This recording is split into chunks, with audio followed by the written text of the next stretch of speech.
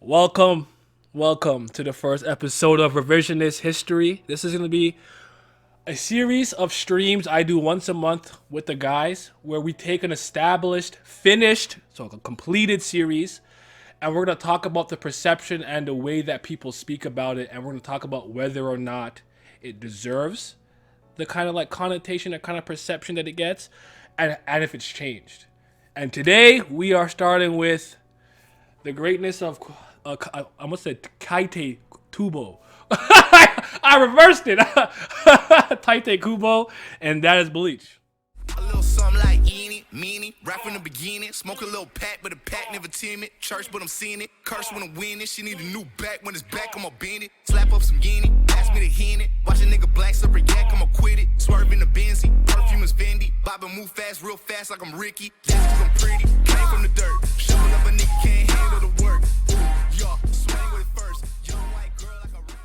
So You know what? That's something he would do in one of his chapters too. yeah, how you doing, Pat? I'm all right, man. We had our top 30 stream yesterday talking about real anime. It was refreshing. Now we're here to talk about real shonen. Yes, sir. It actually looked like your list was the consensus favorite in the chat, from what I can tell. Really? So I think you won. I don't think they knew what I was talking about, so they didn't care about me. And then they were, but they were cool with with Vincent and Siamese. But all right, I let's mean, hop y'all, right in. y'all niggas got niche taste, so Yeah, that's what it me and Simi are like, I like this thing. I'm like, bro, what? Did you just cast a spell on me? What was that? What was that entire sentence you just said? So I feel it. I feel it. But the first thing that I want to discuss is actually when and how you started Bleach. And you guys in the chat, you can share that with me too. Even if it's just recent, like I picked it up last year or whatever. Because I can, like, I'll start, and then, because I remember mine vividly. I actually was in New York when I saw Bleach for the first time. I was at my cousin's house. And it was Ichigo versus Kenpachi in the English dub on Toonami, I believe. And I'm like, hey, yo, this call, what is this? This call, what is this? Ichigo swung that sword against him, and he hurt his own hand. And I said, I need to know, bro. What is this? My cousin Casey, he put me on. So I was like, all right, cool. But the crazy thing about it is, I had actually heard about Bleach that same year when I was doing something called Bronze Star. So like down here when you want to become a lifeguard, when you are doing your final 3 steps, you go Bronze Star, Bronze Cross, Bronze Medallion. I might have mixed the order up. And actually, one of my friend's brother was like the instructor for the class, and he was talking about something called Bleach. But I was an anime guy, but I was just like, why is he talking about detergent? And then he was talking about, he's had a big ass sword, and he cuts these things with masks. I'm like, it's very unserious. But when I watched my cousin, I'm like, oh, that's what he was talking about. And then I started reading it, because I was always a manga guy, right? So I read it, then I watched, then I was watching it. But yeah, how did you get into it, Pat? finally, a series I started before you. Damn. You know what's crazy? I found out about Bleach through Adult Swim too. Okay. So I'm over here. I think it was like it was about to be the end of the year, and this was like 2007 or 2008. I can't remember which year exactly, but it was about to be the end of the year. It was late at night, and I went downstairs to warm up some food. And like back then, like I would just leave the TV on Cartoon Network just because, like, I wasn't checking for any other channel. And I'm watching the series, like as I'm warming up my food, and I see this nigga with orange hair with a big ass sword. I'm like, wow, that's a little different. His sword is humongous. That shit bigger than him. Yeah. And he fighting another nigga with red hair. So I'm Ooh, like, you got okay. Renji, okay. Yeah. So I was like, okay, he's clearly the villain because he got them tattoos over his eyebrows. So he can't be a good guy. And then I seen him, he talking to Ichigo. He got a regular sword, and Ichigo's sword is huge. So I'm like, okay, I know how this goes. Ichigo gonna swing that shit clumsily, and he gonna be like, oh, your sword can't reach me because it's too big. Little did I know, that nigga start talking about something. You don't even know your sword's name. I'm like, what? What you mean? That nigga said, how? Zabimaru, that shit changed for him. I was like, yo, wait, what? And then he hit Ichigo on the shoulder and pulled it back, and all that blood started coming. I was like, yo, what? His sword just transformed. Yep. And I'm over here like I had completely forgotten about my fucking food at that point. Ichigo on the ground, he get back up, he started breathing heavily. Next thing you know, the soundtrack started changing. The air started getting heavy. He started moving in on Renji. Start moving all fast. Cut this man. I'm like, bro, what? What is this? Then next thing you know, Byakuya get involved, and then his sword broken. I'm like, bro, I ain't even see him move. Like at this point, I'm so into it, bro.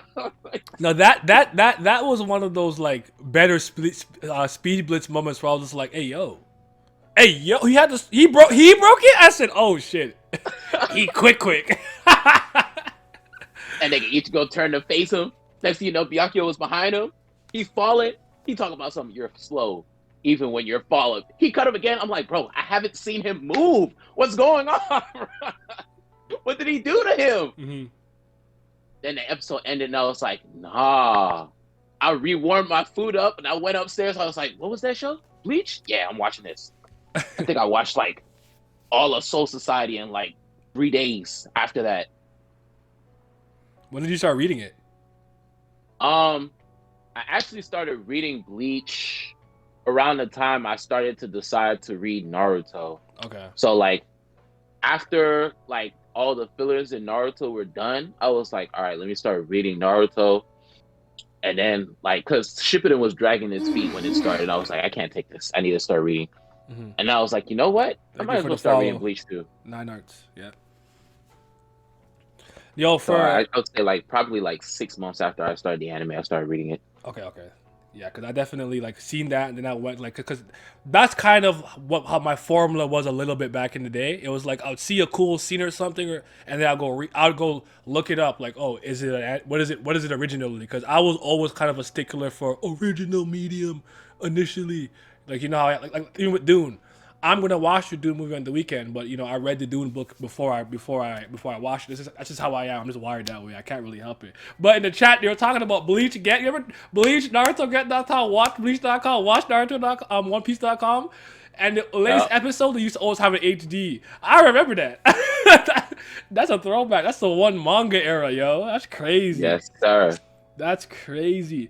And this is era sometimes where like when I got ahead of the English part, we had to watch it in 3 parts. And 3 parts that YouTube video, like 480 on a small screen. And it was and this was also the area of anime AMVs, so I was going crazy with the Linkin Park Bleach AMVs, bro. Oh, what an era, man. What a time. And this is when the subbing groups used to do the named attacks and actually put an effect on it. So when you get Getsuga Tensho, the text would be black and it would have like the god. Oh shit! Oh man, you bring back so many memories. Yeah. When the aspect ratio changed mid-anime, my life changed. Honestly, I feel like the aspect ratio. Trust me, bro. Trust me. But I actually, you told me the first scene you saw and whatever, but like, was your first impression like you're just impressed? Like you're like, oh yeah, I need to peep this. Oh, for Bleach? Yeah. Yeah, I was enthralled. Mm-hmm. I could not believe like there was a series where niggas had swords. They called the name of the shape. Mm-hmm. That shit was fucking amazing to me. Yeah. What would you say was the first iconic scene that you saw that really like sticks in your craw to this day? We're like, damn, I'll never forget this. First iconic scene. While I do think the Kenpachi stuff, like that's in my head, like when Ichigo swung, I'm like, damn, that's rough, buddy. And the Speed Blitz, it was honestly Byakuya's Bankai. I'll never forget the first time I saw that. I was like, that actually might be the coolest thing I'll ever see until I fucking die. He said, you also forgot. Reggie, Reggie was already beat. He didn't have to do that. He dropped out. He said, Bankai. That nigga said, I got Bankai too. And all those Sakuras were all around him, and I said, I don't know what's happening, but he's the one. You see him in the background? He's the one. That's the guy. And he never wasn't my favorite from that moment on. So, because I was still like feeling him out, but once he did that, I'm like, yeah, I like him. He's cool. That nigga's the GOAT. I would say for me, right? Mm-hmm. So I was watching this shit. You know, the first couple of episodes was like daily life stuff. So like I was like, okay, I'm gonna have to sift through this to get to the meat and potatoes that I saw on Adult Swim. So like once the Soul Society started kicking off, I started getting excited. I'm like, yo, we about to go see that nigga again. Ichigo about to have a training arc. They get there. I'm like, all right, cool. They're gonna rescue Rukia. Bruh, little did I know, this nigga Kubo had a little mini civil war internal strife arc getting planned for me while I'm watching this shit. I get in the Soul Society. This nigga Aizen talking about some, don't you think things are moving a little strange? I'm like, what you talking about, Willis? It was like, what you mean? What's going on straight? She was like, why are they moving up the execution, doing all this? I'm like, they got an op in their midst? Then this nigga started talking again and stuff. It was like, oddly convenient for the alarm to go off, huh? And I'm like, that nigga again is somebody to watch out for. I don't trust him. Yeah. Next thing you know, Hinamori go into his room.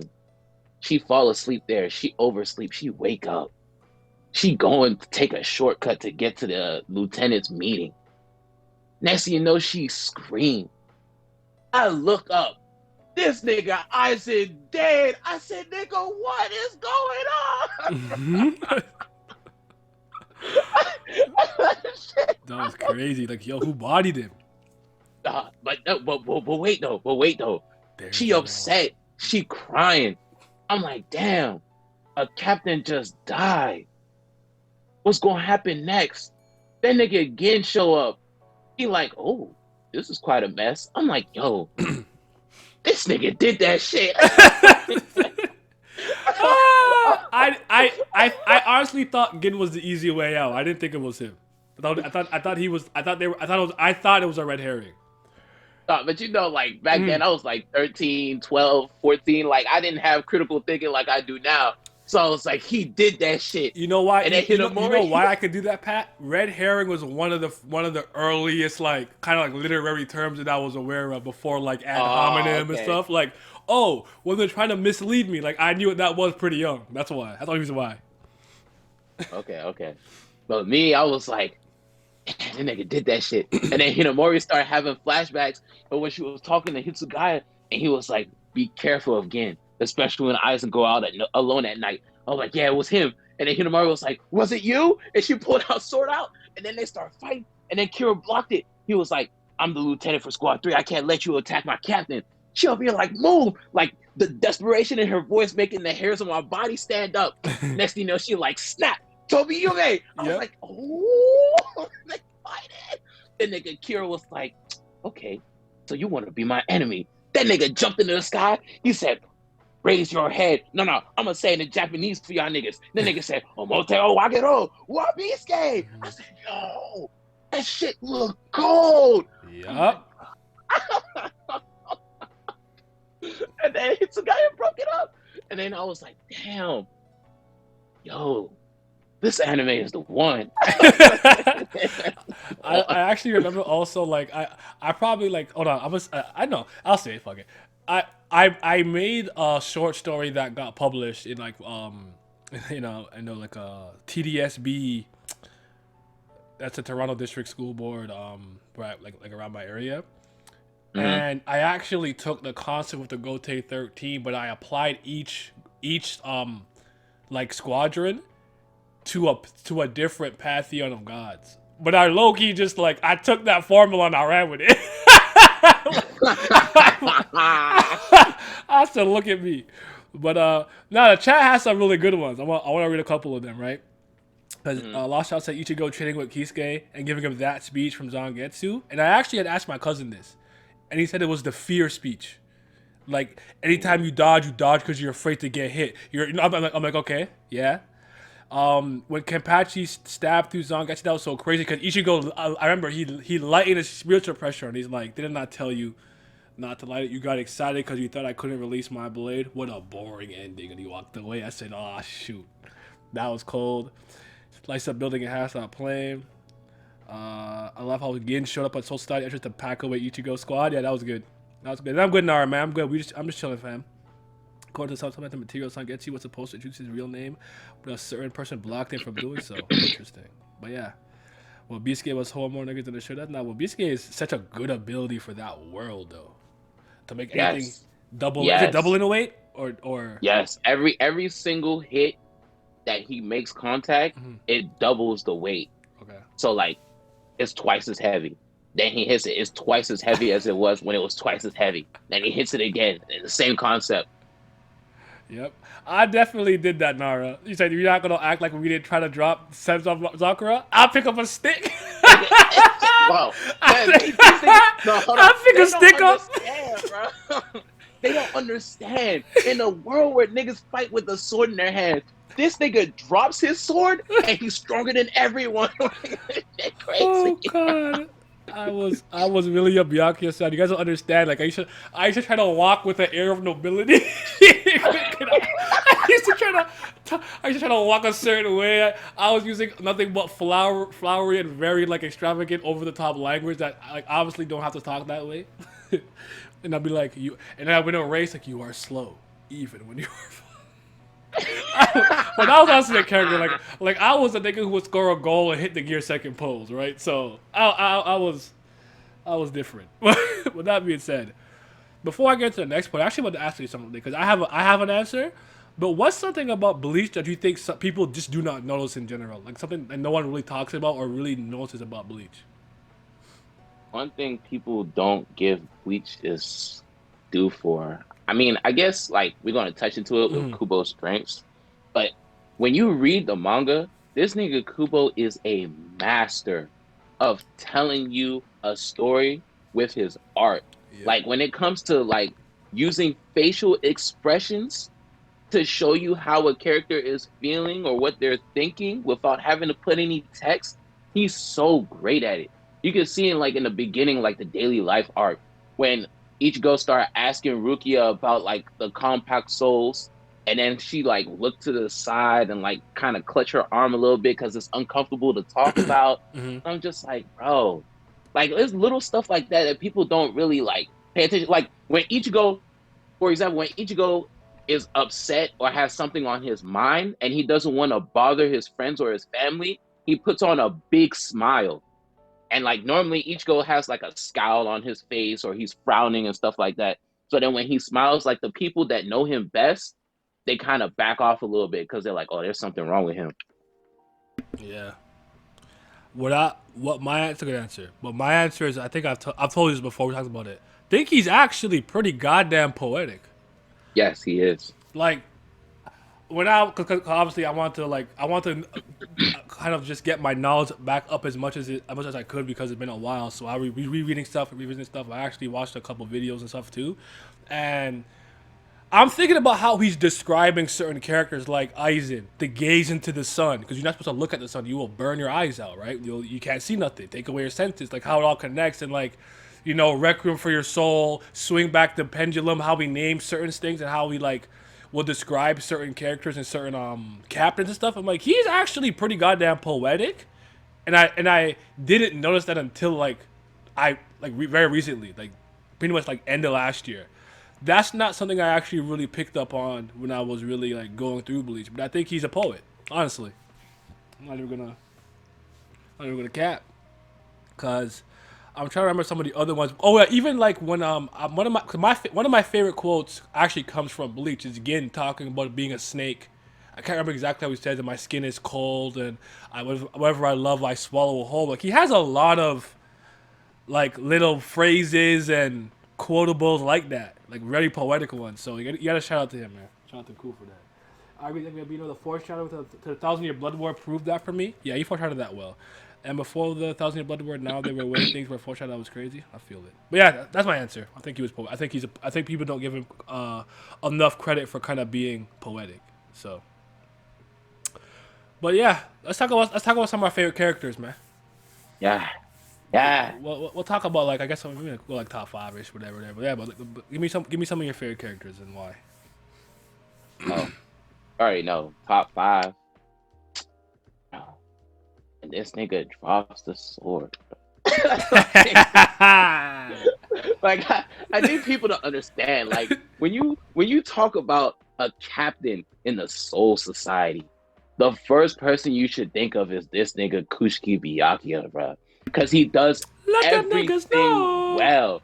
But he does he got Shunpo, he got Keto Mastery, he's good at sword abilities, he mastered his Bankai and his Shikai. Like, bruh, he's so well rounded in all areas. It's crazy. The nigga is really in his own class. And of course, the GOAT, the chosen one, the prodigal son, Kurosaki Ichigo. This nigga's so raw. Like, this Speak nigga, on it. he pulled up. Fucking Chad getting beat on. He kicked the main nigga, grabbed his phone. It's just the phone, called and he the called the ambulance. ambulance. That was cold. That was cold. That And was the nigga cold. said, That was cold. how many do you need? He said 1, 2, 3, 4, 5 ambulances for all these niggas. I'm like, bro, it's so raw. Damn, we going back to the Kushiki family. Kushiki Rukia. Man, you talk about majestic. You talk about hilarious. You talk about a great supporting female character. Oh, Rukia is one of the best female characters in the history of Shonen Jump. I don't care what you say to me. She's goated. She's funny. She got great moments in interaction with Ichigo. I will give you that. She is funny. I did not remember being that funny, bro. When I was reading, I'm like, bro, she had me dying over here. She's funny as fuck. She's funny as shit. Damn. She likes cute shit. Yeah, I forgot about all that. Yeah, she like the champion shit. That shit is hilarious. And she cute. And her fucking Sanpak toe. Sodeno Shirayuki. She got 1, 2, 3 dances. And her Bankai. And a Ron Car Sex. Rimjo Jagger Jack. Oh my god. This thing, he one of the rawest niggas I've ever seen. I swear, bro. Every time this nigga up to mischief, the way this nigga Kubo be drawing it, he show him from the back, and then he show another panel where he turning, and then he show the last panel where he show his face when he turned and he's smiling, bro, because he up to no good. Nigga said chair, so I'm like, I'll be stopped, man. The Aizen chair. Like, keep going. And that nigga Grujo is so cold, bro. His rivalry with Ichigo, one of the best I've ever seen. No cap. A 3-part series of battles. Hall of Fame status. And to round out the top 5, we have the young prodigy, the GOAT, the Ice Master, Hitsugaya Toshiro. Nigga, no, hey, this actually, well, we're gonna get to that when we get to it. But this nigga right here, he is a prodigy, and niggas be lying. He don't got more L's than he got dubs. He got more dubs than he got L's. Niggas be lying on his name. They need to respect him. I feel that. But yeah, that's my top 5. All right. So in the chat, this says I saw Kenpachi, I saw Genichimaru, Khan, Grim, Aizen, Ichigo was a true menace. Yeah, that was raw. The true Legacy reveal was straight up stated a long time ago about Legacy itself. I think that was like one of the few things that even like in like when I wasn't really into Bleach anymore, I'm like, he actually foreshadowed this nigga being like a part, basically everything you can be, a human, Fullbringer, Visored, Shinigami. Like I actually always thought he did well with that. And oddly enough, when the Yowatch reveal came, I'm like, oh shoot, it's Old Man's on Getsu. I just like it all clicked. But yeah, Griever, you coming, bro? I don't know where you at. I know you're a super Bleach guy. I wanted you to come through. So if you're gonna slide, just let me know. I don't know if you're like out and about or busy, but if you're in chat, you're in chat. But yeah, so my favorite character is Byakuya. Come on now, that's the GOAT. That's my favorite. I still think. I guess I say my hottest take in Bleach was that I think he was stronger than Kenpachi until the last arc, until he was unlocked. I think he would. Nah, I'm with you on that. I'm not necessarily saying he would win every time. I probably give him like 6 to 7 times out of 10 if they fought. But once Unohana unlocked him and he got his Shikai and Bankai, yeah, completely different story.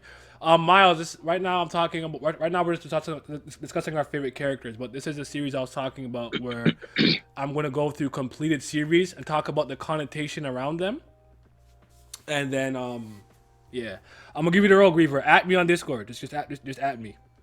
But yeah, so Byakuya's my favorite. I like his backstory. I honestly like.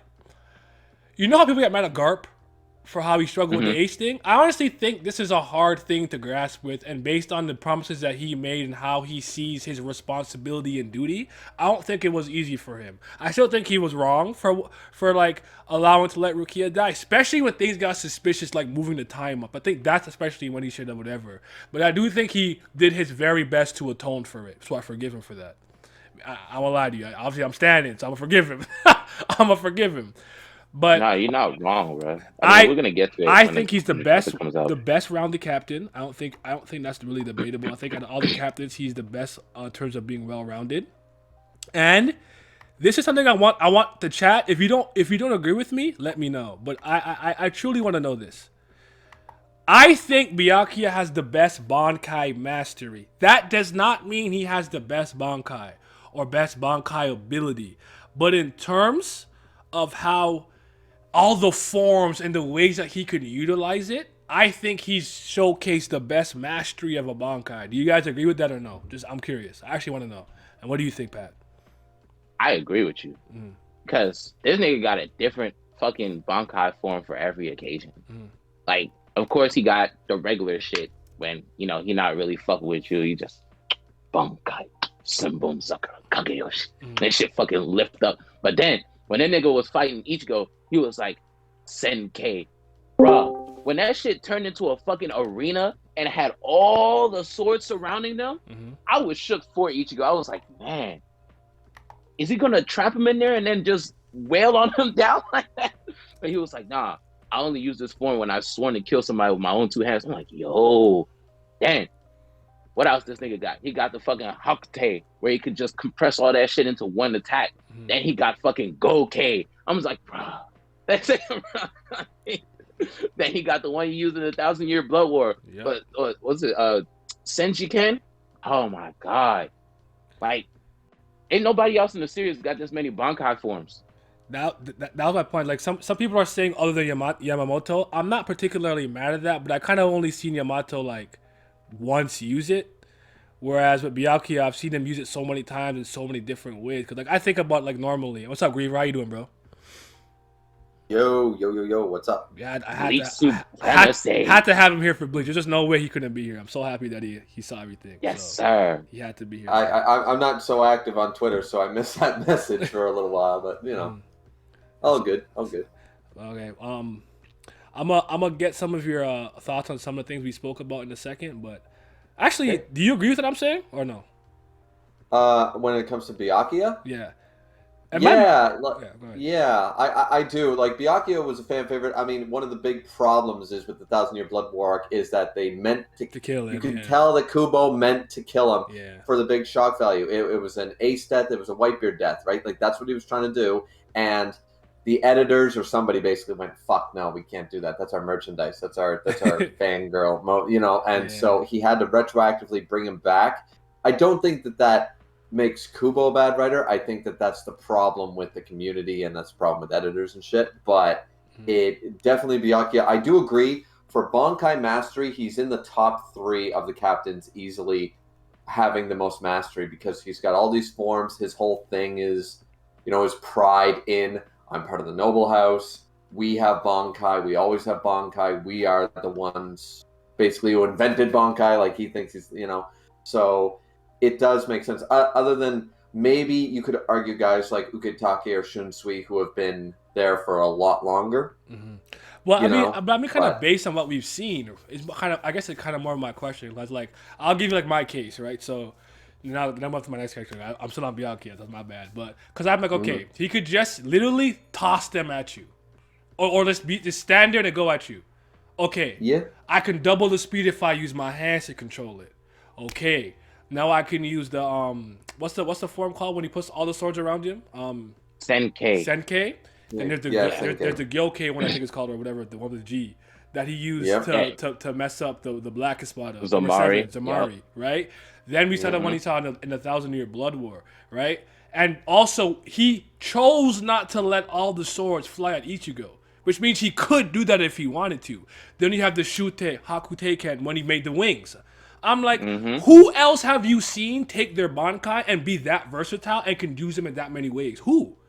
I'm not saying it's the best, strongest, and it's the greatest Bankai, but I'm talking about mastery I agree. on screen that we actually witnessed. I'll agree. Okay, I'll agree because the only ones who actually have multiple forms for their Bankai, like more than like 2 or an attack, would be Shunsui's Bankai and Yamamoto's. So we're talking 2 of the strongest, oldest captains, and Byakuya. You know, he's there in the conversation of maybe, as you said, not the strongest Bankai or anything like that, but with the most versatility, with the one that experimented the most. I mean, we can argue we didn't get enough to see because, of course, Bleach was getting axed. That probably Kisuke probably has worked with his Bankai like to the letter, but we don't see that, so we can't confirm or know that. So I would actually, you know, Mayuri fucks around with his Bankai a lot, but really it does the same shit every time. So yeah, you know. I don't agree with you at all, Coogan. I think all of those 3. I think all the people you named there are not. I guess Shunsui and like Ukitake. I get why people are saying it, but what did we really see? I guess is my question. Yeah, what we saw. Maybe I'm remembering incorrectly because I never actually understood his Bankai.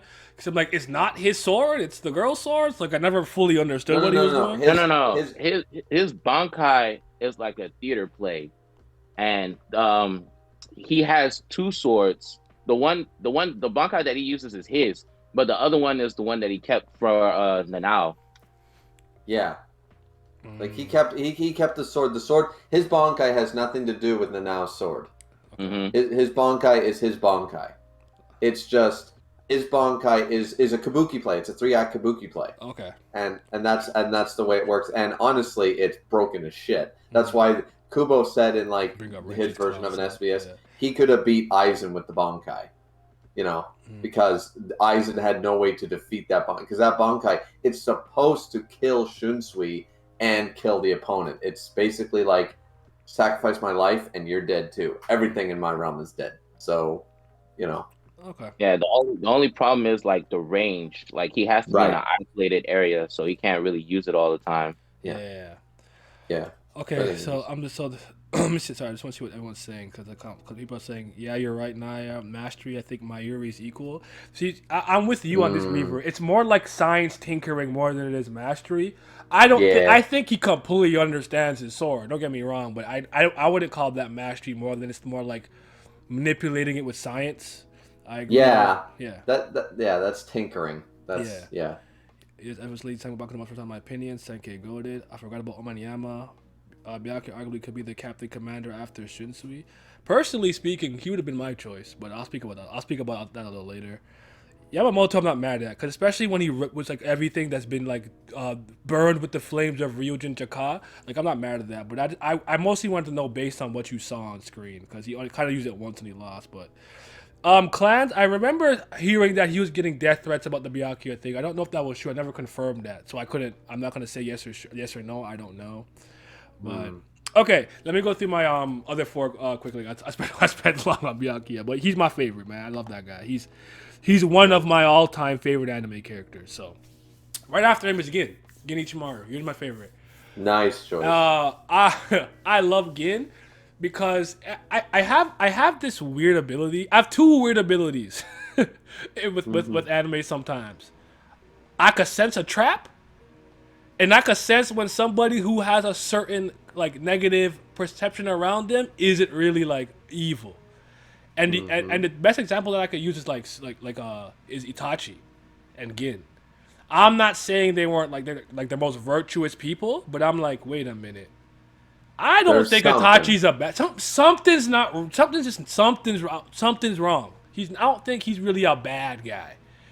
Genichimaru, I'm like, I feel like he's really on our side, and the more and more I used to see him like him and Rangiku pass a certain type of glare and look, I'm like, bro, he's not. There's something going on. So when the reveal came, when he said, when he said Bankai, Kami Shiri no Yari, and after he put the thing through to Aizen, and lied about the fact that his ability actually breaks it at the molecular level when he puts a piece of his blade in you, I'm like, I knew it! And then he died. The man literally hid his true strength to fake a Bankai.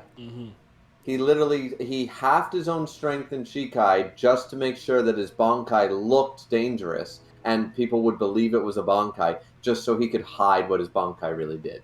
Like, that's some shit. That's some Machiavellian schemer right there. Yes, it is. But yeah, I really like Gin.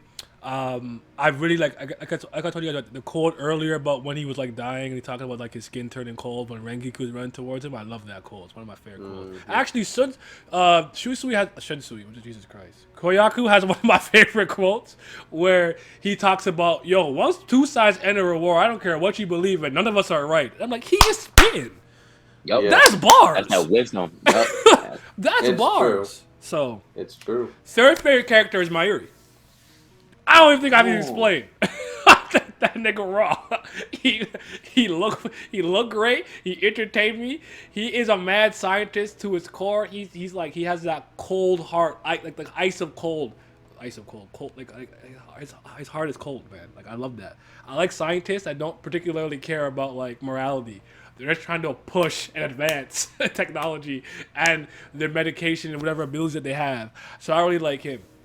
He's one of my favorites. Followed by Kisuke Urahara. Nice. Shout out to Mr. What did you call him? Sandals and Mr. Hat Claus. There we go. Yeah, Urahara has like that personality trope that I really like, where he seems kind of aloof and whatless, but he really knows what's going on. And when we did the swing back to Pendulum and I really saw he was involved, like, nah, I really like him. And that fear speech with Ichigo, all I sense from your blade is fear. That really is a raw-ass moment, bro. So, he's my guy. And Pat knows who my fifth is. I gotta shout out the best Espada. The greatest. He wears Kobe's old number.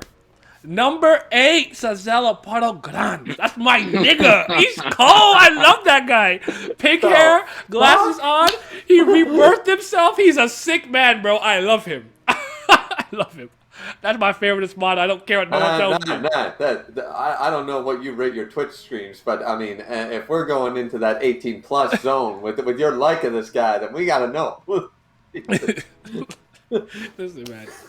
I honestly thought he was the hardest to. I'm like, if Mayuri didn't come, like, he would have been a problem for anybody because his abilities were crazy, he's tricky.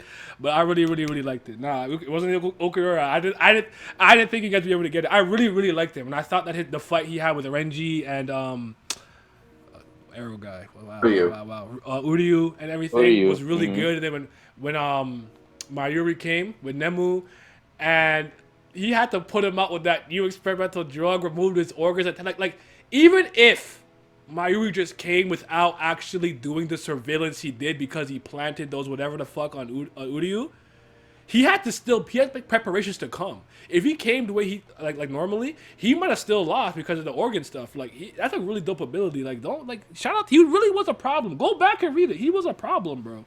I will admit there is one good thing about one thing that people tend to disregard about Bleach is the fact that, the Shinigami have Shikai and Bankai, but they tend to forget all the unique abilities when you had the Espada and the Quincy and all this stuff. There was a lot of, some were lame or like fire powers or standard Burning stuff. finger. Some were but some were fucking unique, and I will give you that to Espada number 8. That was different. Yeah. You know? And that's what you like to see. A little bit of originality never hurts. Yeah. That poor motherfucker girls give birth to himself in a fight. Like, what? That's Raw. Who else? That's Gas Pack. Yeah, didn't Nemo basically do the same thing in the 1,000-Year Blood War arc anyway, sort of? Like, I mean, she came back in the end. I think he took the brain out and did something. He took the brain out, then Nemo exploded, then he was like, all right, I'm going to make you again. Yeah, Hachigo or whatever. And then, but yeah, it was honestly, though, like, for real. That nigga Sazoil Portal Grant said, sit, fornicatas, and fucking put the sword in his mouth. I was like, yo. Yeah, I love that. I'm sorry. He just moved me. Like, I don't know. I guess a lot of the scientists, so to speak, in this series, they be moving me, bro. If I had to throw an honorable mention, it actually would probably be... I don't know if I don't... I don't know. I like Riruka, bro. What do you want from me, bro? I like her. I like her. I just do. I like her. So I'm gonna have that, man. We good, bro. But yeah, give me your favorite 5 characters like Reaver and Bleach. Why? Oh, all right. This is gonna be offhand, so I'm gonna probably, I sent you like the topics and show notes if you need to refer to it. Though. Yeah, and I've been reading it, but I mean, 40 minutes of prep. You know what I mean? I'm gonna go with in no. Can I go no particular order? That's totally fine. Yeah. Fine. Okay. So first off, we're gonna mention a few that you already mentioned: Kisuke Urafucking-hara. Mm-hmm. Let's just be real. That dude probably up there is one of my favorite mentor characters in Shonen Easy. Okay. He had the deal, what you brought up with the fear attitude. I liked his nonchalantness, but I liked his idea of, even though his advice was sound, like the battle against Renji in the Soul Society, and fucking Kisuke basically is like, put it to you this way, a revolver can be shot 6 times, a missile can only be fired once. The power of an attack is actually proportional to the amount it can be used. Everybody has an endurance and a stamina. That, like, even though it didn't actually work the way Urahara said it, it was still sound logic, and Ichigo learned for 10 days from this guy, and just all the shit that he did. Like, I let you fight them to teach you a lesson, you moron. Like, you can't rush into the Soul Society. Like, when he was serious, he was serious. He goes, you tried it. He goes, all right, you can knock my hat off, but if you really try to come at me with a handle, I'm gonna fucking kill you. You know, and you believe that motherfucker. Like, he had that swagger to him that I feel like, other than guys like maybe like Rayleigh, and that was way later in One Piece, you don't really get that level of like swagger from the mentor character. You know what I mean? Yeah, it's not as pronounced. So definitely Kisuke Urahara.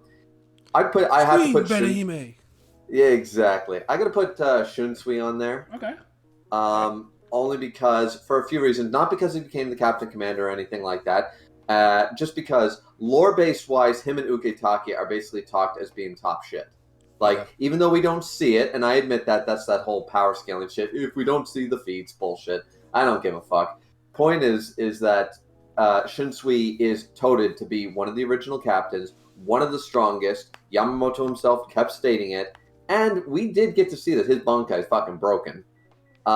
If he does use it, y'all later on, like when that comes up, y'all have to explain it to me in detail. I really don't. It's fine. Yeah. It's pretty. Yeah, Pat probably knows it better than I do. So yeah. So, but either way, I just like his character. I like his relationship with the Now and then Lisa later on. I like his nonchalantness. I like the way he fought Coyote Stark. I like just the way, like, he didn't want to fight Chad. He was like, listen, let's sit down and have a drink. There's no reason to fight. Like, we don't know why you're here. Like, he's not all military and like, there's an invader, they must be eliminated. You know, he's not a robot. He's got that flexibility. Him and Ukitake were the ones to go, yeah, this Rukia execution, nah, we're not feeling the vibe. We don't give a fuck about the rules. You know, there's just a lot. Only ones paying attention. Like, yeah.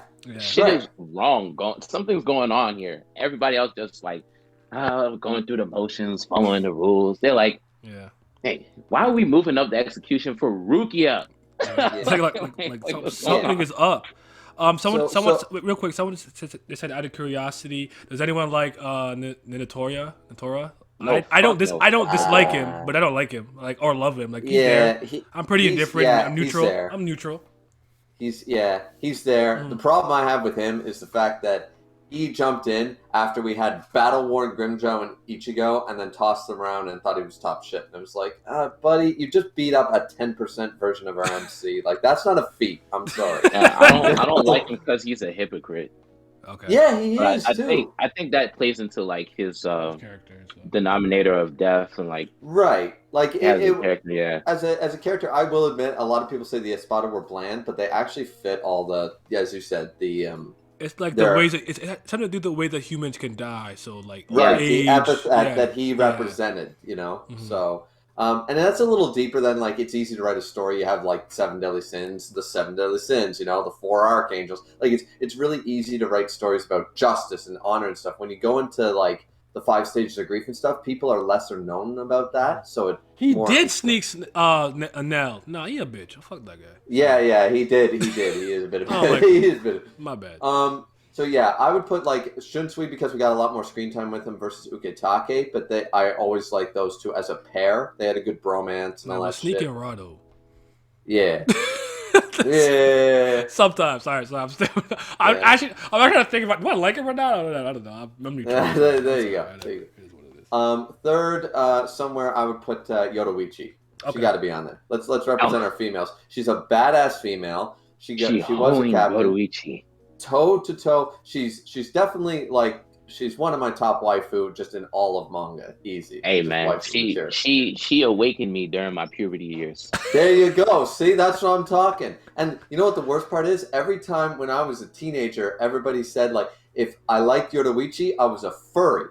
Now everyone's like, no, Yoruichi best waifu. I'm like, where are all you fucking furry sayers at? Like, fuck like, get the fuck away from me. Like, I liked Yoruichi back when it was not cool to like Yoruichi. Don't give me that shit. So, but yeah, Yoruichi for a multitude of reasons. Back in my younger days, I said them tedium. Yeah. See, my thing is like I like them titties, but I also like my proportions. I want my titties and my ass to be proportional. Like, if it's too big an ass and A-cup titties, it's not doing it for me. I totally agree with you with that, because when I talk to niggas about, like, ass and stuff, like, it's the hip-to-waist ratio is actually what matters to me more so than, like, the size of the ass like that. So I actually agree with that. Totally. Yeah. So Yoruichi is perfectly proportional. She's got the badass. I love her English VA. Like, perfect. Like, I like her in other things, but she just really delivers the... I can believe that she's a Catwoman. You know what I mean? Like something about it. And she just got that swagger. She's there with Kisuke. Kisuke, of course, being one of my other favorite characters. They got that sort of rapport. Maybe. Yeah. I like their interpersonal relationship is really good. Yeah, they're dynamic. Like it's clear to most people that they're clearly involved in some way, but it's not really. And it's what I like about Kubo is that he doesn't need to show us that or tell us that or anything like that. Sort of like, once again, to use a One Piece reference, Rayleigh and Shockey. It's like, yeah, they're a husband and wife. We found that out in an SBS, but it's like, it's not relevant to the story, so it doesn't need to be stated in dialogue, you know? It's just like, let it be. We know what's going on. So, definitely Yoruichi. I got to go with another one of yours, and I got to go with Gin. Okay. Gin is fucking solid. Gin is, like, one thing that I don't know... I'm not 100% on this, but I can't recall it ever being done, is we have the villain turned actually not really a villain and was doing it was a double agent the whole time, was trying to beat the bad guy, and nobody knows. Literally nobody.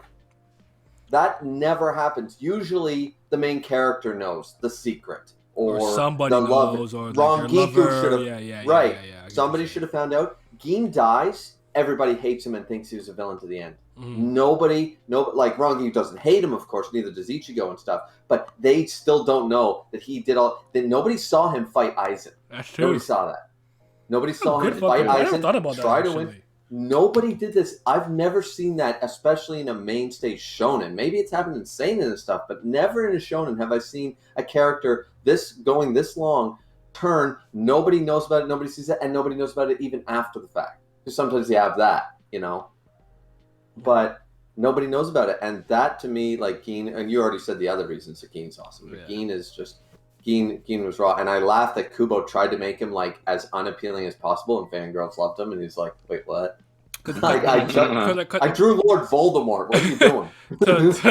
to throw another like kind of tropey thing that I tend to like there's certain tropes that I actually tend to like more often than not. And it's the character with the slanted eyes that has a piercing... And they don't open their eyes. But when they do, they have like a piercing glare. You know what I'm saying? Yes, sir. I think of like Fuji, Prince of Tennis. I think of Gin, like characters like that. I always tend to like them because when they open their eyes, it's like their gaze is stabbing you. Yeah, Fuji's a good comparison to that, because when Shout Fuji out to the genius like, Tensai that man, like. Yeah, and then it's like, oh, you thought I only had 3 counters. You thought, oh, he invented a 4th counter? No, I got 5, 6, 7. It's like, fuck, this man, he never stops. so genius. But yeah, see, this is hard for me because I love a lot of Bleach. Honestly, there's not very many Bleach characters I dislike. You know what I mean? like it'd be easy to say Aizen for a lot of reasons, right? And it'd be easy to say Ichigo because I feel like the reason I almost want to say Ichigo, and I know it's kind of bland picking the MC, but the reason is because when Bleach was going on, and probably Pat, you guys remember this, is that back then you had the goofy dumbass, you had Ash, you had little Yugi, you had Naruto, you had Luffy, you had the dumbass 14-year-old protagonist who was not cool, who was goofy. Let's be a minute. He was like a Disney fucking character. And that's what our MCs were. So unless you were watching Death Note, you didn't have anything else. Even Edward Elric to a point, which was a little later, but even Edward Elric was always, like in early episodes, was bitching about being short. So you always had that. Ichigo was actually a serious character. We got that later with like Olga from Beelzebub and stuff like that. But in mainstream anime, when it first came out, we didn't get that type of character in most of our anime. So Ichigo was different, serious, cool. And I was just like, and I was drawn to Bleach way more than One Piece, Naruto, anything like that, because this guy was not a dork. He was he was serious. He didn't have like believe it, I'm going to be the best the Soul Reaper there ever was. No. He was like, dude, I am thrown into a situation that I don't want to be a part of, but people will literally die if I don't help. It's like, shit. Like, this man is just an honest, good person, and he doesn't have any of that shonen dream shit, which isn't a bad thing for a lot of shonen, but... So I think I sort of have to go with Ichigo. I'm not mad at that. Just because when I was a teenager, when Bleach first came out, and I got introduced to it, I was like, finally, I can follow an MC. I mean... when we were teenagers, of course, things were like, oh, I'm not into Pokemon anymore. I'm not into Sailor Moon anymore. I'm not into that shit. You know, you were going through that weird phase. And it's like, oh, but I still kind of sort of like anime and cartoons and stuff. And then you had Ichigo show up. And it was like, okay, I can get behind this guy. He's wearing gangster sweaters. He's fucking, you know, in the openings, he's fucking spray painting shit. He's like beating people up. Only program protagonist with a present father. Yeah. Sorry, that caught me off guard. I was thinking about that. Let's be realistic here. Let's be real. Actually, I was going to talk about Ishin for a moment there because I also like Ishin a lot. I do too. Cool, I like Ishin. But anyway, yeah, I'll give it to Ichigo. Okay. Yeah, I want to piggyback on Griever's point because, like you said, at the time period, there was a lot of MCs where it was like I want to be the best this or the best that. Or I want to be this. I want to be the 10th Vongola boss, whatever. Even if you didn't really want to, but just to be clear, that's not bad. Like I like Ash and stuff, but it's like it was too many of them. Yeah, and it's like either they were like that, where like they were really obnoxious and they had like an overarching goal, or they were like kind of like the wimpy kid that was trying to gain courage, like Suna or like Senna, or like characters like that. But Ichigo was different, and it was like. He was different in a sense where he prioritized his family's needs, and his family dynamic was actually way different from anything I'd ever seen up until that point, where, like the chat said, his father was actually around, but his mother wasn't. And like their family relationship was fractured. Well, not the relationship fractured, but the dynamic was fractured because their mother had died, and then like all of them had specific roles that they had taken up because of the fact. Like, Karin wasn't really good at, like, womanly things or household chores, so she resolved herself not to cry so that nobody would be bothered by it. Yuzu took on all the household chores. Fucking Ishin was just, like, trying to be happy all the time so that, they would never feel down when they were in the house. Yeah. And Ichigo took on the role of protector where, like, he made sure, like, he would never cry, never lose, make sure all his family was straight all the time and all that stuff. So, like, that kind of stuff, like, stood out to me. I just want to piggyback on that for 1 second because a character that was underutilized, Tatsuki, because she was the one to tell us all that information that you just said. Like, he was the bright little kid. He was a shonen MC. He was Luffy. He was Naruto. He was all of these guys. And then all of a sudden his mother died and he didn't smile anymore. And he got gruff and he got tall and he got mean because his mother died. And that was a level of realism to a shonen MC. Like, you don't just be the happy-go-lucky, I'm fired up, believe it, when your parents... And it's different for guys like Naruto, who never had parents never knew his parents. It's a little different. Not saying that's not sad. No, but it's one point Sasuke said to him. They're like, I actually like. That's still a fucked up thing to say. Like, he's still suffering, bro. Like, but I understand it's different. Yeah, it's a different level, because if you grow up without a mother, but you grow around a loving family, it's like, yeah, you'll always be like, I never had a mom, and that I feel that way. But to literally know your mom for 7-8 years and then have her murdered in front of you, and your brother who you look up to is the one that bodied them. That's a different type of thing. Yeah. Like, so Sasuke's story was actually good in that respect, and it's comparable, as we said, to Ichigo's, because they both knew their parents and they were murdered in front of them. So there is a... Ichigo probably blamed himself because the Grand Fisher decoy. And he said that. He yelled at his dad at the grave, and this is what early Bleach was very good at doing. It was dark, but being the right thing. Because he was like, why does no one blame me? He's been walking around with this guilt for his whole teenage life, being like, why does no one blame me? And his dad just hits him on the back of the head and said, your mother would hate us if we blamed you for that. That wasn't your fault. You were a kid, and stuff. And it's just like it was, as Pat was saying, that was an emotional, like, the family dynamic in Bleach is probably one of the best in shonen, because it's grounded in a level of realism without everything needing to be so centrical to them. Just for anyone else in the chat, like, understand that I know we're speaking about things that are actually kind of pretty common that permeate through a lot of shonen and stuff, but remember that we're kind of contextualizing the time period that we were in. So a lot of these things were novel at the time, or at least for us, and then they could have became more commonplace as other series may have taken from it, or whatever the case may be. Just remember that, cause I always talk about, like, Luffy losing to Crocodile twice. I had never seen that before at the time. Right. Like, I understand these things are much more common nowadays. You'll see the MC lose multiple times. Yeah, but we're contextualizing the time period the same way. Like, I really love to watch videos about like video games when somebody speaks about the arcade era. I was not alive for the arcade era. I was born in '93. So I like when they can show me and tell me what was going on then, because you're saying things that are very basic, but I understand you're talking about like the mid '80s. So it's a difference. That's right. Just keep that in mind. But let's talk about some of our favorite moments.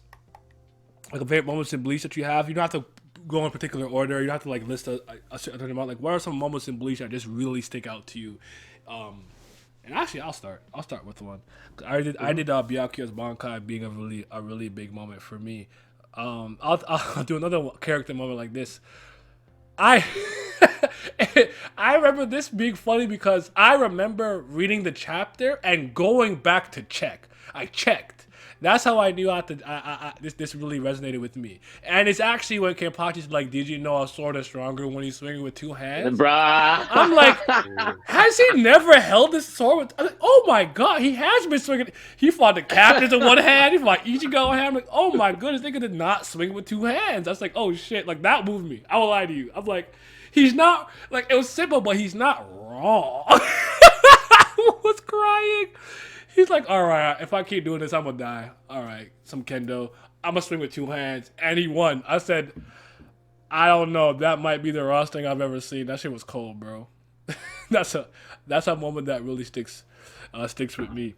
I think that's a moment. I think that's a moment, just really quick. I think that's a moment that people either love it the way you were saying, or they fucking hate it. It's like, oh my god, I can't figure out. I say two hands is stronger than one. Duh. I've seen both sides of that coin. Nobody's in the gray. Yeah.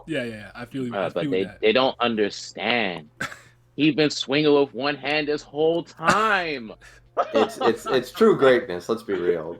It is. It's crazy. I got one more. I'll pass it on to you, Pat. But okay. I will never, ever, ever forget this, because I'm like, that. If that was me, I would be defeated too, bro.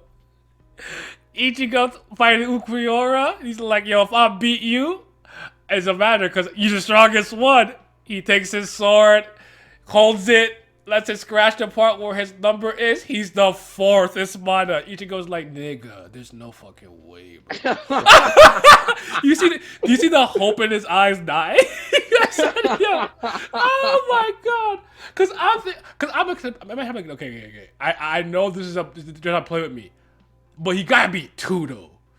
He's 4. I said shit. That's rough, buddy. That's rough. Good luck. Hey, look, it's. I spoke with you about this multiple times, but at this point in time, when we got to like the Espada stuff, this was when like I had just started high school. Mm-hmm. So like now I understand like the critical thinking and red herrings and stuff like that. So like we used to be in the Bleach forums all the time, looking at the picture of the Espada at the table, and we just be like, "Who's number 1?" And then people were like, "Oh, it's got to be Ulquiorra. It's got to be." And I was like, "Wait, no, it can't be, because that's just way too obvious. Like, he can't be number 1. Maybe he's 2." Mm-hmm. I was like, 2. I was or convinced 3. he was 2. Yeah, I was like, maybe, I was like 2 or 3, because I was thinking like Baragon. I thought Baragon was number 1, and I was like, okay, he's definitely got to be number 1 because he's old nigga. Old niggas always go to the anime, so he got to be number 1. Like, I was looking at Ulquiorra, I was like, probably 2 or 3. Probably 2 or 3. Yeah, he's probably up there. And then when that chapter dropped, it was earth shattering. Because when he was like number 4, I was like, there is no goddamn way. There's 3 people stronger than him. and you cannot convince me that Harabelle's stronger than him. I'm sorry, I don't believe that. Nah, she probably not. He 3. But they also didn't know about the Resurrection Part 2. Yeah. That's a good point. But still, okay, yeah, fair, I guess. But yeah, hold on. So said real quick, Yami was way weaker than his number suggested, right? No, he was Yami supposedly physically the strongest as number 0. He had the most physical power. Yeah, that's what we've been like. We spoke about it before when you weren't here, Griever, but like we kind of think like the 0 has to do with like physical strength and Reiatsu, like not actual like ability. That's all it was. It was like loosely confirmed, but not really, unfortunately. But yeah, that's what. Because he sucks, bro. There's no way he's stronger than Stark. Kenpachi and Byakuya kicked the shit out of him. Like they were both kind of like post-fight in the spot. Yeah. But yeah, if I go off screen, ranks are based on Reiatsu. Yeah. Okay. Did I know that? I think I did know that. But okay. The ranks are actually the ranks are based on what Aizen decided. But Reiatsu was a factor. But Aizen decided, and that's why Ulquiorra said that even Aizen somehow has not seen this Segunda etapa. Exactly. See, that's Aizen now? A big question is: does Aizen actually know that now the theory is coming out that Aizen did know and still ranked him as 4th? But there's no fucking way him in his second release is weaker than Haribel. I refuse to believe that. That makes no sense. So I think Ulquiorra was actually correct. Aizen did not know. Mm-hmm. But Pat, that's where I'm. Give me some moments, brother. Oh yeah, some moments.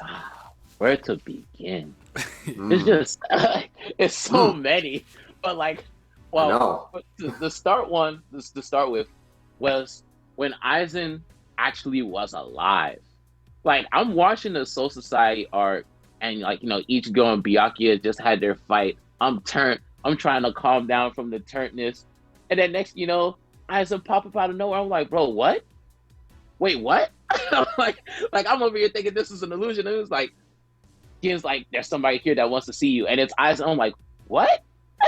And then Momo hugs him, and then he stabs her, and I was just like, bruh, that can't be Aizen. That's not the Aizen that I know. I was so confused. And then Hitsugaya come over there. He was like, she looked up to you. She trusted you. And he was like, listen, Hitsugaya-kun, admiration is the state furthest from understanding. I said, oh my God, he's a bad guy. I was so blown away, bro. And then the nigga went to the Sokyoku Hill. And then, Unohana and Isane, they did the little keto to tell everybody what had happened. And Renji was like, is what I just heard true? Did you really kill Momo and Hitsugaya? He was like, why would you do that? The Aizen that I know would never do that. And he was like, the Sasuke Aizen you knew never existed to begin with. I was like, bruh. Yep. He going crazy. And that was one of my favorite moments. And then the other moment that I was spotlight is literally like right before what you said, Naya, was like the number 4 reveal, because I was watching the anime at the time, and then like the episode where Ichigo was feeling Rukia's spiritual pressure drop, and then Okuro's at the top of the stairs. I was like, no, not this nigga. No, I was like, no, not now, because like at the time, fucking Chad got bodied by Noitora, and then Rukia beat Arunyero by the skin of her teeth, and then now Ichigo's the one that's gonna get packed up. I was like, no, please.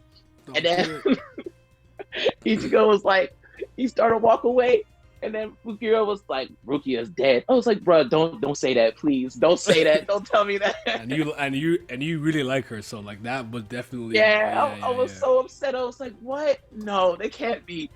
And then he was like, you're not gonna fight me? And then Ichigo was like, I have no reason to fight you. You haven't hurt any of my friends. I was like, no, you scared. I'm scared too. You don't want to fight him. And he was like, oh. But what if I told you that I was the one that brought Orihime to Wekamuno? Listen, I need the chat to understand. When you watch this scene, when he said those words, Ichigo did not react. He didn't flinch. He didn't do nothing. Next thing you know, he dropped Nell. And before Nell hit the ground, he had hit Ukiura with Zangetsu. This man. And the soundtrack started spinning on the precipice of defeat. And I'm over here like, oh my God. And Ichigo was like, I knew Orihime didn't come here on her own. He's like, you know people calling her a traitor because of you? And Okira was like, well, duh. And if they wasn't, then I did something wrong. Ukura was cold, bro. He was cold. Like the soundtrack playing, Ichigo backing up. He like, no, you're going to have to stand back a little bit because I'm going to have to go full throttle from the beginning. You're not going to let me go through. I'm like, yeah. But nah, that moment will always stand out to me. That was one of my favorite moments. Yeah. Give me some Griever. Give me some moments. Okay. I'm going to start off with a quick lesser one, which is back to the training arc of Bleach with Kisuke, is Zangetsu's speech to Ichigo when he first released Zangetsu. Is, at the end of the day, this does not make any sense in manga logic, but it makes sense in the real world, is there's only one of you and one of him, so what is there to be afraid of? Why are you running away? Stand firm, walk tall, and shout out my name. And it's just like, this dude makes fucking sense, boy. Like this man is saying the truth. It's like there's one opponent and one of you. What's the problem? You got 2 arms, he got 2 arms. You got 2 legs, he got 2 legs. Like there's nothing here. Why are you so scared? Like anime logic and ki and chi and all that shit for reasons, but still, like this is logic. So I love that moment when he first gets that, and Tessai, who now we know is top tier, is fucking sitting there shitting his pants over Zangetsu, like holy shit. And then I can't really pick a moment in Sogyoku Hill. Like there's so many moments there. There's Ichigo stops the Sogyoku. You know, that was a huge, and then Rukia is just yelling at him like go away, and he just like, no, I'm not doing that shit. That rescue part was amazing. He had the cape. He had the thing. It looked badass, all right? Absolutely. Let's be real. It looked badass. Him packing all the X capsules with no Zanpakuto was cold. Yeah, and I was about to say, then we had the number 1 theme, of course, playing, and he's like, it's impossible. He's not using his Zanpakuto, and he beat 3 vice captains with them trying. Then it was the clash. I see your moves, Byakuya, Kuchiki. And it's like, oh shit! I saw every step. Yeah. And it's like, holy. You're about to make me watch that right now. Then we got one of the best fights. I will always argue one of the top 10 fights I've ever seen in anime. Not because of animation or anything, just because of the right length. We got to see all the moves. Just everything was solid. That was a great fucking fight. And then also on Sogyoku, what do you have? You have, and this has never been done, it's been done since, but never before. We have the theme song playing. We have, now you feel like number 2. Bro. The fuck just happened? And Aizen stops the main character's theme song with a finger. That shit was raw as fuck. We got the reveal of Aizen. still, in my mind, the greatest shonen arc of all time, Soul Society, because of the Aizen build-up, all that shit. Nobody saw that coming. It's an absolute classic. That's right, and I mean, just overall, that shit was, yeah. So, all those moments are fantastic, and if I had to just pick one more really quick, it would be still in the Ukiura fight, but the Vasta Lorde. You guys are talking about different sections of the fight, which I do agree, but I gotta say, the whole, like, all right, Ichigo can't win. Like, it was looking like despair. Ichigo couldn't win this thing. It was Luke versus Darth Vader in Empire Strikes Back. He was not strong enough to beat Darth Vader. He lost. Bitch lost. And it's like, but where's he going to go? There's no backup. There's nobody here. Uryu's half dead. Fucking Orihime's, like, what are we going to do? Yeah. And this man, just all of a sudden, she's crying and stuff like that. And I know for some reason people don't like Orihime. She's fine. And then fucking boom, he turns. I like them too. She's a really good character. I like them too. And then he goes Vest. And she, you know what I like about her character? She's also insightful. She knew right away she caused this, and she knew that this transformation, sort of like a Skull Greymon shit. She knew the shit was wrong. She went, I caused this. This is wrong, and she tried to stop it immediately. She didn't care about her own life and stuff, and that's why I don't like when people say she's a bad character. But that Vasta Lorde, and when he just like. The sword came out, boom, boom, all the mountains go. He's cutting off arms for fun, and he's just doing that shit. That's the same as the whole, one more moment, really quick, is the Dangai Ichigo. Okay. Nobody talked about that. Him coming back, Ishin training him and stuff, and then he just comes out, and he's just like, I'm just way fucking stronger than Aizen. And it's like, I like that. There was something about him taking him by the face. Yeah, just like that. This is only reserved for people who could anyways. I said, yeah. Throw that nigga in the ground. We need a Dragon Ball Z size wasteland, and we're going there. No, we're not. Yes, we are. Yeah. Boom. Bitch. We are doing this right here, right now. He waves off 90 level Kitos. He waves off everything. It was, you know why it was solid? Is because by all accounts, if it wasn't for the Hogyoku, Aizen basically stated that Kisuke, Yoruichi, and Ishin working together would have defeated him. But because of the Hogyoku, he kept transforming and shit. Ichigo just starts reaching this level that's like, I don't give a fuck about all your fucking Frieza level transformations, bitch. I'm still going Super Saiyan, and I'm going beyond. And it was, yeah. So all those moments, like Bleach has a shit ton. Pat was right. Bleach has a shit ton of great moments. It's so many. I want to shoehorn one more. Because I want to chat to understand, like, because of the way the Aizen reveal happened and, like, the age I was at the time, I didn't like Aizen for a very long time. Because I was thinking to myself, he's only nice because of Kyoka Suigetsu. Okay. Oh, yeah. I know you're going. Yeah, so I was like, if they could somehow get past Kyoka Suigetsu, and he's not shit for real, probably. Because I don't think he's stronger than Byakuya or Kenpachi, or he's stronger than Kyoraku or Yamamoto. But then, they started fighting in fake Karakura Town. It was all the visors versus the captains that were there. And then Gin started narrating the fight. And he was like, all your schemes, they ain't good enough. You want to know why all those Espada that were strong as hell rallied under his cause? Because he's freaking strong. He was like, Aizen's strong because of Kyoka Suigetsu. That ain't it. And I'm watching him body all these guys without using Kyoka Suigetsu, and I'm just like, okay, bro, fair enough. Maybe he is that strong. Like, wait, he cold without absolute hypnosis? Hold on, real quick. Miles, how you doing, brother? Hello? Can you hear me? Yeah, I can. Yes, sir. You were good. What's good? I'm alright, man. Hello, Naya, Griever, Pat. What's up? What's up? Just chilling, brother. Yeah, go on. I don't want to cut you off yet, but I just really wanted, because there's one thing, like, we've been talking about the Aizen build-up, and of course Aizen, I think, is one of the best shonen written villains, like the reveal and everything like that. I agree. But the big thing is that we had that conversation at the very end where he finally lost his cool against Kisuke, when Kisuke was just calm and collected and like, yeah, it's shit. But then, and we think, okay, Aizen is now, like, that's the end of Aizen. But then, one moment, because people don't like the arc, and I understand why for a lot of reasons, but at the end of Bleach, this motherfucker was toted Chair Sama, And this motherfucker was sitting there. God himself was coming down with the Almighty, and he's like, "Welcome to my soul society." He said, "My soul society." He said, and then he blew him up, and he went, "Oh, thanks for getting rid of that chair. It was a nuisance." This motherfucker. And then the most mean thing I've still seen, and I love using this, is, you think you're seeing Kurosaki Ichigo.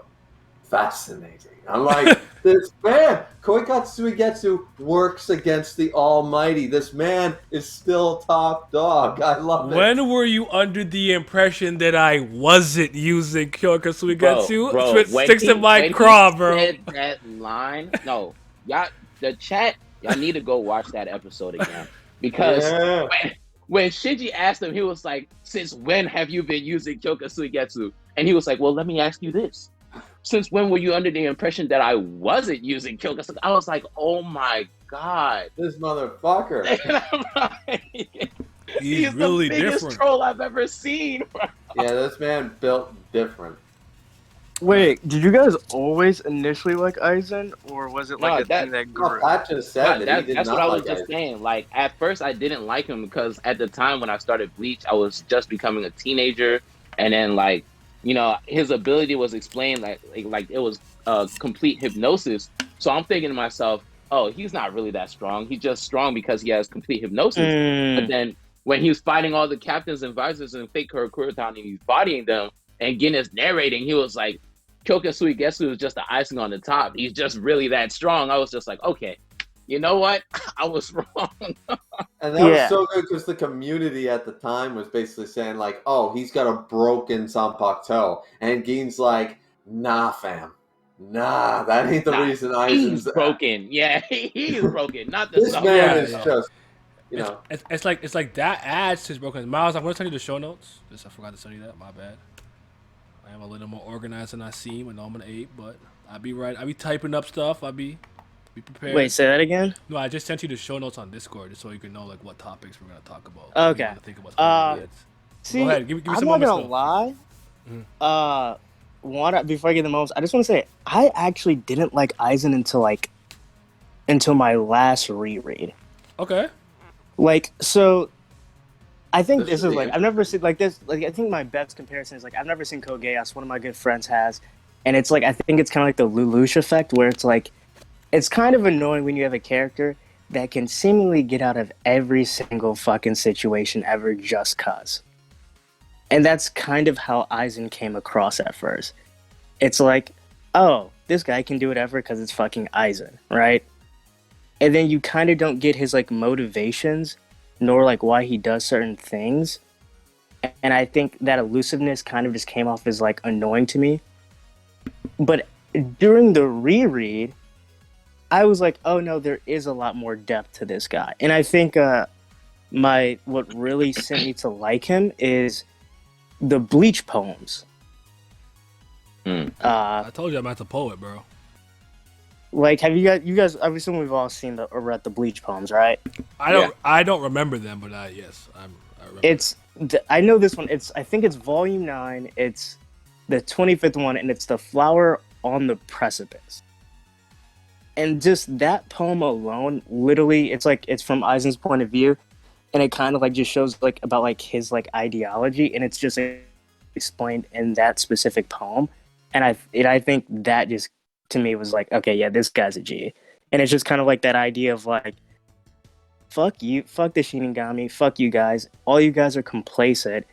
I'm just gonna keep moving forward because that's all I am and that's all I ever will be.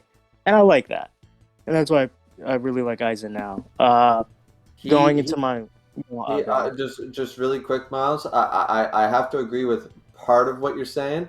It's just like the problem with Aizen's character in that regard is that Aizen was never happy once he reached the top. Yes. You know, and the thing is that Kisuke never cared whether he was on the top of the mountain or not. Yes, I agree. And so Aizen envied Kisuke that what he didn't like. Sometimes some people sort of say like he envied his intellect and stuff. And sure, maybe Kisuke is the smartest character in Bleach, fine dandy, but it's not that. It's that he envied one thing about Kisuke that he envied is that Kisuke didn't care whether he solved the mystery, like the meaning of life or anything. Kisuke failed. Kisuke was like, all right, well, I failed. Move on to the next thing. It didn't bother him in the way that Aizen was never satisfied. He was like a constant hungry person who, no matter how much he ate, could never be full. And it's just, so I think he got a good, like, you're right to almost not like Aizen at the beginning. You know what I mean? In your first read through. I do see that. And I think that kind of goes again with the Mairi point, right? With the perfection, where we have an actual character. I mean, you can make the argument with like Salaprazo if he really reached perfection or whatnot. But Aizen did, right? Yeah. Like, this guy did reach perfection. And then, like, what was the state of it? And, like, that kind of goes into, like, his last sentence, like, at the end of Bleach, where he's talking about, like, Yuha's plan. And it's like how Yuha wanted to get rid of, like, death. And it's like, well, then that kind of just makes life pointless. And that's kind of like how he's like saying, like, I can tell you that because I've reached a point where, like, this shit is meaningless because I'm just above it all. Where he says, no, what's important is courage. You know what I mean? Yeah. And I like that, like, turnaround. I will say that nobody actually, I'm glad you brought that up because nobody seems to mention the fact that Aizen actually did gain a level of respect for Ichigo and nobody brings that up whenever they talk about Aizen as part of his character development, is that he did actually find that Ichigo beat him, and the reason Ichigo is strong and stuff is because it's something that he's lacking, because as I said, he's above life and death at this point. He does not care about that shit anymore. He's above almost everything, and as you said, it's like what really matters in life. Like, Yuha was basically Aizen from the Soul Society, or the Turn Back the Pendulum arc. He was like, you haven't developed. I'm already one step ahead of you, sort of. And Aizen must have felt like Kisuke in that moment, because it's sort of like, Yuha, you are me last arc. Yeah, you have the wrong answer here, man. Like, and I think Yuha's great. I feel like we're getting, but I just want to say, I think also people kind of misinterpret, like, Yuha's like, I feel like if anything, you should pity Yuha. Like, he's a pitiful character. You know what I mean? Like, yeah, he might be one of the most broken characters in all of Bleach with Almighty, and even that, like, anything with time related is dumb. Like, kind of in my opinion, but he's pitiful. I think he's supposed to represent like the peak of humans, where it's, we fear death as humans, and he's the epitome of that. He wanted to get rid of death. He's a being that literally cannot survive without others. Yeah. You know what I mean? His initial like appearance at birth is this thing: he can't see, he can't hear, he can't taste, he can't move. It's nothing. And he had to gain powers by using other people. And that's kind of also shown with all Quincy's. Quincy's are like the race, I think, that almost every single person showed a very fearful reaction to dying, which you don't really see with the Espada or even Shinigami. That's a good point. I mean, that's true. Go ahead. You know what I mean? Like, Bambino would rather be a zombie than die. Shinigami and Hollows, they're already dead, sort of, to speak. Yeah, but they have the reincarnation and Quincy's are thing too, which is weird. Yeah. Yeah. All right. Give me a moment though. Favorite moment? I'll probably just have to go OG Mairi speech on perfection. Oof, that's a good one. That's just so good. Especially as a scientist, Yeah, and then I think another one that's underlooked is Kilgaze. This is just very short, but when he's talking to Ichigo and he like mentions whoever used bows are stronger, and he says, "Oops, I may have sewed too much. Speech is silver, silence is golden." And he's like, "I'm not saying anymore." And I don't know why. That's just a hard line to me. That's a bar. Because like villains just always go talking, and he's like, you know what? Let me take a back pedal. I said too much, and I just really like that. Okay. Give me some of your favorite abilities and fights in the series. And Weaver, I know you brought up Byakuya Kuchiki versus Ichigo Kudo-san. Yeah, I think any fight with Byakuya is good. Most fights, I would argue that Bleach is one of the most solid in terms of fights consistently. There's not really boring fights in that series. I know what you mean. Like, you're thinking like any real engagement in terms of combat was somewhat entertaining, if not engaging. Like, there isn't really like a super dud fight. I kind of agree with that. I kind of agree with that. I can't really think of one fight where I'm like, even at some of the earlier Renji, even though it's more simple, I'm like, still enjoyed it. Renji versus Ichigo in the Soul Society was emotional. It was physically impactful. It had a lot. Yeah. Kenpachi versus Ichigo. Like, Soul Society was stacked with fights. Let's be real. Mayuri versus Uryu. That was a great Renji versus Byakuya was fucking fantastic. Renji versus Byakuya. And that was a one-sided low diff, but it's still held weight. Like, the thing about, so sometimes, like, you can have a great fight and great drawn in a manga, but I feel like emotional impact and the reasons the combatants are fighting adds to that fight. Shout out Kurigam. Shout out Kurigam. Yep, yes, sir. Yes. Go. The reason that I like that fight a lot is actually really to do with the ideology clash of the concept of family of Ichigo versus Byakuya and the concept of purpose. That's actually what really makes that fight so good to me. I tend to look at fights kind of multi-layered. Like, trust me, you can give me like, I remember Newgrounds. You just animate stick niggas going crazy. Like, this is fire, but like there's no context to me. But it's good to look at. But like, with Sonic versus Mario Sprite fight. Yes, like all those Super Mario Bros. Z awesome was gas pack on Newgrounds. So good. But it's like Ichigo literally is like, bro, it doesn't matter what force in the world comes at me. If they're trying to take my sister from me, I'm fighting against them. And he could not comprehend why Byakuya would allow Rukia to get executed. He didn't care about that. No, he was not trying to hear that. Like, it was like, he's not even fighting against me. He's fighting against like Soul Society and the rules and whatever the case may be. I can't remember it verbatim, but that's to me the crux and why that fight means so much. Because I always think about in fights, like, what does it mean for each character to lose, and not even a sense of like, if I lose, like, you invade my country and everything's over. That's just like, what does it mean personally, from a pride and ego standpoint, and all of those things. And for me, this was a fight that had that level of emotional weight and impact. I don't think Ichigo versus Aizen has that. While I do think that, like to me, Ichigo is a proxy stand-in for Soul Society because he's basically the one who never saw Kyoka Suigetsu. And that's why he's like the champion child. We learned that later, obviously, his potential of growth and the fact that he's literally everything in one is part of the reason why he's so strong.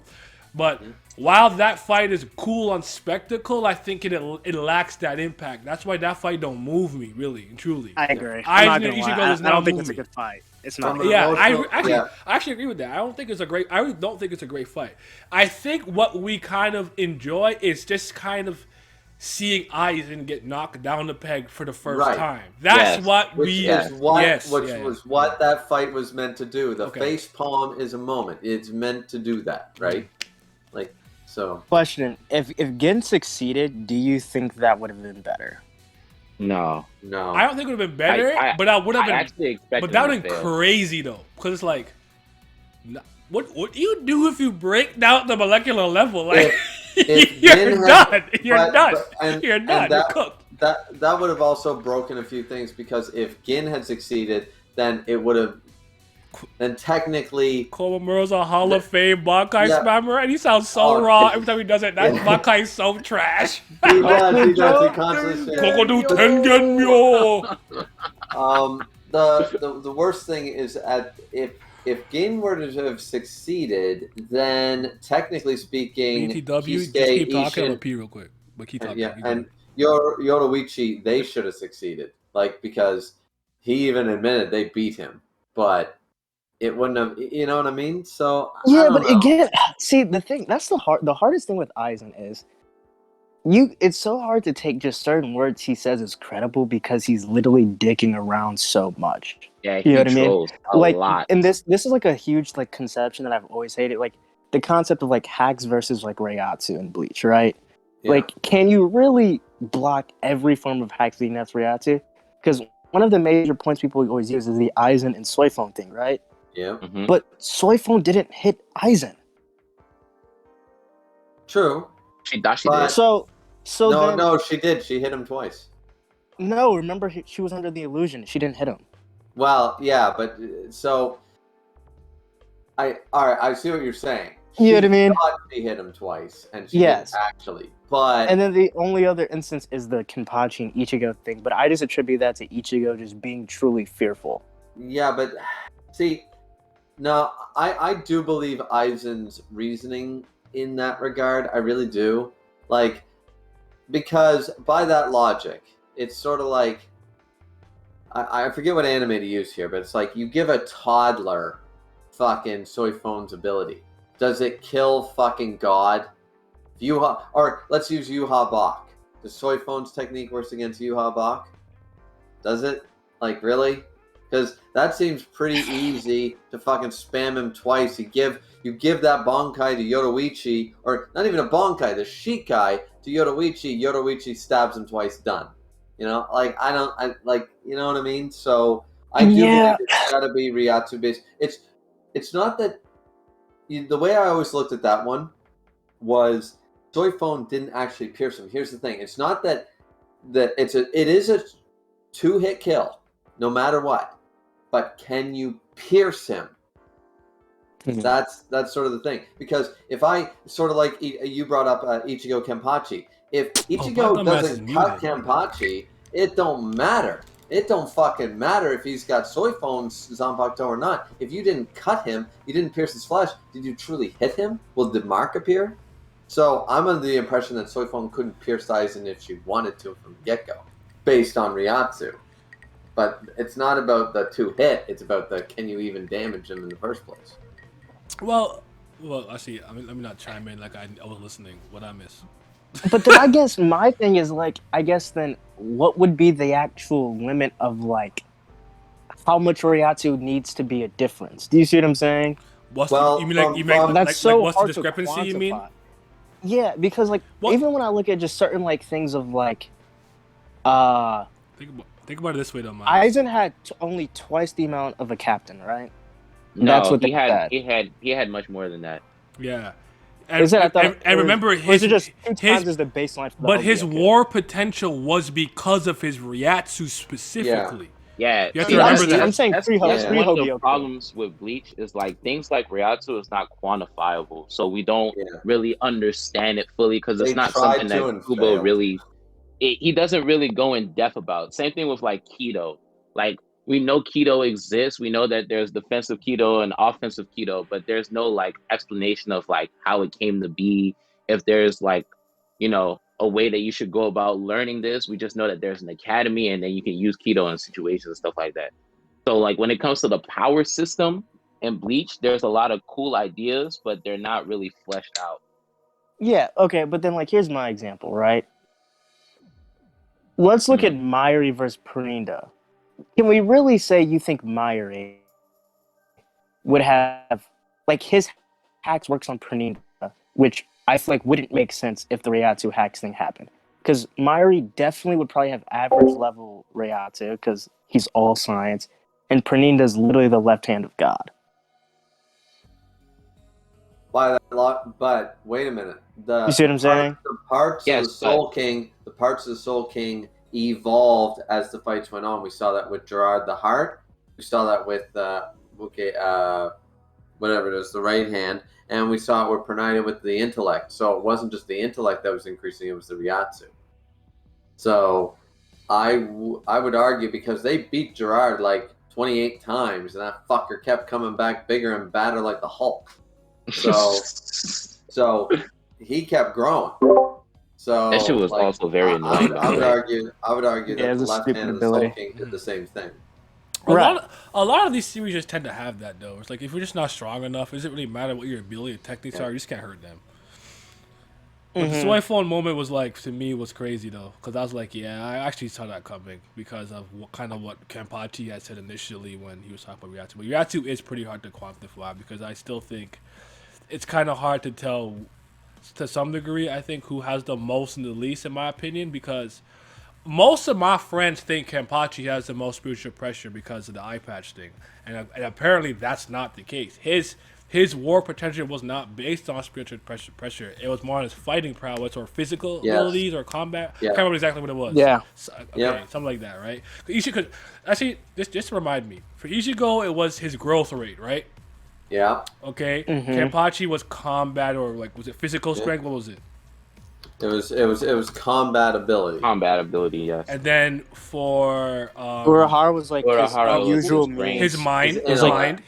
Yeah. Yeah. Yamamoto because he's the fucking strongest, I guess, right? Was he one of them? Yes. No, it was Yamamoto. It was Ichibe. Oh no, Yamamoto wasn't. He wasn't a potential yet. Ichibe was wisdom. Oh, Ichibe was wisdom. like, It was Ichibe. Yeah. Sorry, I'm sorry. It was Urahara was like his unusual means, which is like he'll do whatever it takes to win. And he has like because he's like I want to talk about this a little bit later, like Mayuri's mind versus Urahara's mind, and who you kind of think is smarter. Because I think I have a controversial take there because I don't think Urahara's smarter than him, but I get why he gets that perception. Here are actually the 5 from the manga is Ichigo with latent ability, potential to be far more powerful and dangerous than the average combatant due to his mixed heritage. Kenpachi Zaraki due to fighting strength, his monstrous physical strength and capabilities combat-wise, as well as his fighting skill. Ichibe was wisdom, his ability to think and act strategically using his vast knowledge, experience, understanding, and common sense and insight. Sosuke Aizen Ryatsu, his monstrously powerful Ryatsu, capable of disintegrating other beings and repelling the overflowing power of the Soul King himself. And Kisuke Urahara was means and mind, his ability to outmaneuver his opponents. I just want to say the Ichibe wisdom thing's kind of bullshit because I don't think he really showed like vast amounts of wisdom, but I think the wisdom connotation comes from the fact that he named everything in Soul Society. Yeah, he's one of the oldest. Like, I definitely agree with you. Like, it's not. I'm not gonna look at him like you're a dumbass, but you didn't prove to me that you're like this old, wise, all-seeing, knowing. I will say that Ichibe should have killed Yuha Bak. I'm not gonna lie. I agree. Like, 1000%. There's no reason that. It's like, I erased your fucking Bankai. It's like, no, bitch, I named you. I erased you, bitch. Like I don't get how his powers overrid Ichibe's, you know? Because he was already the Black Ant at that time, which doesn't make sense. Yeah. So once he became the Black Ant, okay, I erased the Black Ant. You can't do that anymore because now you're a Black Ant. You're not Yuha Bak. You don't have the Almighty. You're done. That should have worked and it didn't, and that still bothers me. But I think it was also one of the discrepancies where it's also because Yuha isn't his true name. Remember, Yuha is a name he took for himself because all those worshippers called him that. Maybe. So I guess that may be why. Maybe. Is that if that we don't know, but I think that might be possibly why. Just real quick, what fights and abilities you guys already mentioned? Just out of curiosity. We just went on a tangent of Ryatsu versus Hacks. Right, well, I'm gonna go. You know, wait. We did Byakuya and Ichigo already because now you did that one. I'm gonna actually go. One that I don't think is gonna be brought up is Renji Ichigo. Okay. Because it has the same reasons we were talking about. The emotional impact. Renji and Ichigo are actually fighting for the same thing, and yet they still need to come to blows over it because of their different way of doing it. Renji blames Ichigo for it all happening, and Ichigo goes, well, that's why I need to fight. I need to save her. And it's like, you're making things worse. No, you're making things worse. And they were at this conflict of points in the same way that Byakuya and Ichigo were. Like, Byakuya was resolved because of different reasons, but still like, and the reason Byakuya fought Renji too was sort of like, Ichigo's keep fighting for Rukia. Everyone seems to be fighting for Rukia in this way, and the fights were much more emotional in the Soul Society arc as a result.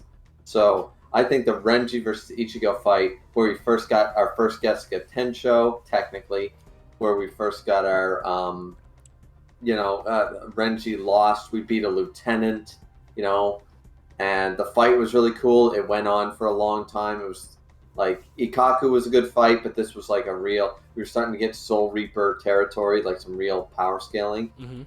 It was emotionally relevant. We had the moment with, like the advice from Urahara worked against Ikkaku, but it didn't work against Renji with the whole 6 revolver missile logic and stuff because Ichigo was just not strong enough at that time. It was nice to see the main character falter, even in the middle of a rescue multiple times. So I just think that fight is underappreciated for what it represented.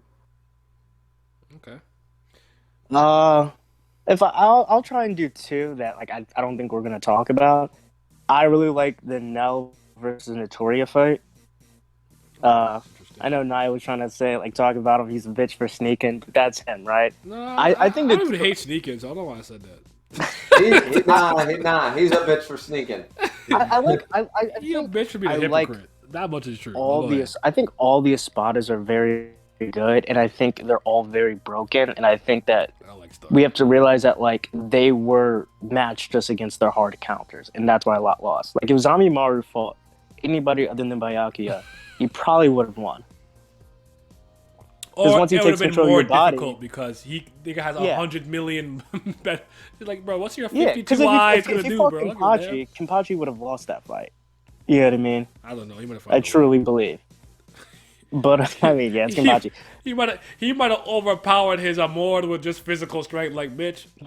I don't know. I feel you though. I hear what you're saying. I hear what you're saying. But the Notoria and Nail thing, I like it because Notoria always wanted to die, which is interesting for a hollow, because a hollow's mere existence, especially in Espada, is they eat to get stronger, to survive, to do more, right?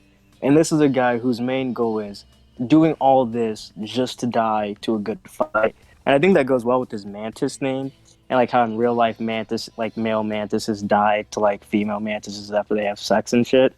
After they mate, right? And And I think that with his like relationship with Nell of like, you're a female, so he automatically has the inferiority complex, and she actually is stronger than him. Mm-hmm. So it's like, you're stronger than me, but like dying to you, which I want to do, would be kind of disgraceful, and he hated her. You know what I mean? Okay. And I think that dynamic there in their fight, I wish it went on longer. I wish it was like more of a conclusion, but I liked it. I liked that a lot. I liked the little backstory I like with Grants. And then the second fight I think is good, which might be controversial. Tozen versus Komamoru. Oh, Komamoru. I think is a good fight. I think Tozen is one of the best written characters in Bleach. Interesting. Talk about it. Honestly. That's an interesting take. Yeah. So, and I think a lot of why I like him too comes somewhat from like the light novels. And I haven't finished it yet. I'm reading Can't Fear Your Own World now. But it goes far more into Tozen's backstory, and I like. Wait, hold on. You read light novels? I'm reading them now. Because I know they have a lot of information that's apparently canon. So I don't know if that's. I never really checked it. I think the only two I think that you have to read. One is the. Oh, fuck. It's like Strawberry and something, which goes over Renji and. It's Strawberries and something, because it's Renji's and Rukia's marriage. And then there's one called Can't Fear Your Own World, which I think is the main one most people know, which is right after the 1,000-Year Blood War arc, and it goes into one of the main villains is one of the noble clan people, one from like one of the 4 major clans. It goes into what the Soul King is, and it talks about a lot of other stuff, Tozen's backstory, yada yada. Never forget Tozen's binoculars wild. That is actually true. Is that true? That is true. That's true. Yeah. That's true. That's actually true. That's actually true. What? That's actually true. I think it was seen to Ryatsu. He did. Sorry, I'm cut you out. My bad. You go ahead. But yeah, so only Can't Fear Your Own World and the Strawberry ones, I think, are probably the most canon, because I'm pretty sure Kubo worked well. I think there's one like Spirits Are Forever, which goes over like previous Kenpachis and shit. And I think the writer for Can't Fear Your Own World is the same one. I don't know how canon that one is though. Okay. But because I heard things like Grimjoe has a segunda etapa now and all kinds of crazy shit. It's not true. Ukiyo is the only one that has a second etapa because it's a specific thing for his clan. Oh. He's like part of like this vast Lorde Black Bat clan, and it's only something that he can have. Interesting. No one else can have one. But I know like Grimjow, Holly Bear, and like Neller, and they like do other shit. But yeah, Tozen's good though, and like, I just like Tozen's thing, and I can't remember the full conversation with Komamoru, but it's just like we as a community we need to be better. Visions of like how like justice and revenge blend so well together. Stupid as and he said, it was a thing. He said, "No, Komamoru, me being complacent and staying in a world that harmed my best friend, that is vice." And I just really like that because it's like when you hear him in the beginning, he has all this talks about justice, and you kind of go in like the stereotypical route, like, oh, I want to be a good guy, I want to save lives. When it's like, no, my justice is completely different from what all you guys had. You guys were under this wrong impression, but it's like, no, I had this plan from the beginning, and this is what I did. I have never strayed. You guys were just wrong about me. And I really like that. And I like that he is a true believer in Aizen, and he's the only one that cannot be affected by his illusions because he's blind. And I thought that's a really well thing. And then this is the one part that I do know in the novels. Shuhei talks to Aizen because they're like putting Aizen back in the fucking prison thing, and he's like, "You killed Tozen." He's like kind of like saying "fuck you," and Aizen's like, "No, what I did was an act of mercy," and it like pisses him off. And like I guess Tozen told Aizen, he said, "If I ever feel remorse at any point, kill me." And because like he slightly felt bad towards the end of that fight, you kind of saw him like kind of like going back to the good side. Aizen killed him because that's what. Oh shit! Y'all could hear that? I forgot y'all could hear that. My bad, guys. No, you're spitting, by the way. You're spitting. Sorry, I watched a J that's video. just it. I really like the Tozen thing, and I do think that Tozen's thing of revenge is very good because. Yeah, because then we have the Komaru thing, and the Komaru became immortal, and then that again got murked too, and I just like that. It was a nice full circle. Nah, actually, like I like what you had to say. Like that was well said. It's not moving me, but I feel it though. I think I'm in the same opinion. I think I'm in the same opinion. It's not moving me, but it's well taken. Like, I've never thought about it that way, so I'm not mad at it at all. It made sense. No, I always thought Tozen went from fucking I'm a justice man to I'm a revenge boy, and that's basically what it was, you know. So okay. That's fair. Yeah, but wait, who didn't go? I didn't go. Go ahead, brother. Then I'm gonna move on to the next point because we've been here, but we're only on the second thing. We've been here for like 2 hours. So, my favorite fights in Bleach. I mean, most of y'all know me already. Like that 3-part showdown with Ichigo and Grimjaw. It's just, it's not enough that can be said about like how iconic this shit is. Like I honestly believe this is the best 3-part series matchup that I've ever seen in Shonen, because the first time we lay the foundation, Ichigo struggling with his inner hollow, and on top of that, Grimjaw came through and bodied Rukia, who is his best friend, right in front of him, and he couldn't do shit about it. And then when Grimjaw was starting to get bored and thought Ichigo wasn't worth his time, he hit him with a Getsuga Tensho across the chest, and he was like, "What the fuck was that?" And then when he's about to pull out his sword, then the fight's over. So then we go to the next fight. Ichigo been training. He got his inner hollow under control, and he's using the mask, but he hasn't mastered it yet. And he whoops the shit out of Grimjaw for those 12 seconds. Then the mask breaks. Then now he's getting his ass whooped. And then Shinji come through and interrupt the fight. Well, Rukia came first, and then after that, when he broke out the ice and he was about to kill Rukia, Shinji interrupted it. And then the stage is set for the last matchup in Hueco Mundo. Listen, this was the fight that I was waiting for the entire time the Hueco Mundo arc started. Because I'm just like, I know Grimjaw is not going to let it go in like this. He wants Ichigo bad.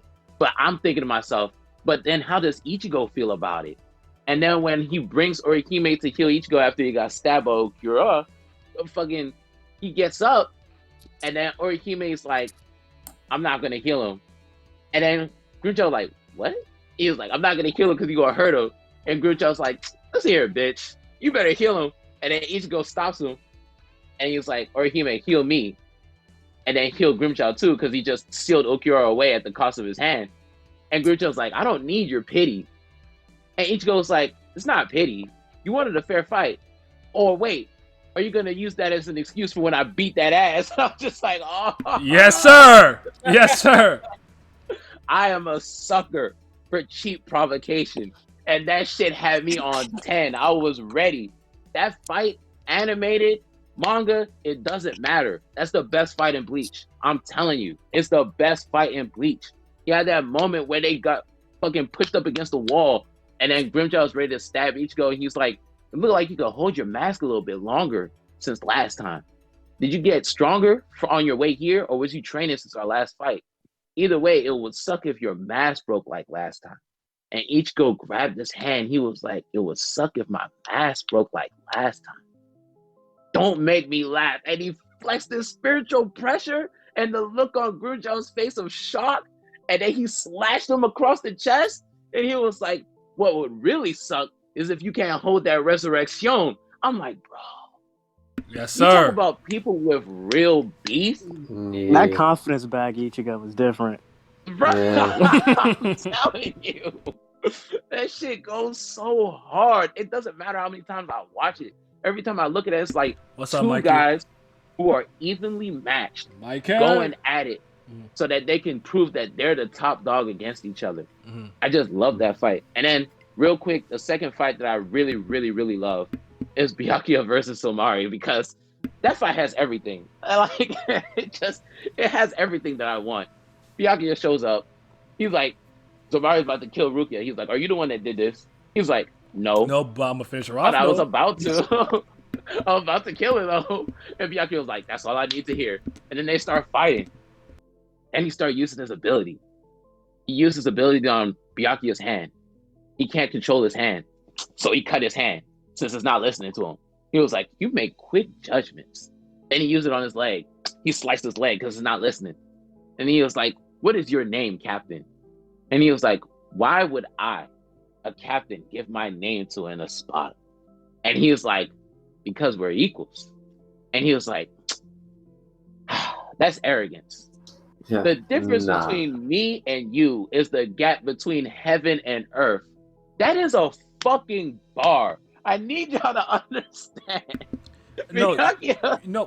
Best captain. That's the best captain. I Right remember we there. talk about this. There's something about poetic, like flowery, condescending shit talk that hit. Because a scanner has this too, where the way he does it, it's not just straight up raw. It comes with this air of nobility with it that just hits different. But keep going. You in your bag right now. Talk about the goat. Oh, you dropped. When Byakuya, Did you drop a coin or something there on the ground? My own attack hit me. No wonder I took some damage right now. That I packed quite a punch. asking her a goat.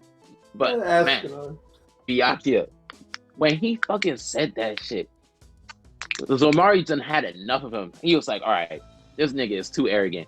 Then he used his resurrection. He started controlling Rukia.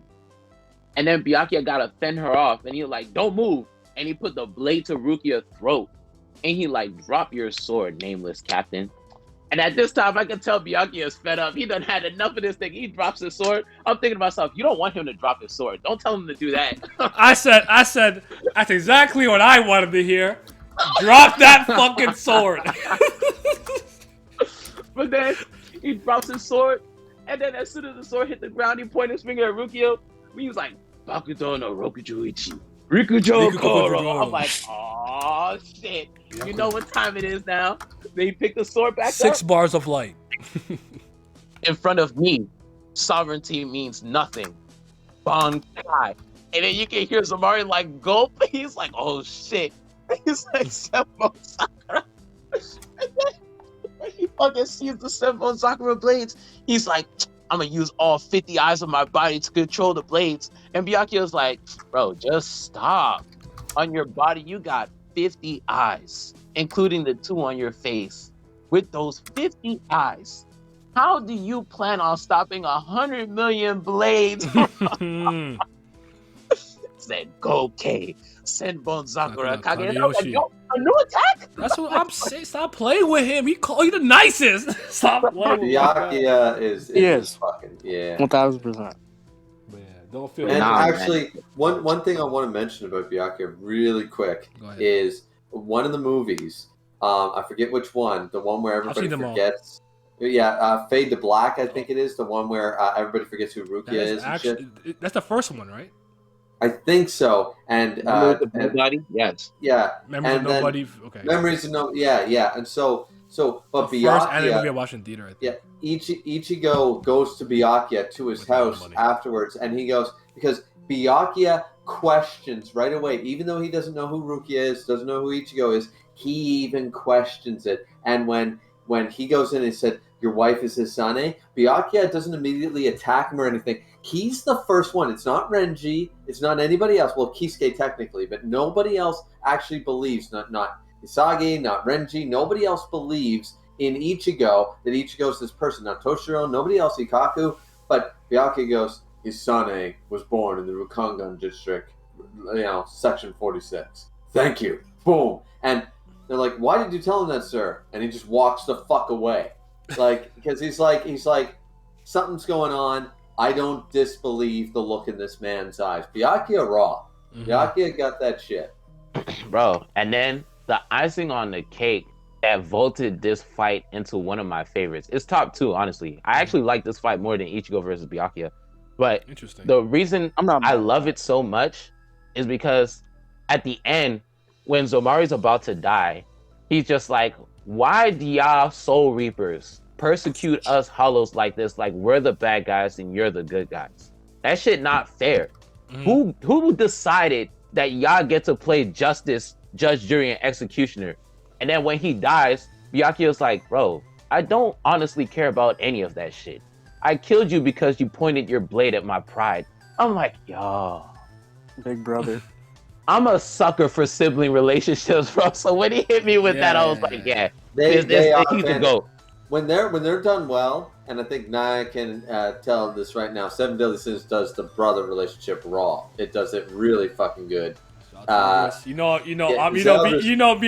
Nebula. Amish Nebula. There we go. Yeah, like when you get familiar, and Pat was saying this about the whole Ichigo family dynamic. When you hit the brother, the sister, when you hit that on point, it elevates the series easy when it's done correctly. Just something about the familial bond just works. I feel it. Yeah.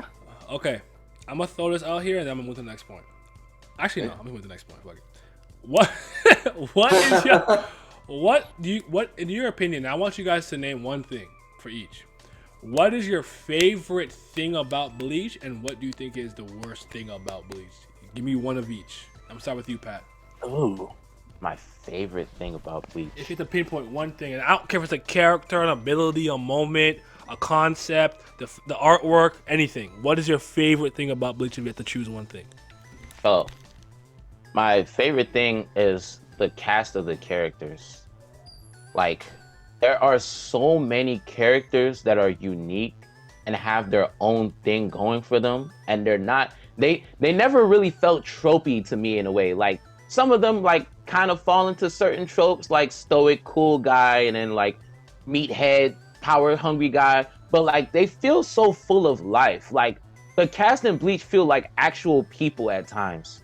So that's what I really, really liked about it. And there's so many likable characters. There's a character for everybody. Like, if you like Bleach, you're gonna find somebody that you like. There's no way you're not. And I think the worst thing about it, I would say it didn't become a problem until like the later arcs, where it's like you think a fight has concluded, but it really hasn't. And that was starting to blow me a little bit, because I'm like, bro, we're not done? Like, you would read a chapter, like the Griever brought it up, the Gerard Valkyrie. I was over here thinking he was done for like 6 different times, and he kept coming back. I'm like, bro, enough is enough. Well, he's a miracle. He's a miracle man. I understand that concept, but that arc did that too much though. It didn't matter who they were fighting. You think it's Byakuya said a miracle doesn't happen twice, and then nigga did it like 7 fucking times. I'm like, enough is enough. Mm-hmm. Okay, I'm gonna go next. My favorite thing about Bleach is actually at this point is actually what I think with the poetic undertone of it. I love how he names his. Actually, no, that's a lie. That's the second thing. I still think Swing Back the Pendulum is one of the best backstories, flashbacks that I've ever read. I love it. Really? It reminds me of when I played Birth by Sleep Kingdom Hearts. It was the connecting game that just made sense of so many things that was happening. Even though it didn't give me all the answers, I'm just like, I get it. The stream of logic is flowing through my brain. I get it. I understand. That's why Venus looks like Sora. That's why, you had Ventus Heart. It all connect. It came full circle. I'm like, okay, now we can move. So that's why I really like Swing Back the Pendulum as a backstory. Like, it was moving me. As for the worst thing, I could honestly point to several things, but I'm actually going to piggyback something off what you were saying. I really disliked in the very last arc how many times, like, the Quincy's to me didn't make any sense because they just get back up. Like, okay, I'm a fucking lucha libre. This nigga cheers for me. I body him. Oh, don't die, you're the best. I'm back. Like, bro, how many times that happened to Quincy's in the last arc? Can I say one quick thing about him though? Yeah, go ahead. James, the little guy, was the Stern writer. Master Masculine was the ability. That doesn't like change my opinion because I know it's still dumb. It's still dumb. My point is that it's not enjoyable for me to watch somebody do something incredibly smart to win a fight, and it's like, oh, miracle, here I'm back and I'm stronger now. Like, what the hell is that? It's so trash to me because sometimes I'm like, yo, hold on, that was a good maneuver. I like what you just did there. That was smart as hell. It's like, oh yeah, my what's that guy's name? His death tolerance or death something. What's his ability again? Asking. Yeah. What was it ability called? Lethal dose. Lethal dose. There you go. And I'm just like, bro, just not moving me, bro. Like, you're not winning because like. It's just I don't know. It's hard for me to explain, but like sometimes I could look at something like that made sense, but I realize that as a viewer, watcher, reader, or gamer, I have to experiencing it. It's not.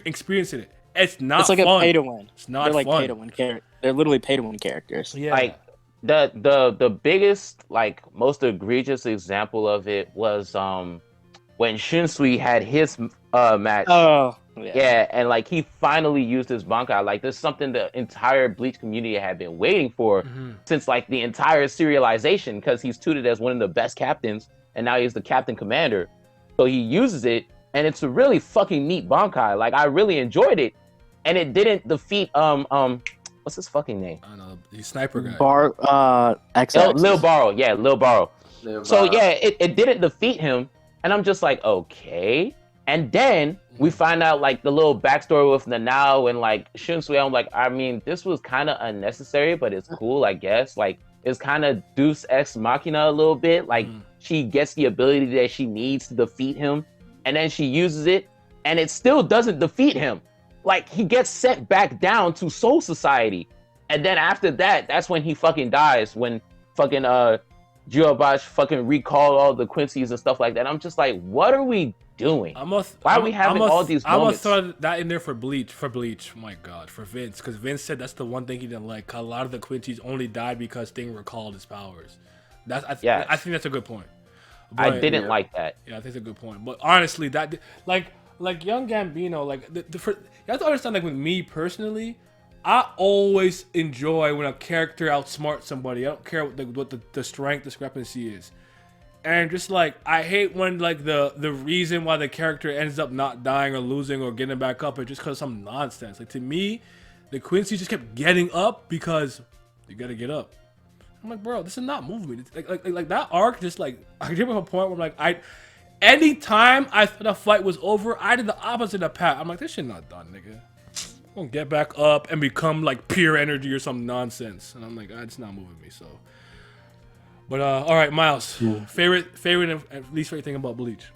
Since Pat already did characters, I'm gonna say I really like the Shikai Bankai system. Yes. And I like how it ties. It's a power that directly ties to like a character's personality and their soul. Yes. And I don't know if this is like actually canon or this is what like fans have said, but like the idea that Shinkai are the personalities that people present to the world, while Bankai is kind of more deal with like your actual personality. I don't know if that's true. I've never heard that, so it might be a fan thing. But yeah, but it okay. But it sounds yeah, plausible, I though. just really like it. Yeah, like Yeah, I think it's really cool. Like I think that I know Naya, you said you don't really like the Bankai, the twos or limit. He limited himself with it. Yeah. That's probably my biggest problem with it, because seeing Tensan Zangetsu for the 4th time when he tried to pan it out and do it, I'm like, bro, I don't care. I saw it already. It's not moving me. Keep it pushing. That shit moves me every time. I think the only one that moves me every time is Senpon Sakura. Senpon Sakura every time. Let's be real though. That was because the Quincy Powers didn't want to give up their hold on Ichigo either. Like, and to be fair, that you can argue that part. The reason that we saw Tensa Zangetsu in its true form is because we never actually saw real Tensa Zangetsu in the first place. Yeah. So, I mean, it's, if it doesn't move you, it doesn't move you, but it does, it is explained at least. Yeah. And I think, at least for you, Naya, I think I still would have to, even though you think it's limiting, I think we should still at least give respect to Kubo that he didn't ever break the Bankai system. Like, there was no point where I could agree with that. He didn't. There's so actually a third release. Yeah. Okay, fair enough. Yeah. And then also I think, and then also with that, I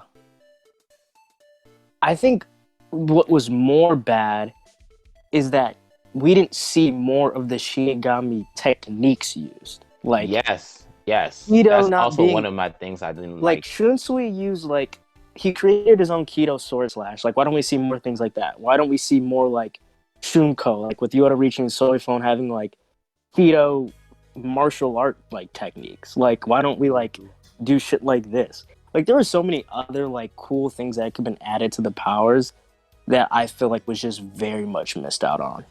Yeah, and I think I think that was probably the worst thing, along with just the convenience of like matchups. I never liked that he didn't delve deeper into Kido and like properly explain how it came to be and how do you learn it. He just said that there's an academy and then they just use it. Because when they use Kido in battle, like when Byakuya be like Hadou no Yon, Yakurai, I'm like, yo. Well, they do explain Kido. Kido is basically calming your presence. It's basically like meditating. You meditate your spiritual pressure into a form. Sort of like, basically, think of how Dragon Ball characters, like how Gohan was teaching Videl how to fly. No, we understand the concept, but the problem is he doesn't flesh it out enough. Like, he doesn't have characters like talk about like the inner workings of Kido and like, he explains that when you use a Kido without an incantation, it's a lot weaker, but when you say the whole incantation, it's a lot stronger. But he doesn't really explain the significance behind the incantations and like how it ties into the history of the Soul Society and why most of them don't use it often. Like Hitsugaya, he's a prodigy. He's never used a Kido. Like, I don't understand that. Hitsugaya not a prodigy. I'm sorry. No, he's a prodigy. He's way younger than any other captain in history. Ichigo's younger. That's what I always say. But he's 15. Hitsugaya is dead. He's a child. He is 10. Fuck. I will actually go into that later. I actually want to talk about it. It was a secret topic I was saving, but we'll get to that later. Going into the powers, I do think same with Quincy's. I think Quincy's were very underutilized with actually knowing other abilities. I feel like they were just very much using their shrifts too much. That's why I think Kyoge is the best Quincy, because he's a great start to an arc. He had the jail, and he was going crazy on Ichigo and the Espada. Oh, that was the guy who looked like he was straight out of Germany, right? Yeah. Okay. Yeah. But maybe we check out the Super Eye Patch Wolf. I'm actually gonna talk about that video later. No, Griever, fuck him. Griever, no, but it ties into the Bleach's downfall and how people's perception into it works. He's still a loser. Oh, no, I'm not here to hype him. I'm here to talk about the video. I'm not here to hype him. I know. I'm just putting it out there. He's a loser. That was Pat. Who was that? I didn't say that. He's a YouTuber. But he had a video called The Downfall of Bleach that has crazy views. These anime YouTubers suck, bro. I believe it played into the downfall and the perception of Bleach. But Griever, give me your favorite thing about Bleach and the worst thing about it. Well, everyone has mentioned some of my favorite parts about Bleach, so I'm gonna go off of one that is sorely missed in Shonen Jump right now, and it's the fucking artwork. I don't want to hear about the white backgrounds and the black backgrounds. You know what that does? That makes me focus that the goddamn motherfucker can draw a goddamn cool character. That's what it does. If I'm not paying attention to a fucking shaded house in the background, I'm looking at the character models and I'm going, this man fucking knows how to draw. Like, why do I give a fuck about the buildings in the background or the clouds in the sky? I don't give a fuck. You know? Thank you. Thank you. You know? Thank you. Like, white and black backgrounds, I don't give a fuck. It added tension. It was always hype. 686 chapters later, and I still got goosebumps when we had Aizen on a white goddamn background. Tell me I'm wrong. Go ahead. I think the best white background is the Ukiura second stage one, by far. Perfect. A perfect one. But Kubo constantly did it, and the thing is that it never got actually old. People make fun of it, but when did it actually not make you hype? When did Ichigo going into a Bankai form in a white background, full color spread, not make you, or full page spread, not make you fucking go, hell yeah? You know, like it never got old, so if it ain't broke, don't fucking fix it. This actually ties into the next point, and I was gonna bring that up actually, Griever, but I'll let Naya bring us to it. I mean, it's a good segue. Segue into it. So we're talking about Kubo's strengths, and does he have the best art of the big three, in your opinion?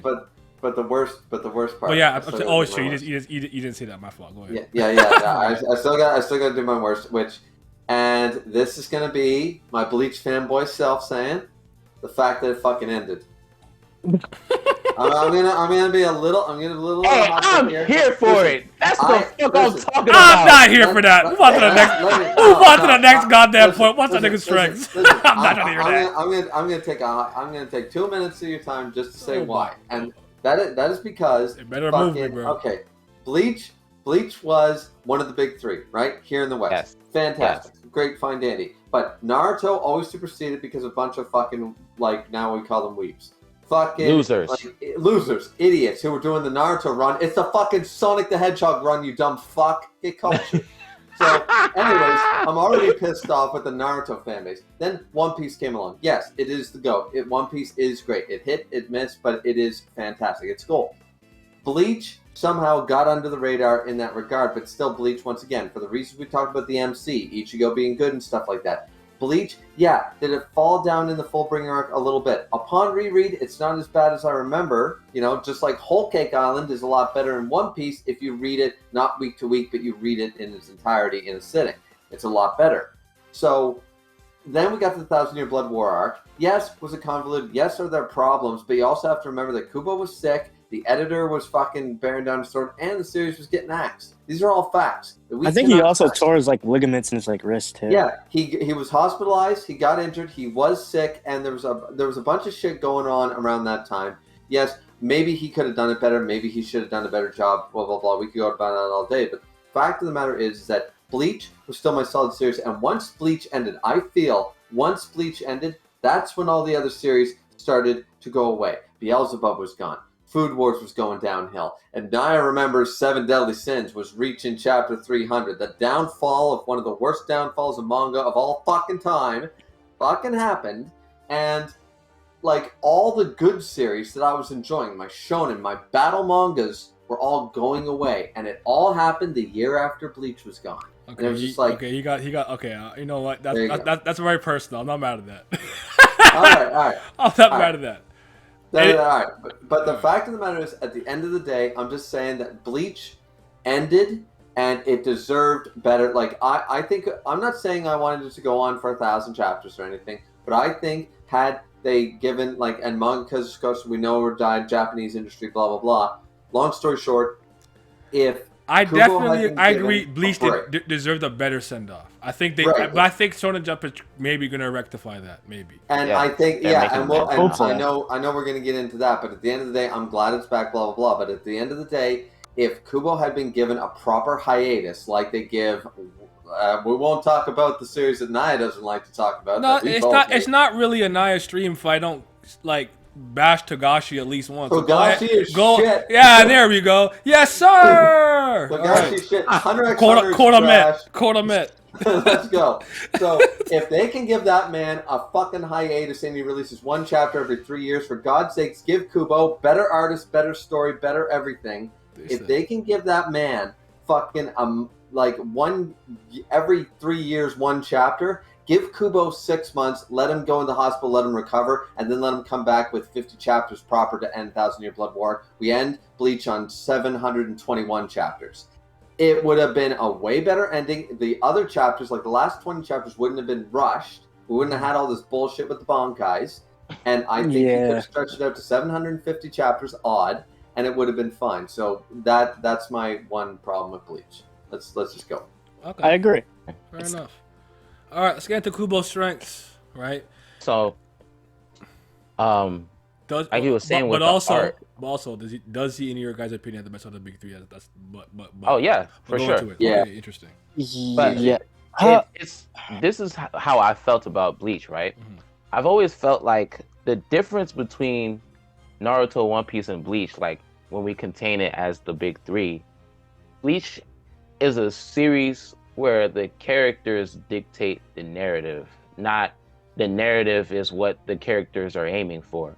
So what I mean by that is like, you know, Luffy and Naruto, they're trying to be Hokage and Pirate King.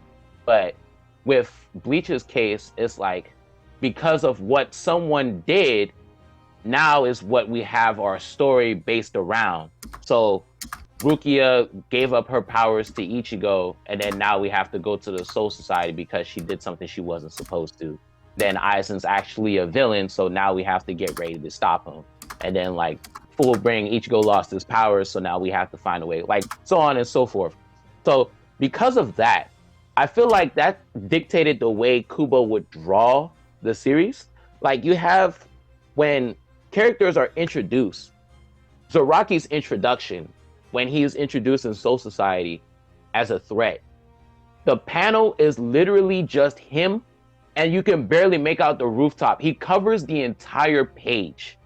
And then when he's ready to fight Ichigo, it's a whole page, like a double spread, and it's cut in half, and it shows Ichigo, and it shows Zaraki at the top, because he's introducing himself. The characters are what makes the fucking series pop, and he knows it, and he accentuates it in his artwork. And it's just so fucking cool to me. Like when Ichigo and Grimmjow about to fight, and Ichigo goes Bankai, and Grimmjow's chilling on the roof, and I'm just like, bro, look at them. They look so fucking cool. Ichigo using Tensa Zangetsu for the first time, Ikkaku using Ryumon Hozukimaru for the first time. Like every single time there's a marquee moment in Bleach, he uses his artwork to make the characters pop. The backgrounds don't mean shit. They don't mean anything. You're supposed to focus on the characters, and he does that to a T, and it's beautiful. Yeah. Pat, you don't need backgrounds when your characters look that goddamn cool. Yeah, exactly. The fuck do I want to see backgrounds of a city when they're in a war? I don't give a fuck. I don't give a fuck. I don't care about the house with the nice red roof and the blue shingles. Oh, that's a nice color design. I wonder what's in the kitchen. No, I don't give a fuck. Wake Up Mundo's a literal desert. I don't need to see it. I'm good. I don't need right. I didn't even see it. Okay. I'm kind of. I mean, not. You go, Miles. Go next. Well, I guess with the art thing, art's always gonna be hard. Like, I think. Are you like a character design? Are you a Margaret Wolf like Hungerfold like? From I don't know what the fuck that means. Okay. I like she's credited as the first person from her the novel Molly. I think it's called Molly Bond. Molly Dawn or Molly Bond. I'm sorry if I got that wrong. But she's I think she's the originator of the phrase "beauty is in the eye of the beholder." Yeah. Okay. So because like I would argue if we're talking backgrounds, Kishimoto does a very good job, and it's just kind of like what you want. I personally like Kubo's style because I think his usage of black and white beats out everybody by far, bar none. I don't know how this motherfucker can use two colors and somehow make everything so beautiful and so expressive. I think his character designs are probably the best. And like I've heard the argument people try to say like later on in Bleach people kind of have the same like faces and shit. That's not true. I don't agree with that. I don't agree with that at all. I never have. Like certain like expressions, like when Ichigo drops from the fucking sky, and Byakuya says, "Save the Soul Society," and you see the rain, the lighting, and you see Ichigo like one of the few times where Ichigo looks so determined yet kind of pissed off. Oh man, that's one of the greatest chapters in the history of Bleach. It's a mixture of determination and like resolve from Byakuya's quote unquote death, sadness, but also rage. Honestly, yes. I honestly think it's I felt that panel. I did. Truly. That's good. Ichigo, after he has his talk with his dad, and I honestly might. I really like I forget the name of the flashback with Ichigo. Everything but the rain, bro. That's such a good flashback. That's not poetic, bro. That's such a good flashback. And then the moment when Ichigo's done talking to his father, and Ishin's like wondering, what is going on through my son now that he knows who he is? And Ichigo just looks at him and just says, thanks. And he dips, gets his sword like that. I'm like, yeah, it's over. Like it's you. Right. It's so good, and like that's why like I think with the expressions things like that is done well, and like this like I don't want to like demean, but like Kurigam, right? If we look at people trying to say her art's bad, her art gets really good, and I enjoyed it all the way through. But I think you've mentioned this tonight. No one can draw eyes like this woman. The best panel in Kubera with usage of eyes is the moment that people thought Brilith came back. And Agni said, you didn't lose your memories. And that small bit of those two with the red eyes looking at each other back to back. Yup. I was like, oh my the God. Real CBL. Certified Brilliant Lovers. That yes, sir. shit was fucking crazy. I was like, what is going through your guys' heads right now? And that's why, like, just going back to the Bleach thing, I personally think Kubo I'm a Kubo fanboy, though, but just his use of black and white, his character expressions, like all that, I just think he's so hard to fucking beat. I'm not mad at that. And I think his strong point is his art. And I think this is like a weird one, but I think another strong point is kind of like his usage of like explaining and telling his stories without like having it there. Because I think like a lot of his shit, like a lot of his shit kind of. Thank you. Yeah, like niggas is reading, man. Like a lot of his shit kind of goes into like outside culture knowledge or like words and things that you have to know, but like it's like I think this kind of goes into his downfall, but it's like niggas don't read nowadays. Like I'm sorry, niggas can't read. Like niggas don't know how to read. Like Bleach is a story that if you just pay fucking attention, everything is there for you. Yeah, just focus. Yeah. Absolutely. People need literally words thrown at them to understand. People literally need saying, Ichigo is everything from the first chapter. Like, no, nigga, we don't need that, okay? Give me the hints. Give me the small little things, okay? You don't have to. It doesn't have to be. It has to be explicit. It could be implied. Implicit. Yes, he writes very implicitly. The best example. His visual definitely. Go ahead, my bad. Go ahead. No, I was just saying the best example of this, right, is when Ichigo fucking confronts his inner hollow for the first time when he goes to the visors, and he's asking him, "Where is Zangetsu?" Mm-hmm. And because of the nature of Ichigo's inner hollow, who's madness and destructive, and he's so unpredictable, we don't know anything about him. He says, "I am Zangetsu," but as the reader, you're just like, "What the fuck is he talking about?" You know, like we don't believe him. We're like, that's such a good moment. Exactly, you're not Zangetsu. Stop fucking around. And he tells him, he was like, Zangetsu and him, the old man that you know, and me, we were always the same. We're your power, but you just wasn't able to control your power, so I took control. And he's telling him, the king and the horse. What's the difference between them? Instinct. The person that rules the horse is the king. And the horse takes over and rides for the king. So if you can't do your duty as the king, I'm going to take over. And then we don't understand the full magnitude of this conversation until later on the final arc, where he's just like, the Zangetsu that he thought he knew was Yuabach, and fucking the inner hollow was actually Zangetsu all along, but we just didn't know. But even with that, Pat, he was always there. And that's what always there. his mask was there protecting Ichigo throughout this whole society. When Byakuya put Ichigo on a fucking t-shirt, as he should, best captain, that nigga came out screaming like, I am about to put him in a body bag. He said, he did Getsuga Tencho. He said, is that black Ryatsu? And nearly took his arm off. Then we keep going in, right? And then once we hit Waco Mundo, I don't think people understand this, right? When Ukiyor puts this nigga Ichigo down, right? And White comes out.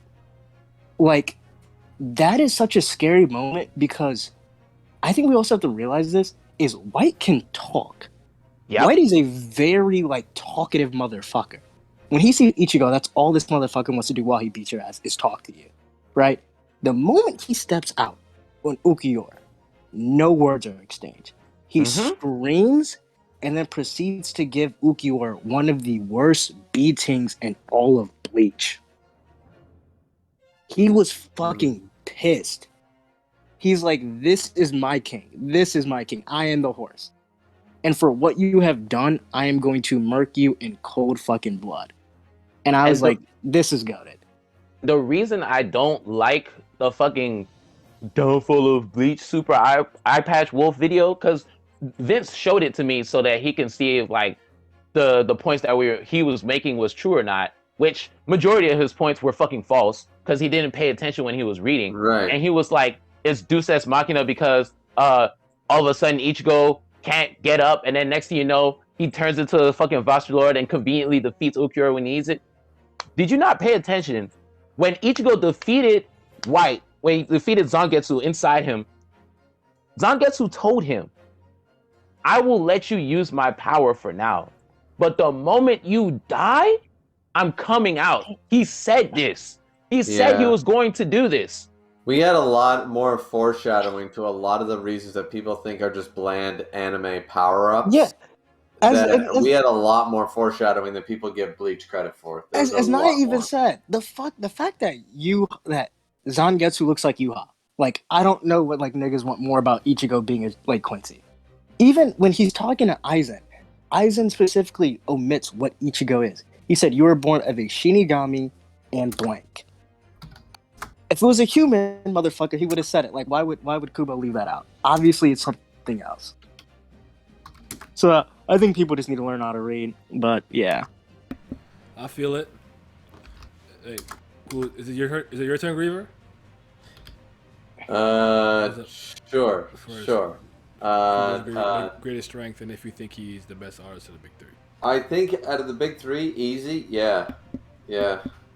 I mean, like, because character models, once again, as I said to Pat, and Pat already said it, he already had his speech, and it was basically, if you draw really well, you don't need, if you draw your characters really well and they're really unique and people like the look of the characters, why the fuck do you need backgrounds in the first place? Are we telling stories about a brick shithouse in a fucking cloud? Or are we talking stories about the goddamn characters? Let's be realistic here. Like, once again, even though people give shit to like Fairy Tail and stuff, I love Rave Master, and I actually really like Fairy Tail. And Mashima can draw backgrounds like nobody's business. That man he really can.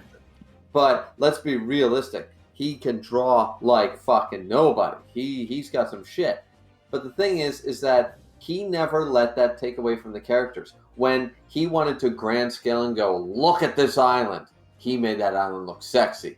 And when it was about the characters, the background was there, but it was trees and dirt. It wasn't, it didn't take you out of the moment. It's a big problem with Black Clover and My Hero Academia. They try to draw the same detail to the backgrounds as they do the characters, and it's a mess. Looks more like a poster than a goddamn manga.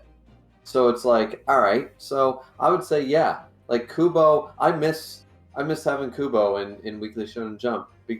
For if nothing else, just simplistic art. Dr. Stone does it, and I'm happy for it. But I need more of that shit. I need less detail in my backgrounds and more focus on my goddamn characters.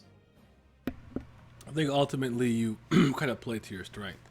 But for me, I'll say this, right? I'll start with the big three thing. He's not my favorite artist of the big three. It is Oda.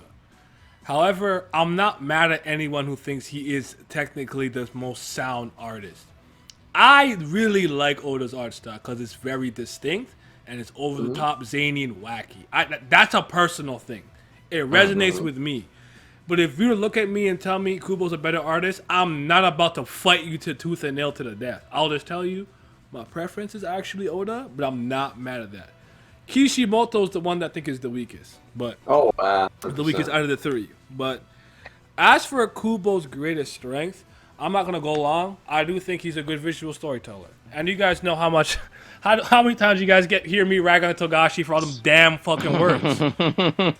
Now he's not my favorite manga visual storyteller. It's Akubo Atsushi, but I think that he does a good job. I really think that he captures like certain facial expressions really well, where someone will say something and the character will have a look and I know exactly what they feel, but they didn't say, "I can't believe Toshiro said this to me. I am upset and saddened by the words that came out of his mouth just now. How could he fix his lips to tell me something so mean? My heart had like I'm not trying to hear that. Just show me the fucking panel." And I move on. Yeah. So shout out to Kubo for that. Honestly, for very simple things to accent on that point, Naya. For very simple things, you have characters like we were talking about, like Gin doesn't open his eyes. When he opens his eyes, you know we're business. Aizen takes off his glasses. We know he means business. Fucking Byakuya, when his eyes widen, we know shit is real, and it's. You don't because he's so calm and composed all the time. So anytime he's shocked by something, you know it really threw him off kilter. Exactly. Like the point of, and I've always argued this, and it's a big thing, is that art. It doesn't actually matter the art quality, but at the end of the day, the medium they chose was a manga. So you should be able to tell me, like back in the era of silent movies, which I've watched many of. You should be able to tell me a story because your art is visual. You didn't write a book. You wrote a manga. So you should be able to visually convey to me story, not without dialogue. I'm not saying that, but there should be a happy medium where I don't need dialogue. My preference, I mean, I always say I'll settle for 50-50 text and visuals. You're not gonna give me 80-20 text visuals. I'll slap you. I'm not reading that shit. Write a light novel. Fuck wrong with you. So exactly. Togashi, sure. Yeah. Togashi. Yeah, but okay. Half the art is fucking the dialogue bubble. I want to talk about. I don't understand the shit, anyways. Like Togashi will really take a whole page to tell me, you know what? I don't trust that guy. I'm like, bro, I cannot take you seriously. You suck. It really makes me mad when he does that because when he was doing Yu Yu Hakusho, he didn't do that, and his art is actually really great. He really didn't, and I'm starting to understand more and more every time you talk about Yu Yu Hakusho over Hunter, and I definitely agree with it. But let's talk about misconceptions about the series of Bleach and what do people misremember, get wrong. Do you think people are just pushing agendas or propaganda? And do you think people dogpile on Bleach because it's popular to do so? Do you think, or do you think people generally dislike it? But let me start here. Real quick, right? Because I watched a couple of videos kind of in preparation for this, and basically there was one video that debunked the downfall of Bleach by Super Eye Patch Wolf. I do not have any smoke with the content creator Super Eye Patch Wolf.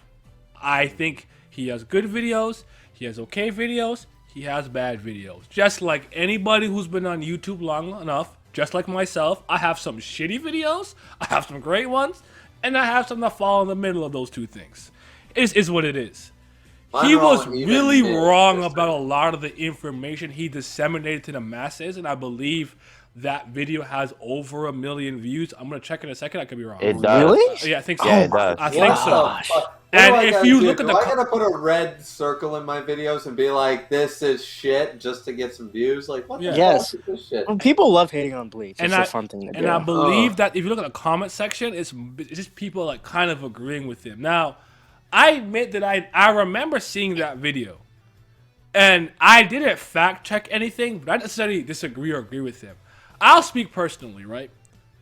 My biggest problem with Bleach and the reason that I turned on it in the last arc, not even the full bring, the last arc, is the same reason for a lot. I think Naruto's it's actually a lot worse, and we'll talk about that in February.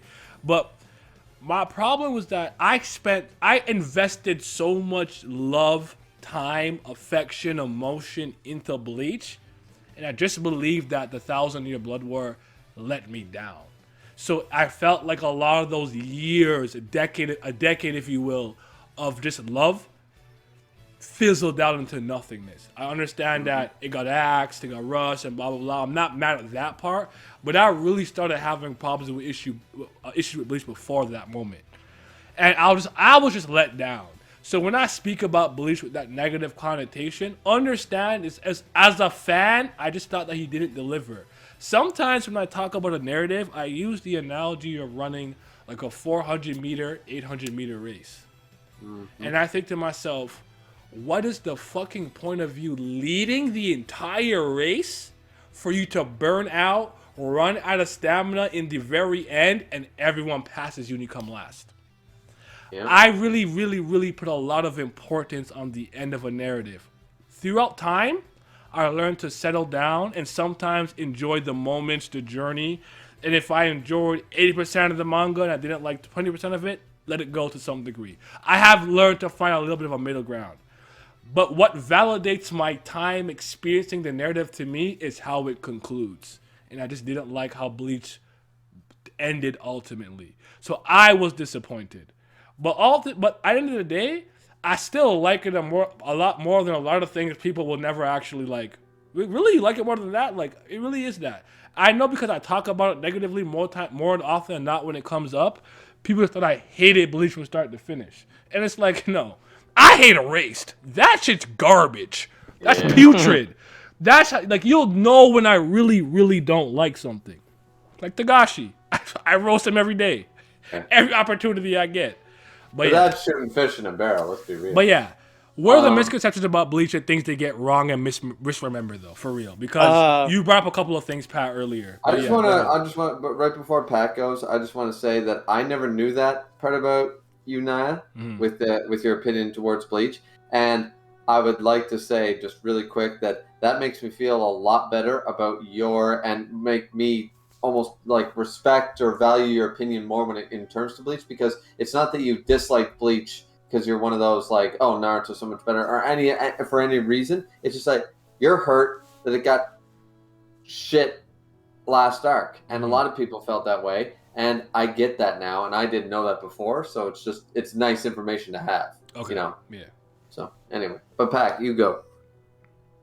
The biggest misconception of Bleach, and I don't know why this narrative started, but it's the narrative that Hitsugaya is not a prodigy. Okay. By all intents and purposes, by the literal definition, he is a prodigy. Like, I don't really get where this came from. I know where it came from. But when I started seeing it, I was like, wait, what? And I started doubting myself. I was like, am I remembering things wrong? Because like back in the day, like I was a really, really hardcore Bleach fan. Like I'm still am, but I've cooled down a little bit. But like when people would talk about Bleach, like I was always there. So when somebody started saying it on Twitter, I was like, that's wrong. This guy is definitely a prodigy. And then like when I revisited the series, I was like, hold on a second. Because I was actually paying attention. The first time we see him fight, it's against Gin. He actually had Gin on the ropes. And Gin was forced to use Hinamori as a fucking a human shield to get him off his back because he was pressing him. Then, the next time he fought, he used his Bankai, he got waxed by Aizen. I was like, all right. So, he got an inconclusive fight, and then he got an L. All right. Then, we go into the start of the Arrancar saga, when he fought Xiaolong Kufang. I'm like, I know people not really trying to hold this against him because he barely won when he was fighting at 20% for the entire fight. And the moment he went to 100, he one-shotted him. Mm-hmm. I was like, all right. So he has the W right there. Then, the next time he fought Luffy.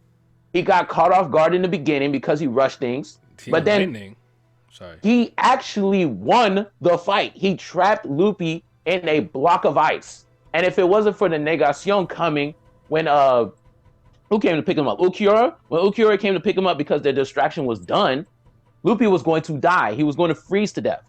So that's another victory. Then we get at the start of the fake Karakura Town. That's the next time he fought. When he fought Haribel, he won Like, I don't understand. Like, he won the fight, and then after that, Aizen. I kind of disagree with that, but go on. No, but Wonder Wise came, and then they used the Negacion, and then they freed the fucking Rancars when they were on the ropes, and then that's when they had to have the visors come through, and then it turned into a tag fight, and it became prolonged. So I'm looking at this, I'm like, he just won like 3 straight fights, and people saying that he loses all the time. Then the next time he fought Aizen, he confronted him, he lost. I'm like, wait a second. The only person he loses to is Aizen. So why are people saying that he's overrated when he's winning all of his fights? But I don't know. I can explain. So I think this kind of goes with what Naya was like in a super eye patch. I don't know who that is, but I think with social media and stuff, we're living in a very present time where people really would rather listen to popular takes and take them as their own rather than formulate their own opinions. Agreed. So content creators really, this is why I don't like a lot of content creators, is because they are so loud and wrong about a lot of things, and like their community just takes that as gospel. And so I literally came in the community when I was younger with King of Lightning, right? And I still watch some of his stuff, but I can unironically tell you, people hate Hitsugaya because of King of Lightning. Unironically, this guy literally made a Hitsugaya sucks videos. Like, it was whenever Hitsugaya came on screen during 1,000-Year Blood War Arc, he would just shit on Hitsugaya, and it literally became a meme. And then how like Cole after is time, popular. yeah, and things start off as a meme, but then people forget the original point of where they come from, and they take it as truth now. So a lot of people nowadays think Hitsugaya sucks. I don't think Hitsugaya sucks. He's just like one of my least favorite captains because I just like so many much more. Mm-hmm. But a lot of people just take it. Cole says Hitsugaya sucks, therefore he is. And I think it's because, Pat, you actually know how to read, right? So yes. people look at yes, does he really, Pat? Do you know how to read? I taught him yesterday, bro. People take ties as losses, right? Mm. He didn't beat Gin, so it's not a win. He lost to Aizen, so that's a loss. People say Xiaolong is fodder, so it doesn't matter. Then you have Luffy. Who cares about Luffy? Luffy's fodder. You know what I mean? Because Grimjaw beat him when he came back. So the Holly Bell thing is weird to me because they had the whole counter thing, and then like when she got unfrozen, she was unharmed. So I still think it could have gone either way if you continued it. But I'm not mad that you say he would win. But then going even further, then it's like I really like Hitsugaya from the 1,000-Year Blood War arc and ongoing, because I like when he's like, fuck this shit, I'm weak, I'm gonna go straight to the basics and get my shit right. Yes. And he did that. I love that. Actually became cold. Him and the Quincy fit was actually fire. Like, great fit. Mm-hmm. And then his own... This is what I think goes into Bleach, is his Bankai and its usage of it is cool. A lot of people hate it, and Cole ragged on it very, very hard. It's like one of his famous like rants, I think, along with his fairy tale rant, where this is a Deus Machina because that's not how his Bankai always worked. The thing is, we never knew how his Bankai worked. Xiaolong exactly. He never said anything. And we were going off the preconceived notion of a Rancor for the entirety of Bleach. Hitsugaya never once mentioned what happens when his flower petals go out. Never once. So people see that and say, Hitsugaya just got a buff to get strong because he was so trash. Like, no, dude. He was just actually sweet. And even though I would argue Byakuya should be the next captain commander, realistically, it would probably be Toshiro. Yes. Because this is what people don't understand. Like, when Hitsugaya was in the Rukongai district, he was having dreams of Hyorimaru, and Hyorimaru was calling out to him while he was asleep. And his spiritual pressure was so great, it was keeping everyone distant to him. It was literally the same thing that was happening with Stark. But in Hitsugaya's case, it was less extreme because he wasn't killing the people around. Well, he kind of was. He was killing his grandma. But she didn't actually die. But it's literally paralleled the same way. Like, with Stark, his Ryatsu was so great that he couldn't be around other hollows. They would die in his presence. The same thing was happening with Hitsugaya. And later on in the series, because his power is so great, but he's so young, he can't really control it that well. And he knows this. So he goes, like you say, he goes into the basics and trains. And then when he unleashes his fucking Bankai the full way for the first time, it's cold as fuck. Powerful as hell. I'm a sucker for ice and fire. So as soon as I seen he was ice, I was already gonna stand. Fair enough. And just to be devil's advocate for a moment, I do like King of Lightning's videos. I do like Cole. I actually got a chance to talk to him once, and just briefly. And the thing is that as a YouTuber who's been on YouTube for longer, I wish my subscriber count showed that I was on YouTube as long as I have been. But just to be on there, on the thing is, he's been reacting to multiple series, plus getting his degrees and shit for years. He isn't a Wikipedia. So in the same way, I remember watching Cole during the reaction you're talking about with Toshiro, and I believed him, and I was pissed too. Until you go back and check the chapter. I was too. You know, so he went on a rant, and I've actually done this on stream about One Punch Man and other series. I've gone on a fucking rant with misinformation, and then been feeling like a fucking moron afterwards. Now, what do? Do you make an apology video because you're human and you're wrong? No, of course not. You're live reacting, so you just move on to the next chapter and stuff. So the thing I like about King, just to say it, is the fact that he does admit when he's wrong. He makes jokes about the Judge Top 5, thing. He made T-shirts out of it, for Christ's sakes. Yeah, I think that wasn't. I don't think anybody should ever take that one seriously. No, exactly. So I do like the fact that he is a fair player. When he is proven wrong, he freely admits it, and then he'll usually make fun of himself for it. So there is something to be said there. But yeah, I never got the whole Toshiro was not a prodigy thing. There's a whole fucking movie called Diamond Dust fucking whatever Rebellion or whatever about him for a reason, you know what I mean? There is no way you have characters in a series like Kyoraku saying in 100 years Hitsugaya is probably going to be better than me, and have Hitsugaya come in first in the last popularity poll that Bleach had. He was the most popular character. Yeah, but Japanese people love them little cheaties. Yeah, you telling me Kubo did all this shit, see the popular reception, and he not going to make him a prodigy? Come on now. Okay, can I chime in here for a second? Go ahead. No, Naya. No, you can't. Yeah, it's my stream. What the fuck am I asking you? Two things. I'll be completely and totally honest, right? Just because I know this is unrelated. I do not know King of Lightning personally. So I'm not casting any aspersions of his character. I don't like his content. I never did. I'm not a fan of it. It's not entertaining to me. I don't like how he presents it. And one time he talked about micro character progression for Sanji. I remember. And I thought it was the dumbest fucking shit I ever heard, and it insulted my goddamn education post-secondary. Okay, so that was the way. Fair enough. I will say this. Pat has definitely gotten me to change my perception on Toshiro, because there was a lot of misinformation on him. When you really go back and you look and you check, yes. He may not be the genius amongst prodigies, but as far as Soul Reapers go, he is a genius. He's a prodigy. He's going to be dumb strong. That is true. I just think to myself that Ichigo was literally 15 years old, and he learned a Bankai in 3 goddamn days. That's genius. But also the story leans into the fact that not only is he an amalgamation of everything he could be in this universe, he has a natural fast progression rate just as a result of who he is. That's his gimmick, right? Yeah. That's his gimmick. His so growth rate is you stupid. put it aside. Gin was also touted as a genius. There's multiple geniuses throughout Soul Society. You have to contextualize it in a vacuum, case by case, and look at them in their own sense. So I definitely agree with that. Like, go ahead.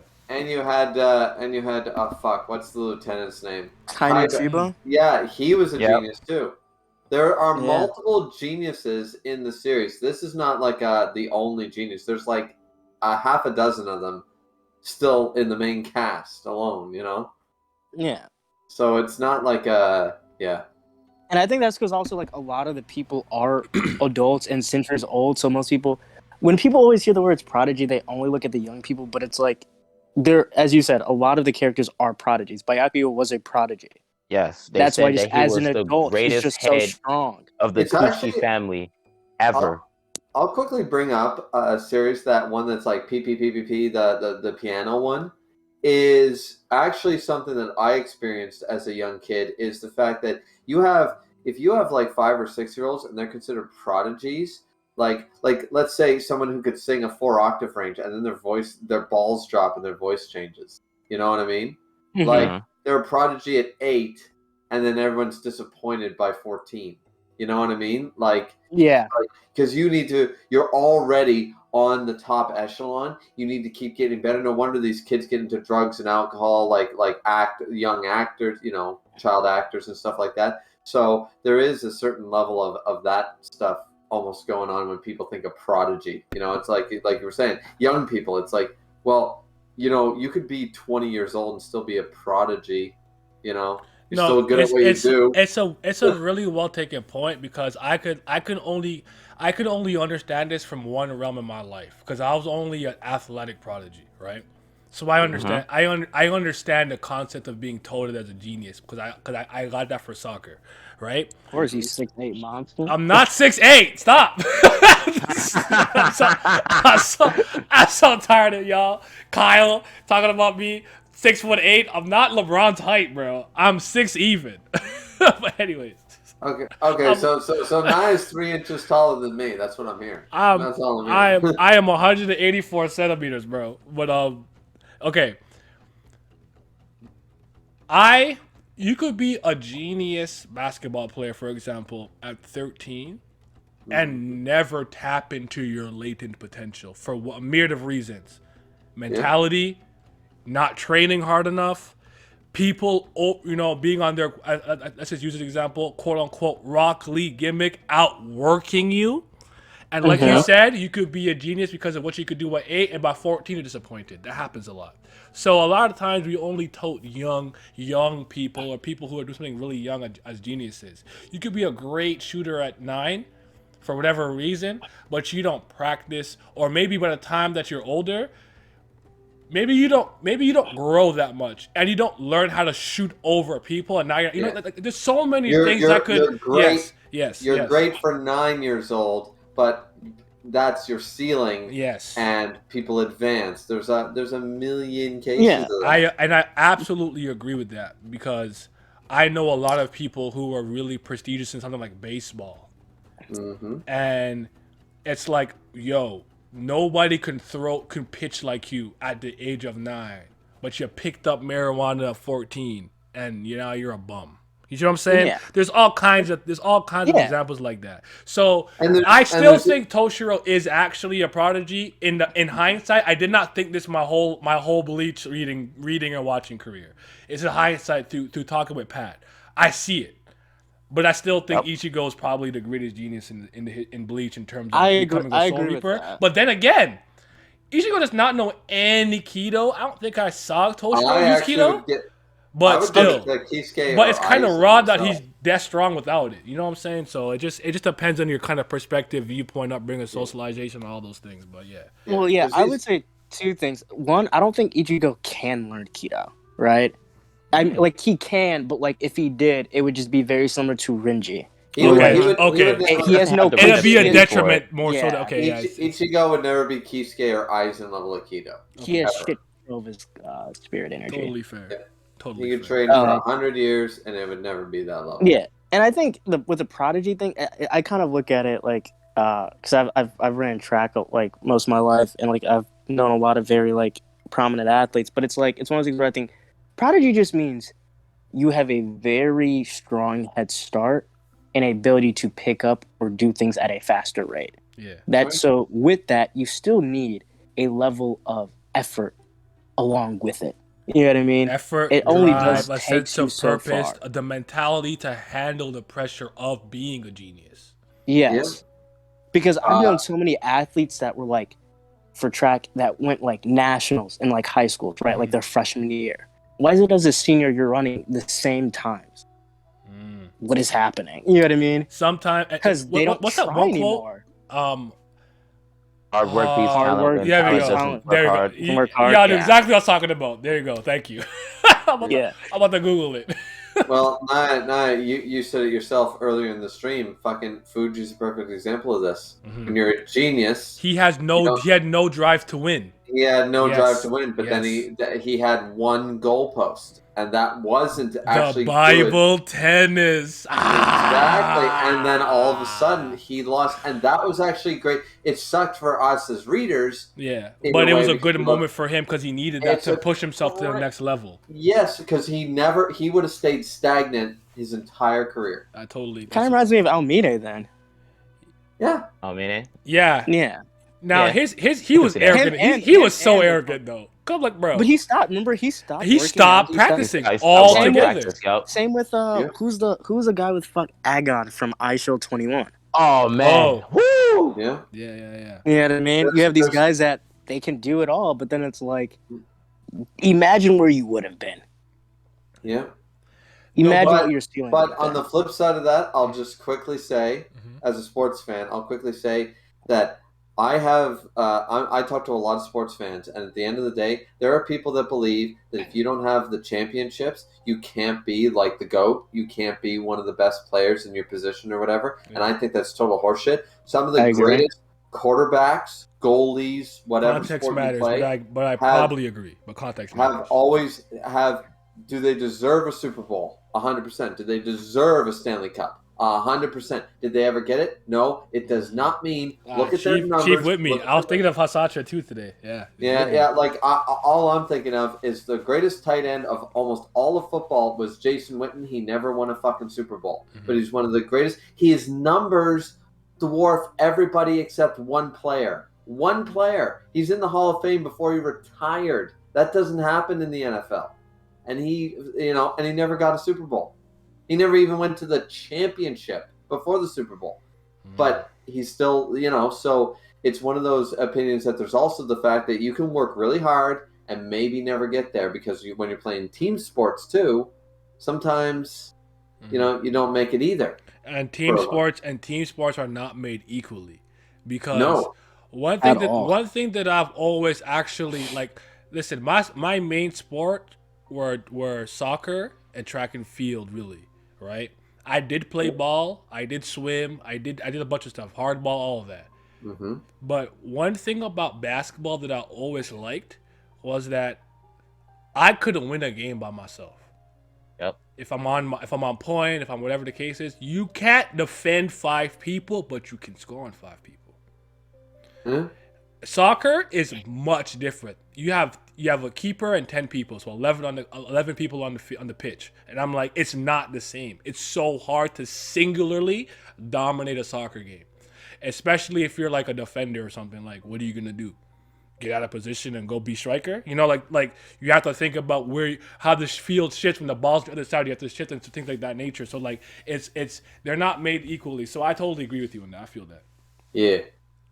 I always laugh at when I think about certain things about real life, I always default to anime or sports. I have two gimmicks. I got sports. I got my sports history. I got anime. Yeah, your sports. You got anime. You're good to go. You're off to the races. If it works, it works. I got nothing else. I was talking to someone the other day about something. I'm like, yeah, it's like we were talking about something like it's like if you're guarding me straight up, I'm gonna go right because I'm right.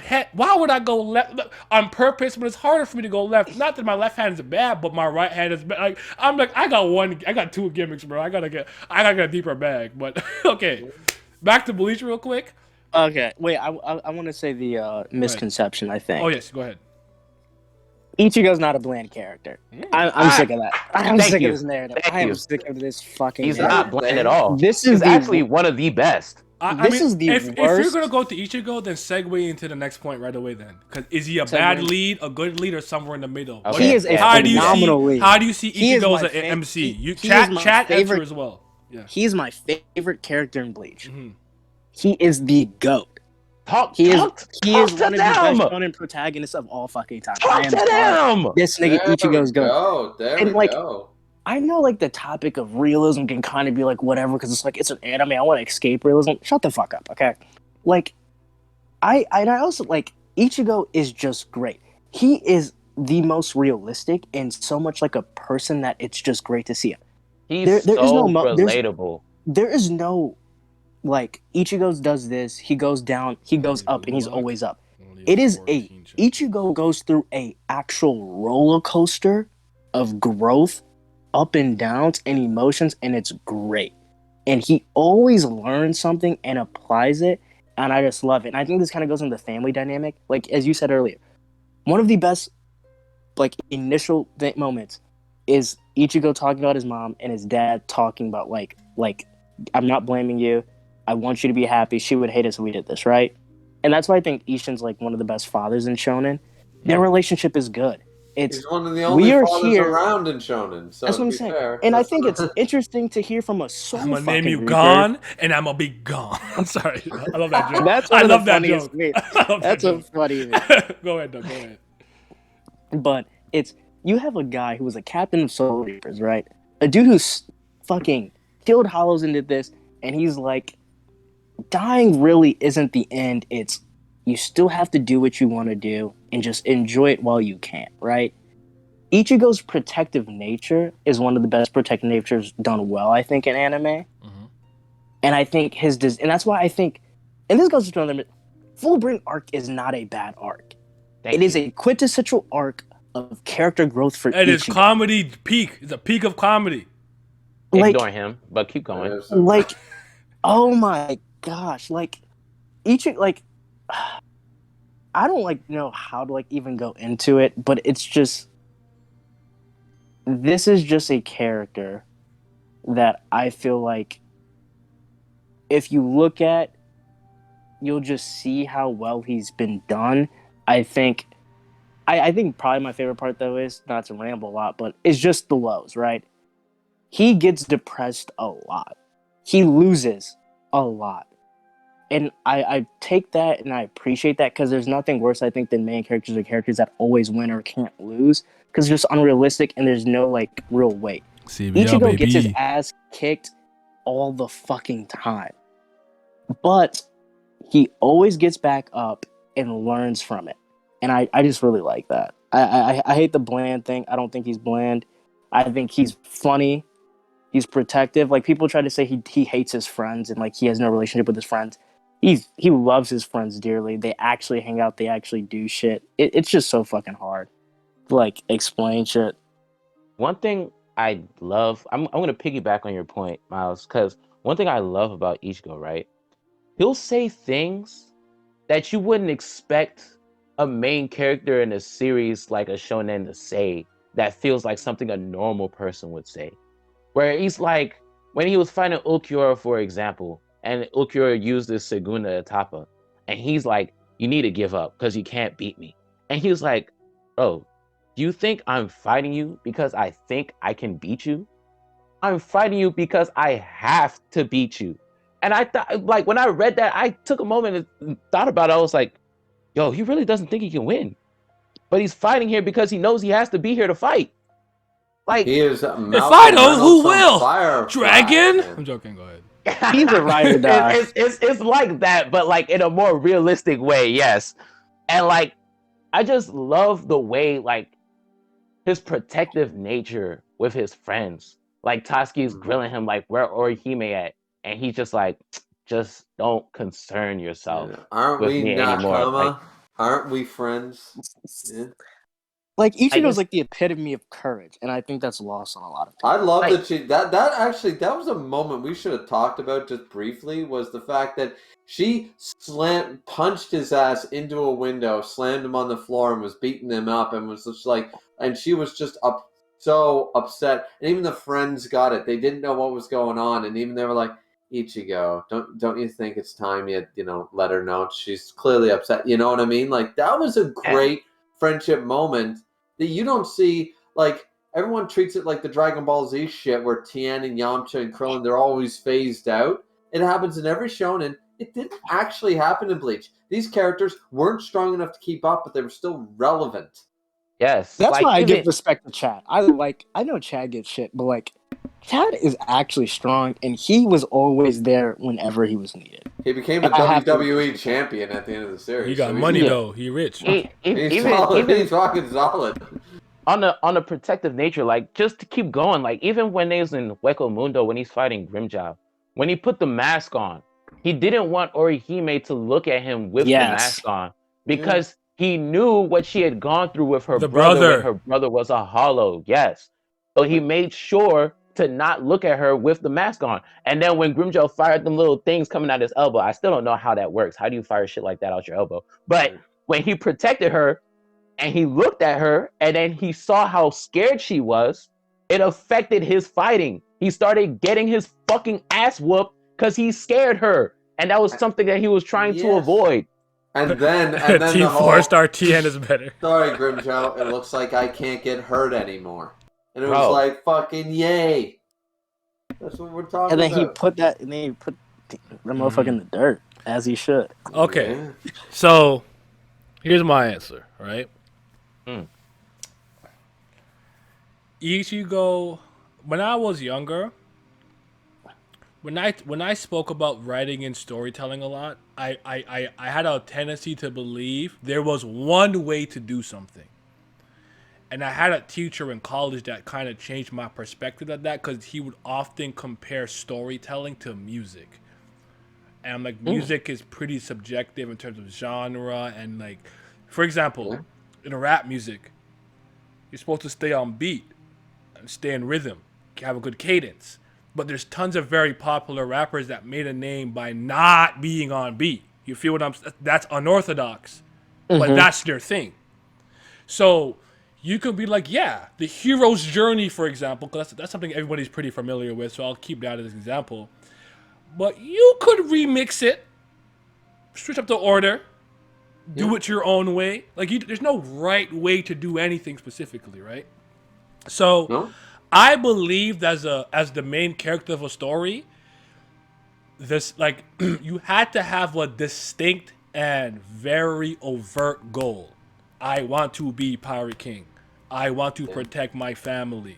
I want to become the CEO of this company, whatever the case may be. The greatest there ever was, Pokemon Master. Yeah, exactly, right? I that was my belief when I was a little bit younger. That changed over time. I thought that the central plot had to be something super explicit to that degree. I no longer believe that. And through talking to some people and revisiting Bleach on my own, I did find Ichigo to be a lot more multifaceted than I gave him credit for, and a lot more human. I tend to like very human characters. It's fine if you put a character in one thematic role or whatever the case is. Like, okay, you are comic relief. You are the straight man. You are the calm, cool, collected genius. You are the hyperactive knucklehead. That's fine. That works, depending on the narrative you're telling. I'm not mad at that. But what I actually ended up kind of changing my opinion on Ichigo is that he is very human. And anytime he's kind of fell into despair and lost hope, I actually think every time it's happened except once. The one time I laughed at him is the Fullbring arc. I already thought he was tweaking. I actually get it, but I thought he was tweaking. Like, even you, Dad? Like, bro, are you serious? Yeah, that made no sense. Like, come on, bro. Like, come on. Like, that made no fucking sense. That made me laugh every time that he fucking killed Ginjo. But sorry for another day. I like it. Another day. No, that motherfucker should have went straight to Kisuke and been like, "Yo, I want my powers back." Yeah. At the beginning, that arc never should have happened. Let's be real. But anyways. Sensei, what's happening? What's happening, my guy? Sensei leg love, my dude. But yeah, I changed my opinion has shifted because I'm like, anytime for a lot of occasions where he's kind of lost hope, I'm like, he's actually the only person who really gets it. I don't think they can sense Aizen's Ryatsu. He gets it. It's different. No one else gets it. Like, they're like, oh, we'll do our best and do our duty, but you don't even you don't comprehend how incalculable his Ryatsu could be right now. But you're doing your duty as a Soul Reaper, as a captain, whatever the case is. But Ichigo's like, no, I can feel it. We're done. Your watch is changing the future. We're done. Like, you know what I'm saying? Like, when I really think about the moments where he's like, what the fuck what am I supposed to do? I'm a teenager. Like, what do you want from me? Like, I actually find it very relatable the same way I changed my opinion on Shinji. Like, get in the robot and fight these aliens. Bro, I'm 14.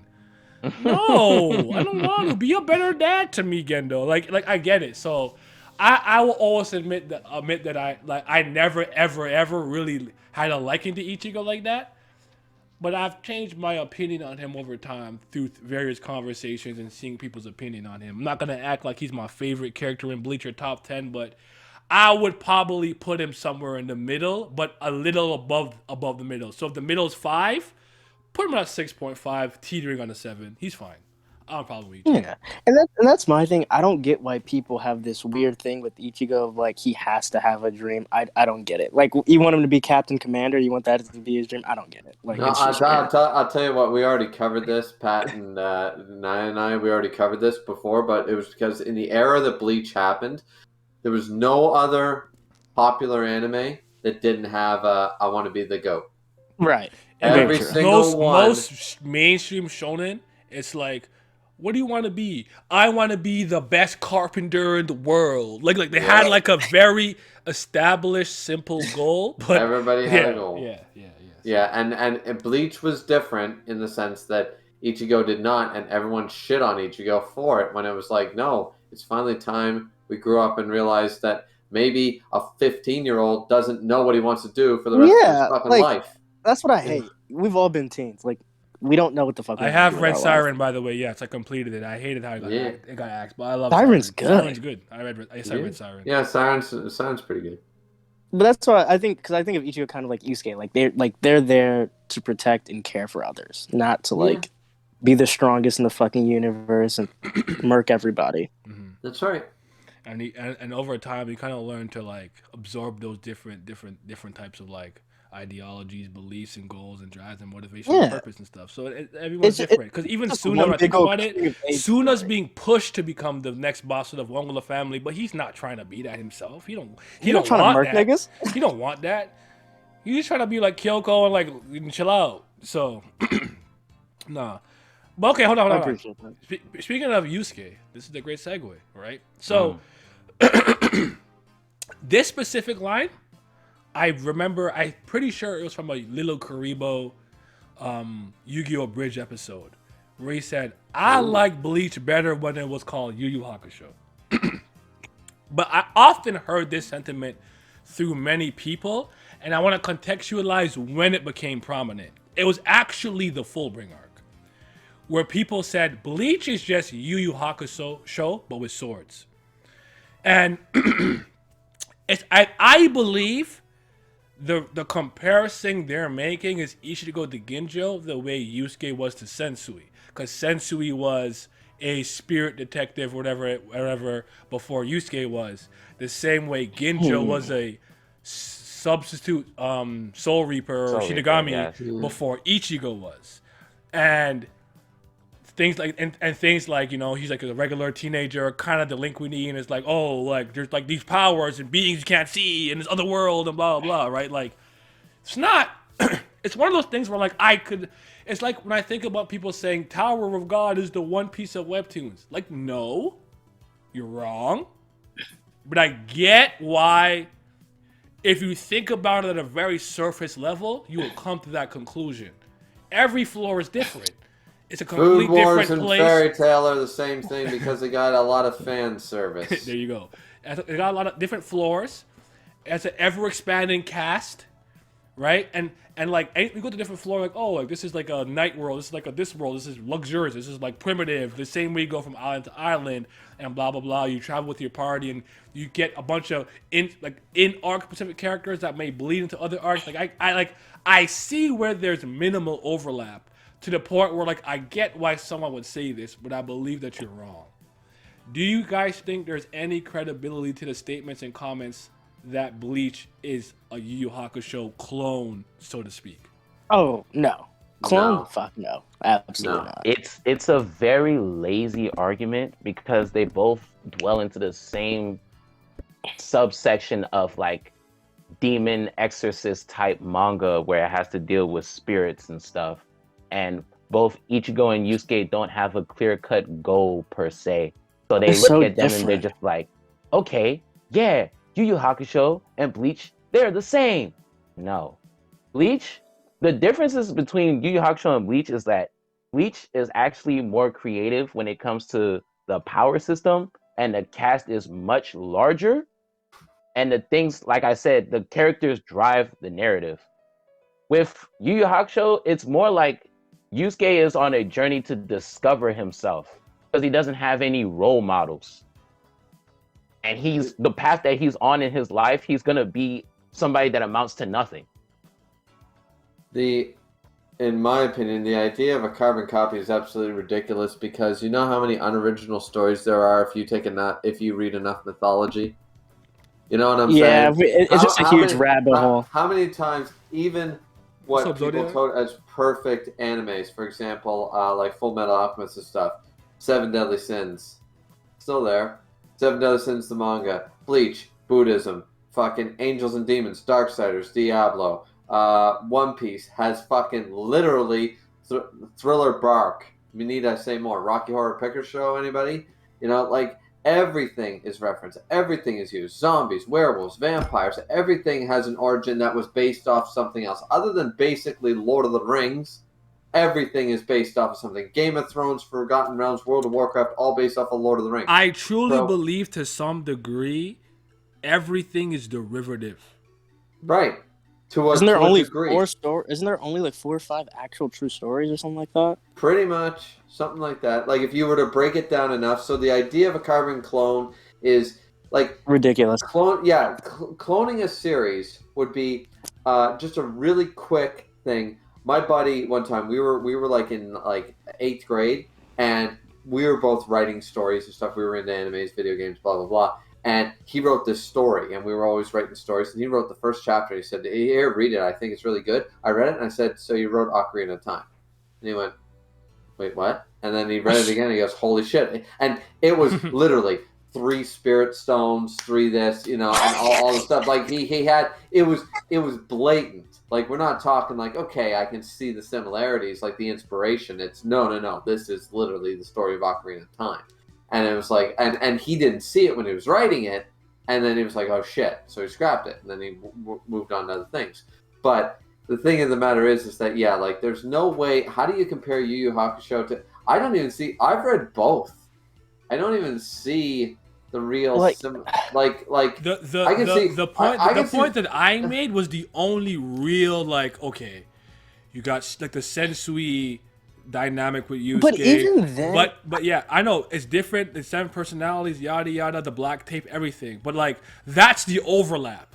Where I'm saying like if you are a person who only looks at things at a very surface level, I can see why you can say that. I don't agree with it, but I understand the sentiment. Read it. Yeah, they're not.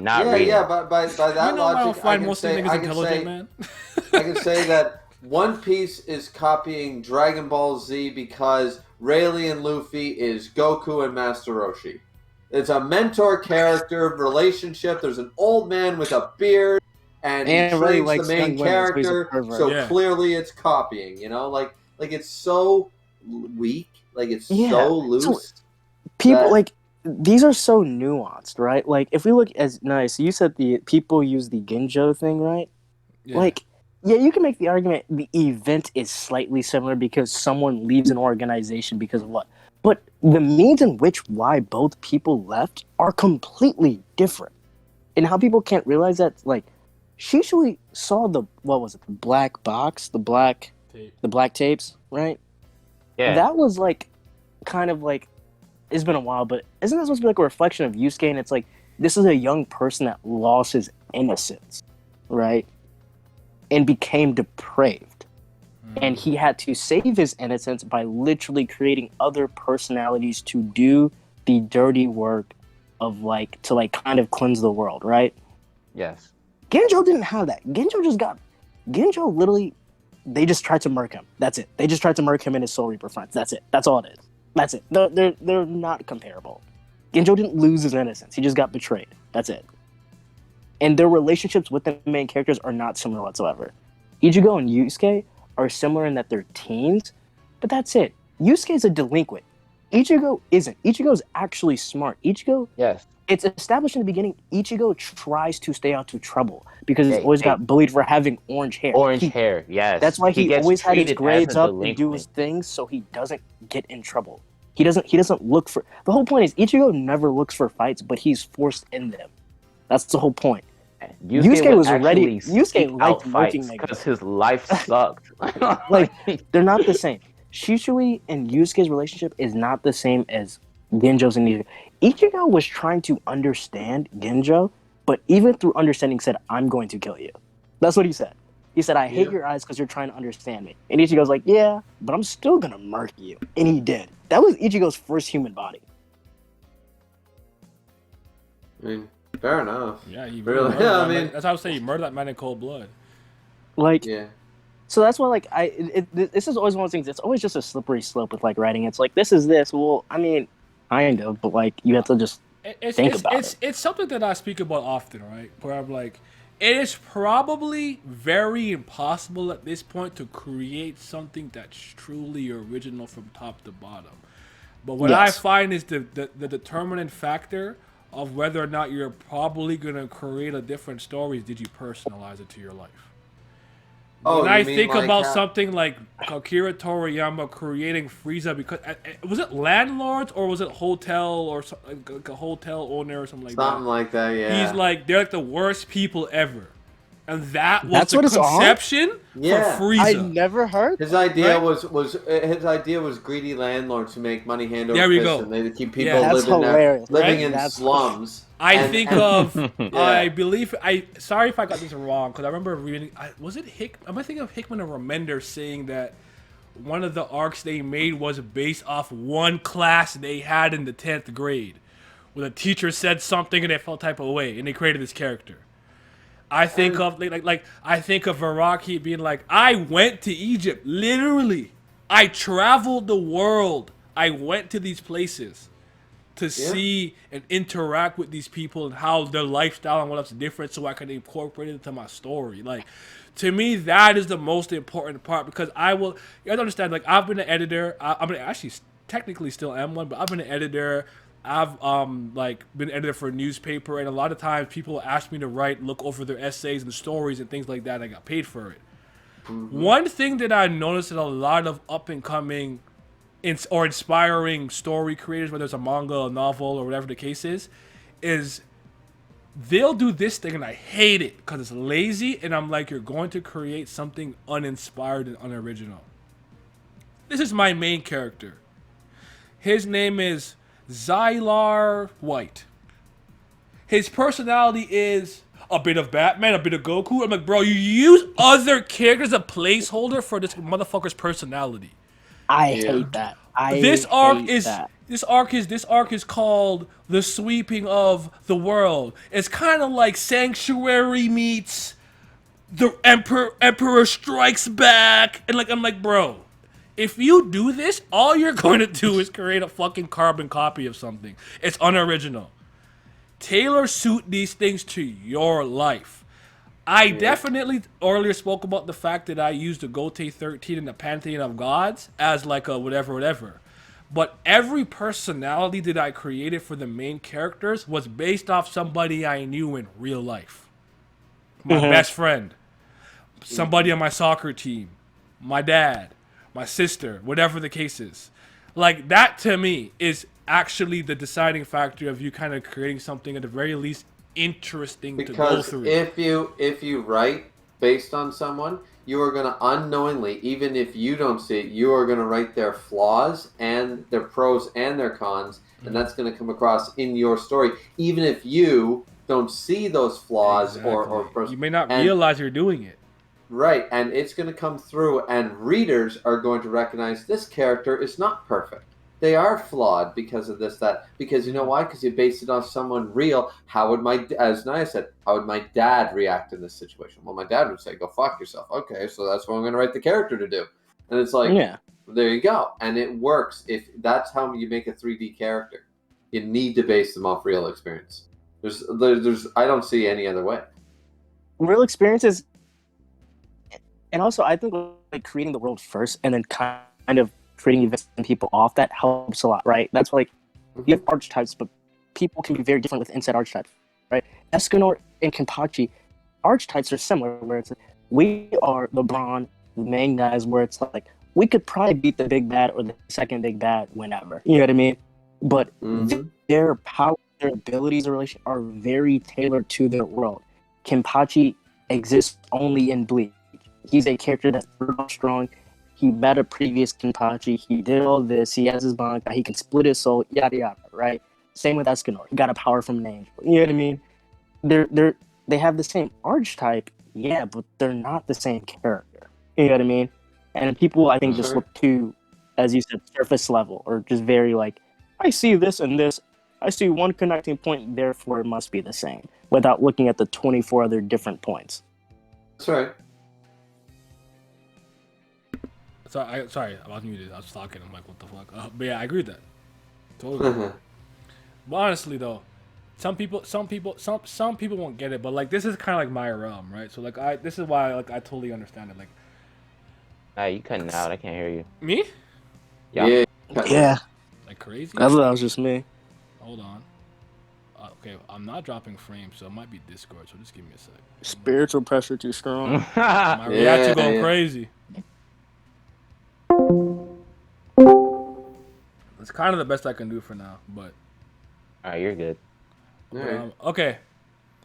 Do you think the perception of the series has changed or is changing? Yes. Absolutely. People you see the wonders that a new anime can do? You see this shit? I know y'all see this shit. When that trailer dropped, oh my goodness. Even I was like, bro, that was moving me. I'm sorry. Well, what are we really talking? Are we talking about bandwagon people? Because that's exactly what we got. Bro. Oh, Tom Brady is in the cast of Bleach. We're all gonna be Bleach fans all of a sudden because it's coming back. Go figure, you know. Is that what I'm saying, bro? These people weren't in the trenches when Ichigo was shitting on, bro. I don't want to hear it, bro. Fuck these people. Yeah. People hated Bleach during the Fullbring arc. People hated Bleach at the end of Bleach and stuff. And like, other than like basically King of Lightning and Tekking and James Hansen, no YouTuber was fucking saying good things about Bleach. So they're all full of shit. You know, there was 3 main YouTubers that were actually praising Bleach at the time. To be real, people saw 30 seconds and went crazy. Tekken likes Bleach, right? Oh, Tekken loves Bleach. Yeah, he loves it. That's like his main. He likes him more than Bleach, right? That's what put him on the map. All he did was Bleach for like up until like for 5 years. Still does Bleach videos. I'm pretty sure. Yeah, he does Bleach videos now. That man, he's a Wikipedia unto himself. His brain is crazy. Maybe because he doesn't drink. He's a smart lad. But the idea is that his whole channel, he got 500,000 on Bleach alone. Damn. Like that's how he got his thing was Bleach.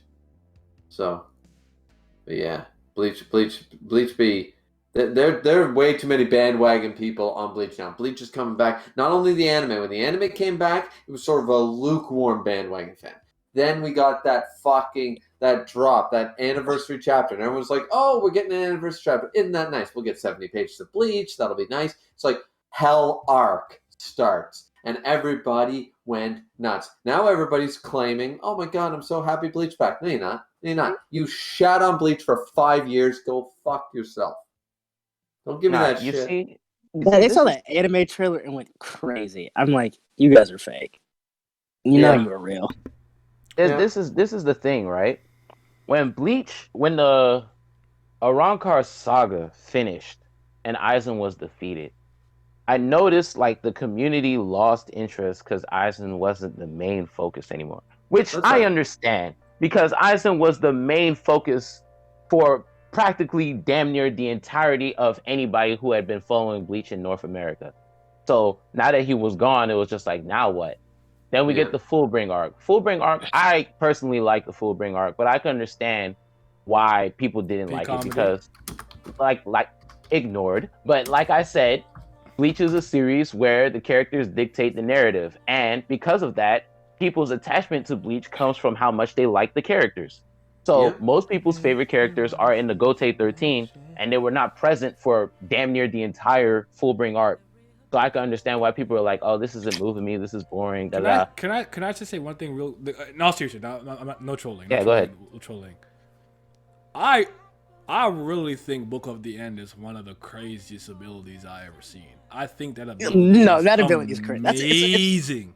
I love that ability, bro. Literally, just we hate it. It's one of those. I know what Nian's trying to say. Like fuck that nigga. To hate it. Yeah, but that ability, I would love to. Yo, if I had that ability, don't give me that power, bro. I'll destroy the world. Shit. What I liked about the ability? Let Pat finish it for you first before you forget. Oh yeah. But don't forget what you're thinking about. Yep. Ahead, I'm thinking. I'm just saying, like, the Fullbring arc happened, and then the Gotei 13 weren't present. So then they were like, oh, it's not moving me. I'm bored. And then they came for a little bit at the end, and then the arc was over. But then, like, it was kind of like a weird place in the community because, like, the arc finished, and then Kubo was like, I'm not done yet. So we were like, okay, so now what? Dang. The way he started out the 1,000-Year Blood War arc, great where start. the Quincy's were bodying the captains. It took everyone by complete surprise. And then we were all like, everybody was all in. We were back. We were like, yes, Bleach is here. We're going to be in our final arc. This shit is going to be one for the ages. And then, like, over the course of the arc, like, with the Quincy's coming back after they were defeated, and then, dragging on its feet, and then Kubo's health failing him, like, it kind of lost its steam. And then towards the end, like, the ending was a little bit rushed, and then people had negative feelings. But what you said, Pat, don't forget, the majority of the arc, people tend to forget the majority of the arc was solid. No, I love the arc. To me, it's a 9 out of 10. Yeah, I really like the arc. I think a lot of people also got mad because a lot of the fake out deaths as well with the captains. Yeah. Everybody does it. You know what? If you took away the last 20 chapters, how bad is the arc really? There's not a whole lot wrong with the arc, but everyone treats the arc like it's the devil. It was just dragging its feet at certain moments. But for me, I really love the arc. I think it's really good. But Bleach ends the way it does. It gets a pretty unceremonious send off, and then like after maybe a year, people just start shitting on it, like straight shitting on it. Because the anime at this point had gone on hiatus. And people were like, oh, it's not one of the big three. The big three is Dragon Ball, Naruto, and One Piece. And then they're talking about some... That's something I saw a lot, for sure. Yeah, and then never happened. Let's talk about real. The anime is never coming back. And then, like, Bleach fans are in the mud. And Bleach is a terrible series. And I'm just looking like, how can a series that has over 100 million copies sold and has been prominent in the anime community since people in North America have pretty much been widely following anime, how can this series not be great? Like, what are y'all talking about? Let me turn around, Pat, for a second. And oh yeah, I'm looking on my bookshelf. I'm 74 of those fucking copies. There you go. I'm looking over. I see the same exact thing. That's crazy, right? Yeah, crazy. You own 74. I own a weird number, right? Man. But yeah, this happened, and then when Burn the Witch came back, not Bleach, when Burn the Witch came out, that's when people started changing their tune. Because Shonen Jump started failing a little bit with their new series. It wasn't moving people like that. Then they saw Kubo's art style again after not seeing it for like 2 years. These lame ass MCs on a sad gimmick. Shut up, man. Where'd Jotaro at? He got bitches and raw. Fuck off. No, you know what? Pat's not wrong. Bring back raw ass MCs. Yeah, he came in, and you know what? I wish. Here's one thing I wish that Tanjiro's cool though. Like another thing was Toriko's manga came back. Mitsutoshi. He came back around the same time around Burn the Witch with Build King. Yeah, Build King.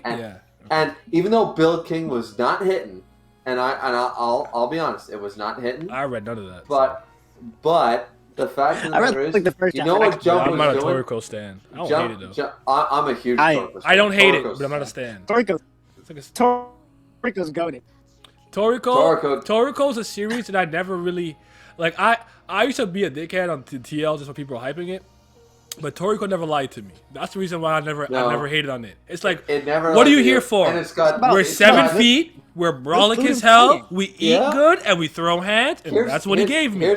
I'm not mad at him. Toriko is the greatest hype manga You're a of all Toriko time. character. You should like it. Oh my god. Yeah, you are. There you go. But this is like when Kyle calls me a Maki character. Stop it.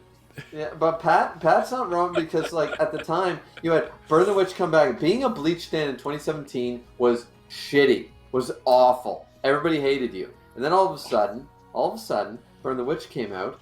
Build King happened. What was happening? Oh, go figure. We were bringing back the guys we axed too soon with solid fucking series that weren't that bad, and they were bringing them back, and all of a sudden it was like, oh, like... And there was no apology, there was no bullshit, and everyone was like, oh, well, you know, Build King's not that good. I'm like, yeah, but Toriko was, like, Jesus Christ, fuck. Nah, you know? when I saw the way SJ tweaked for Burn the Witch, they gave him a one-shot. They said, Kubo, make him one-shot. He made a one-shot. And the reception for the community was beyond what they expected. They were like, can you do more of this? He said, sure. And then... not only that, they animated it. I ain't never seen a one-shot get animated. I'll tell you that. Yeah, I've never seen that. True. It's fucking Kubo. When I saw this, I thought to myself, the anime is on the way. It's gonna come back. Yeah. And then people were still laughing at me. I was like, all right, what series you know that sold over 100 million copies in a manga never had their anime finished? It doesn't happen. It's going to come back. It's coming back. And Lord behold, when they dropped the announcement during COVID, people went crazy. Then last year, was it last year? Yeah, it was last year. Yeah. When they dropped the trailer for the anime, my God, when I tell you my timeline exploded.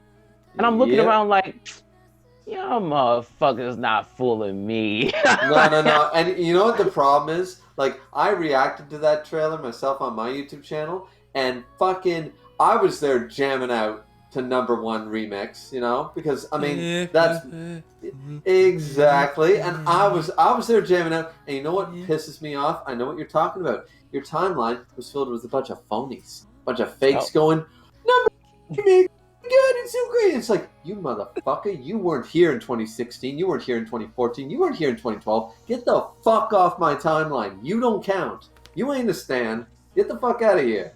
You know, I don't like that fake shit. I don't like it. You want to stand Hunter x Hunter, and like the Hunter x Hunter stands, I gotta respect them, because when it does inevitably, why do we gotta respect them? What's the reason? Bro? I will respect it for one reason, in the same way that they gotta respect me and my. What I'm saying is, I want to be above them now. I want to be the guy who nobody respected us for being Bleach stands when it was down. I'm going to give the respect. I'm going to give benefit of that to the Hunter x Hunter fans for when it does come back. I'm not going to be the one who said they ain't going to have to tell me I told you so. I'm going to sit back like I never told you different. I just said the series sucked. I didn't say I wasn't coming back. You know, I'm going to be sitting on my high horse the entire time. The entire ride. You're on the highest chair of Organization 13. Exactly. Them that's looking down. Chair Sama is up in this bitch, man. That's what I'm doing. Yeah, but even if it comes back, I'm gonna poop on it though, for real. Like, Hunter's not it though. It's not the wave. It's not lit. Oh, dude, I've tried to read that series 4 fucking times. Still never got to apparently the Chimera Ant arc, which is apparently fantastic. Still, and I even said the narration arc. Oh, my argument. It's a great arc. It's but everybody tells me that. Everybody tells me I like that. it. Wait, but here's my argument. The election is my favorite part of Hunter. I'm going to tell you right now. If I had to read. I read over 100 chapters, because this is before I came here, because 100 chapters gets you into Greed Island. I know that for a fact. 100 chapters. Redacted, talk to me, talk. So you get 100 chapters into a series, and I'm still forced to read this garbage, and you're expecting me to believe that Soul Society is on the horizon after 100 fucking chapters? Listen, bitch, I dropped manga series after 10 chapters. You've convinced me to read 100, and I'm still not moved? Go fuck yourself. I'm sorry. I ain't reading this shit. I ain't going for another 200. I'm sorry. Wait, have you guys watched the anime? No. Yeah. Okay. I'm a speeder on this story. I was reading Hunter x Hunter when he was scribbling and he went on hiatuses every 2 weeks. Now he's just gone. Different type of hiatus. But I was around for that. A lot of your guys' introduction to Hunter x Hunter was the anime. That was your intro to Hunter x Hunter, and that's how you experienced the majority of the narrative. We did not have the same experience. Experience matters. I always say this. Very true. I always say this. Your experience doesn't necessarily change the contents of what's actually in the story. I get that. But it matters.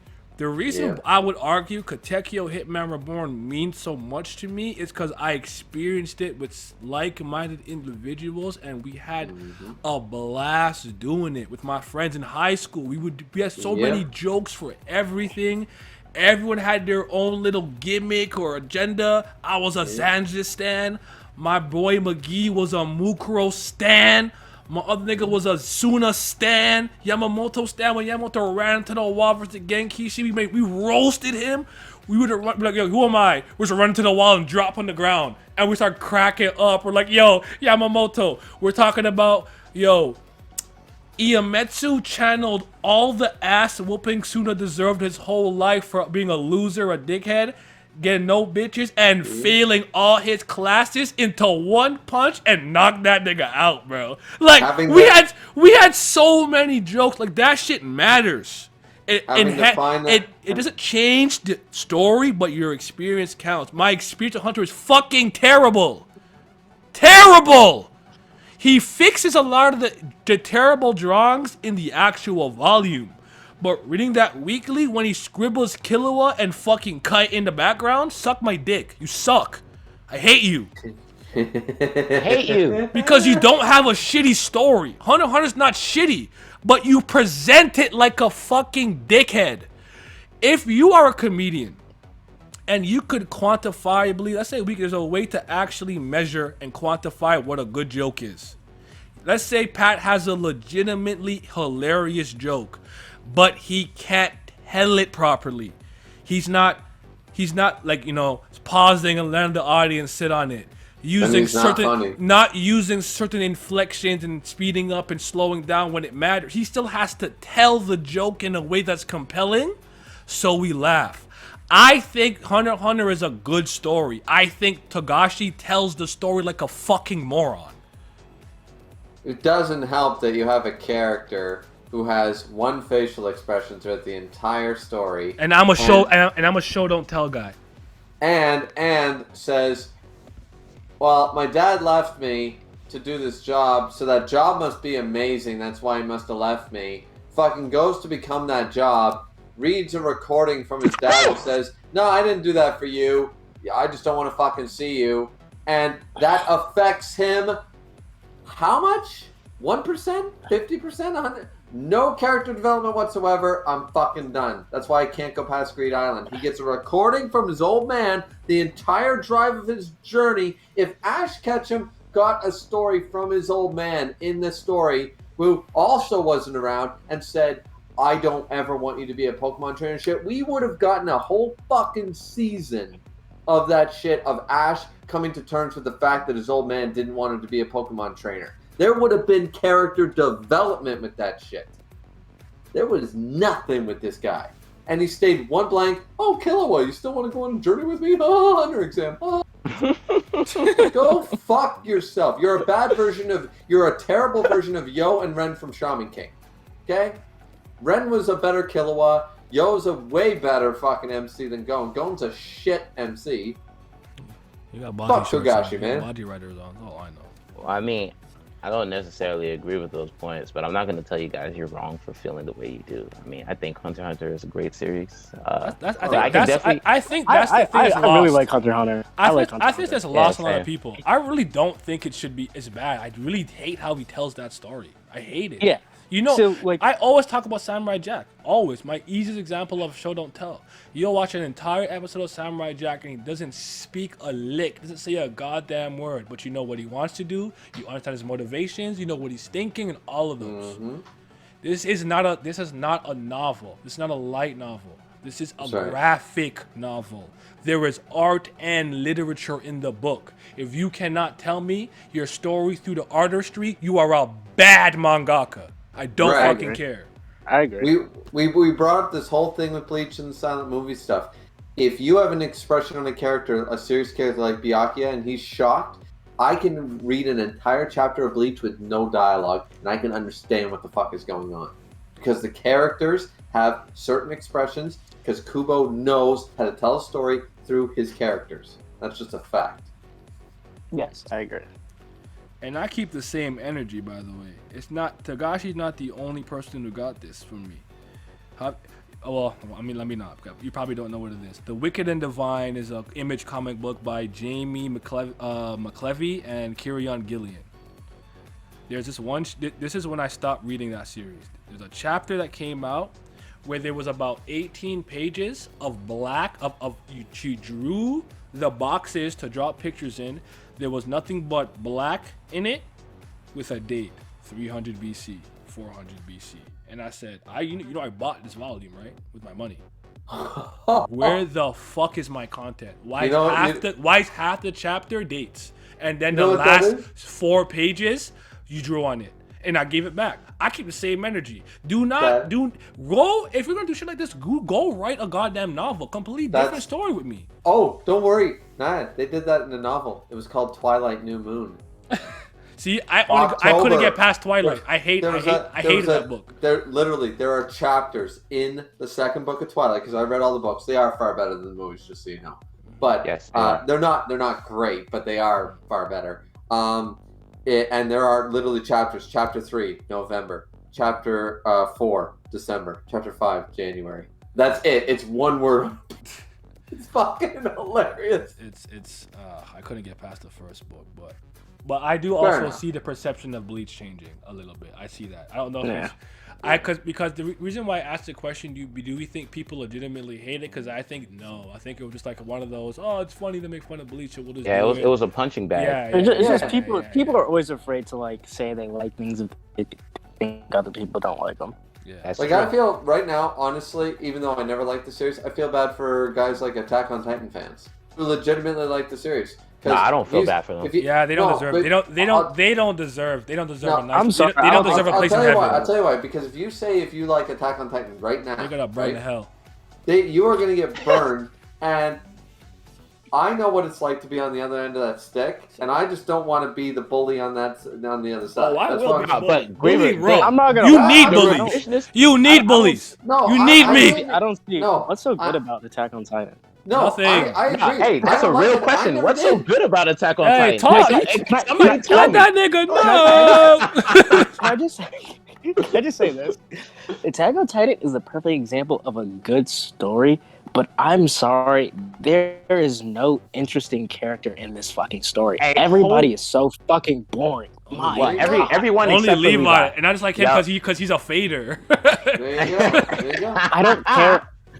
I do not care if everybody died or not. I really don't care. Yeah. I really didn't care. But like, I'm not gonna hate on like some people. Like, I'm not a big FPS gamer, right? People want to play Overwatch and Halo. That's fine. I hate Halo and I hate Apex because and all those fucking gun games because I'm just like that fucking is just a loot box fucking like a fucking lucrative. That's a gambling fucking bullshit scheme, right? Mm-hmm. But if you play it, I ain't gonna fucking make fun. You go sink your money into that. I'm gonna go play Skyrim for the 85th time because Bethesda released another version, and I'm an idiot too. But you know what I mean? I got fishing. I'm gonna make fun of you. I'm a bully though. So yeah, exactly. But my point is, I'm just saying that like I'm trying because I didn't like how it felt when people were telling me that like Bleach is trash and this is trash and stuff. So I try my best. Like what I always say is like, you want my opinion? Attack on Titan is shit. But if you like Attack on Titan, better for you. I hope you enjoy when it comes back or whatever. I ain't gonna enjoy it. I had heat with the fan base, so my position is different. I hear what you're saying. I'm like that with a lot of things, but like I really thought those fan bases were dickheads. Those Jaegerists were absolutely, completely obnoxious and super. Eren Jaeger's not an I couldn't stand it. I couldn't stand it, and it's one of those things that used to annoy me about the Dragon Ball fan base back in the day. We're gonna get back to Bleach and finish the last two topics at some point, but we'll finish this tangent properly though, because people were talking about Dragon Ball, and I'm like, this is so funny. You don't even understand Dragon Ball. And when I hear Eren fans talk about Eren, I'm like, you don't even understand Eren. And I'm so happy. Shout out to Satsuki the Savage. If you have not checked out his channel, go subscribe to my guy. He has a video about Eren, and he's the only person I've seen who understands Eren. Eren, when he went through the time skip, everyone is talking about peak fiction, greatest character, development. He's so He different. got that He's idea raw. from me, Naya. Don't fucking let him fool you. I talked to him in a chat on Grimm's Discord before that, and I said I was going to make a video about it saying that this is before everybody hated Eren, and I told him, and he went, oh, and I gave him all my points, and he rehashed like half of them in that video. And I did. Damn, I did say, Reaver's the ghostwriter. I'm about to pull up on him on that. But no. To be fair to the man, he did already have most of those thoughts himself because we were like hyping each other up. We were agreeing. It's like, yes, why do people think Eren is so great after the time skip? He's not. He's fucking shit. I'm like, I know, man. So we were agreeing a lot. Whether you think Eren's a good or bad character, I don't like him, but that's not even my point. My point is that people were talking about how much he developed, he's so different, he's so dynamic, and I'm like, Eren went through one real tangible change. He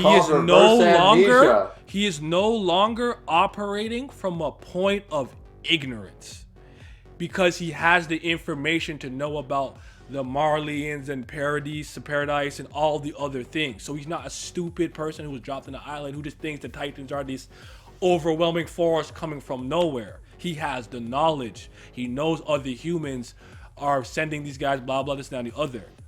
But Reiner even says this: you haven't changed when he's mixing him in a fight. That's right. He can't fight. He still needs Masaka to come save him. He's the same fucking nigga. But people were all like, oh, the development, oh. I'm like, oh my God, you guys insult my education every day. You don't understand anything about writing and static and dynamic characters. Just because he didn't change does not make him a bad character. You can like Eren. I'm not even going to argue if you like him or not. But to look me in the eye and tell me Eren is a completely different character in the time skip is absolutely fucking false. He was because he got long hair and stubble. He's clearly now a badass. He's three-dimensional as fuck now. Oh God! That's the way it works, man. You don't know that. You know. You get a little bit of stuff going on. HIV video, nigga. What? Yeah. What? Hey, yo. No. Goku's fighting HIV now. Is it about his heart? His heart? His heart? His heart. I never seen that, bro. But okay, hold on, real quick. We can talk about this in a second.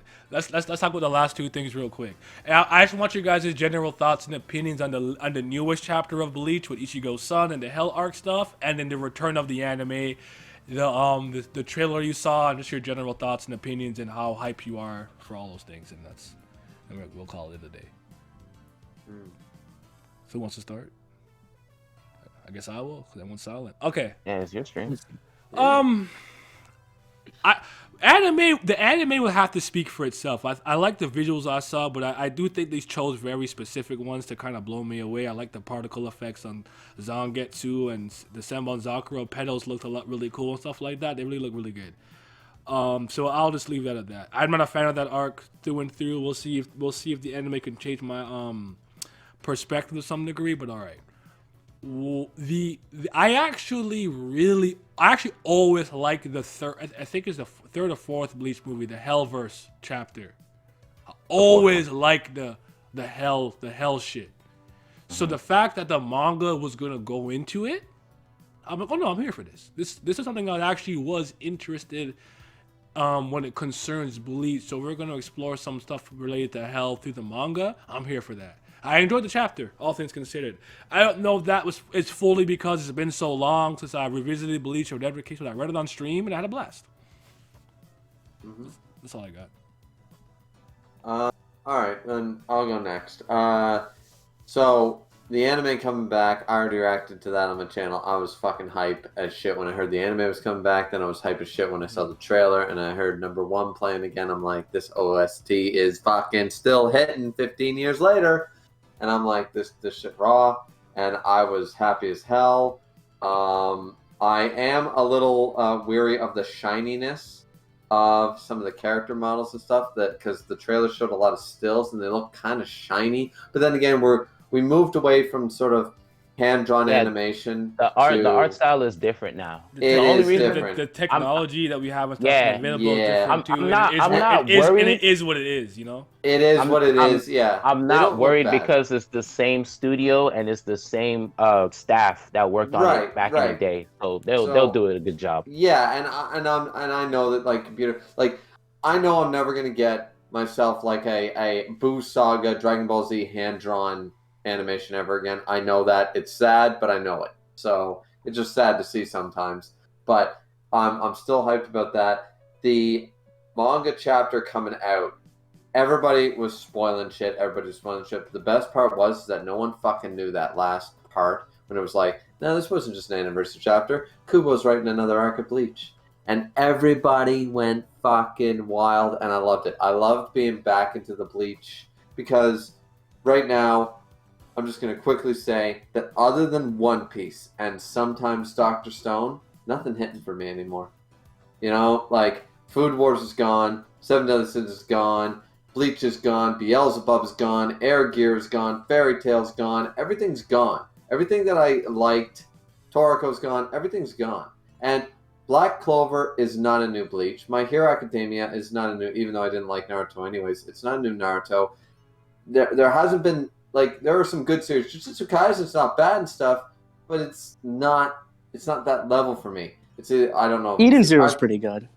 Eden Zero is, like, once again, it's not as good as Rave, and it's not as good as Fairy Tail for me. You know what I mean? I think like, I haven't checked out Eden Zero, so I can't speak on it, but people tell me it's his best series. But I actually don't like Rave Master. I think it has a rough start. I like Rave Master. I actually don't hate Fairy Tail. I don't think it's good. Neither do I. Yeah, neither do I. I know its flaws, but the thing is that I miss going to work. Like when I was going to work, like 7-8 years ago. I'm not reading JTK ever again, so I'll never know. Yeah, fair enough. But like when I would go to work, I remember. Actually, if Toto comes back, tell me. I'll read it. I like. Yeah, fair enough. But he comes back with his ability, Boogie Woogie. If not, keep it. Boogie Woogie. Boogie, I remember, because I carpool to work, right, and we have a coffee break at 10. I remember, like on a Thursday, because that's when it used to be released, right? I remember the Thursday, I couldn't get through all the chapters on the car ride to work and on my coffee break time. I wouldn't interact with coworkers, nothing. I sometimes wouldn't get through them till after, not even lunch hour was enough to read all the series that were keeping me entertained 7-8 years ago. Now, I check One Piece. Like, I can wait for Jujutsu Kaisen. I don't even care if I read My Hero Academia. Oh my god, it's Friday, I better read... No, not feeling it. I'm not feeling the way I did about Food Wars, Bleach, there was a time where for like Shonen Jump series, at the end of the week, you were hyped for so many things. Because for me, it was a big three. Yeah. Plus Reborn. Plus like D-Green Man. Plus Claymore. Like, you had so many things you were looking for. It's not the same no more. I feel that. Yeah, it's not the same anymore. And that disappoints me. And it's one of the things when I made the video at the beginning of this year saying what I want from 2022 in manga is that I need Shonen Jump to fuck off and not axe a series after 15 chapters. I need them to let a series survive 6 months. I actually want to watch that. That video and there's another video Haku did that I want to watch. I'm gonna peep them. That's fair. I really just want.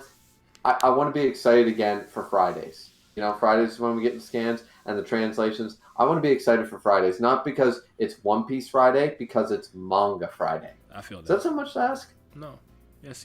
Yes. I mean, speaking from myself and no one else in here, I've fallen off a cliff when it comes to anime and manga, right? So there was a time where I would read so many, keep up with so many, and now I can't be bothered. Just you gotta kind of be a favorite or something that I cover on the channel frequently for me to care about it.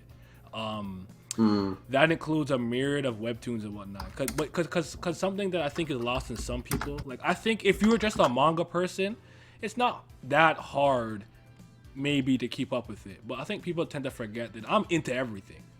I like sports. I like life. I go outside, I work out, you know, I make videos, I got work to do. I like to read books, light novels, I play visual novels, I like manga, I love comics, I love webtoons, like I like gaming, like everything, right? So like my palette and my diversity is like it's a lot. I think it's a lot more diverse than most people because it's a little wider variety. Where most people are like, I like anime, manga, and anime manga type games like Persona 5, and that's their whole aesthetic and niche. That's all they do. I like battle shonen and or battle seinen, and that's all I like. I like slice of life shit. I'm not like that. I dip my toe in every pool. So I think that the way that I look at stuff in general is a lot different than the majority because I have so many things to compare it to. Where someone could look at Eren and be completely mesmerized by him, and I'm like, that nigga stink. He not moving me. Yeah. Because I have so many other characters that I can pull from. Like this is a way better version of this type of archetype. We spoke of archetypes earlier. Your badass rival kind of battle maniac.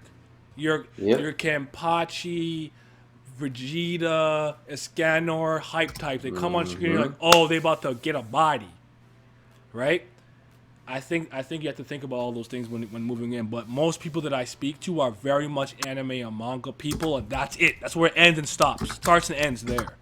And it's hard for me to have certain talks with them because it's like you just don't get it. Because like you never picked up Mistborn, you never picked up what's something else I really liked that like I don't think it's something I really liked that like you know you never played like the Zero Escape series. Like there's just like your pal you can't I can't really talk to you because you can't hang with me. So not I don't care about being an elitist and being a gatekeeper. I don't fucking care if you care I'm the condescending, but like I'm not trying to be condescending. That's how I am. So my mind works. Listen, if you're like, oh, I like Ace Attorney, I'm like, hey, yo, what games did you play? I watched the anime. The conversation's fucking over. I'm not talking to you. Until you play the goddamn visual novels, I don't have shit to say to you. I don't give a fuck. Listen, man, I get people in my stream saying that you sound like people. What they call me, they don't call me an elitist. They call me a boomer.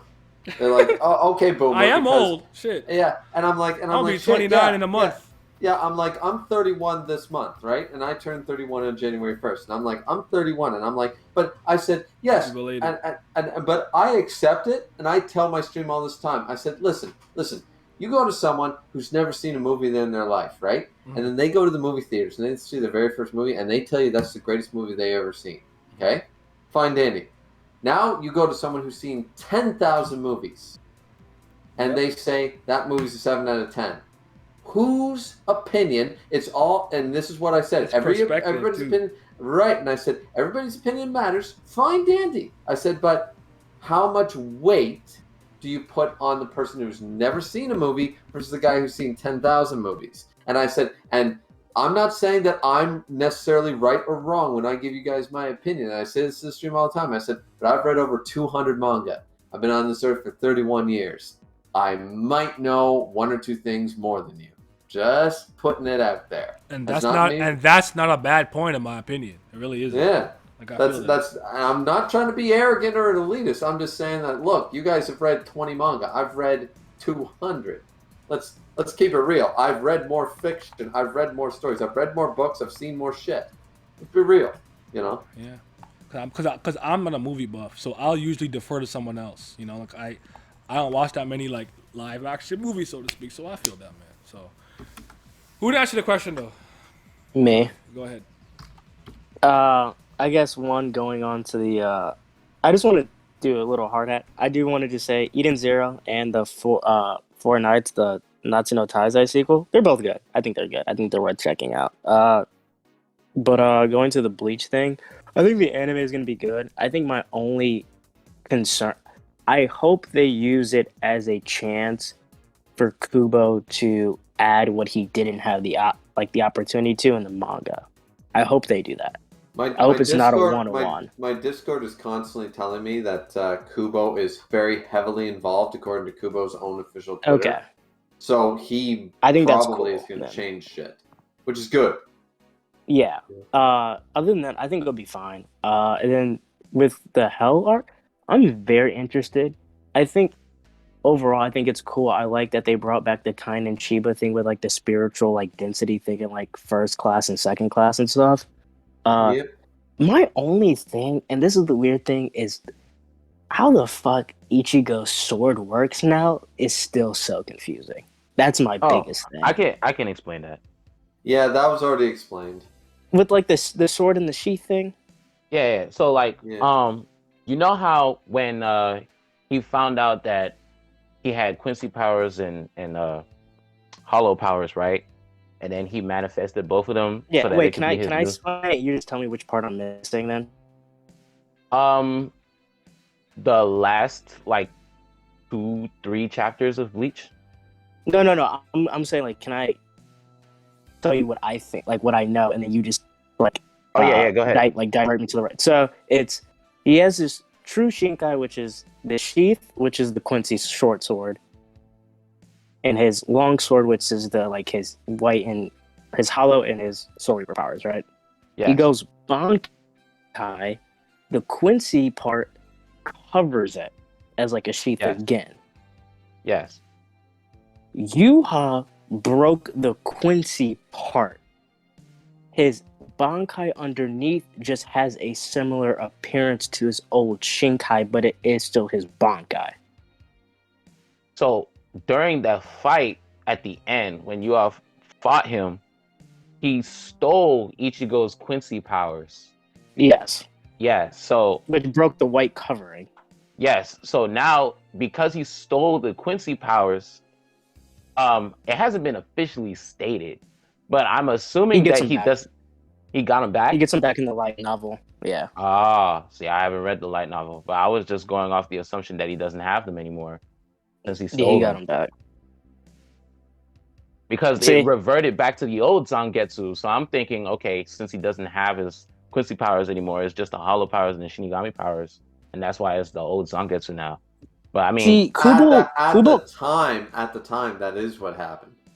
Yeah, Kubo like has like these like recent like conversations, and he like explains it. I think there's like a thing on Reddit about it where like he like kind of like it kind of leads to more questions, but the way he makes it seems is like he can switch between the dual and the single blade, which I kind of don't. Yeah. He already stated. He stated that the Zanpakuto is an Asuchi, which is the formation of your soul. Yes. So it's a manifestation. So at the end of the day, he said that Ichigo simply prefers it to be in its classic state, but he leaves it open. His skin's like a video game. Yeah, he could go into dual blades if he wanted to. Is the way Kubo implied it.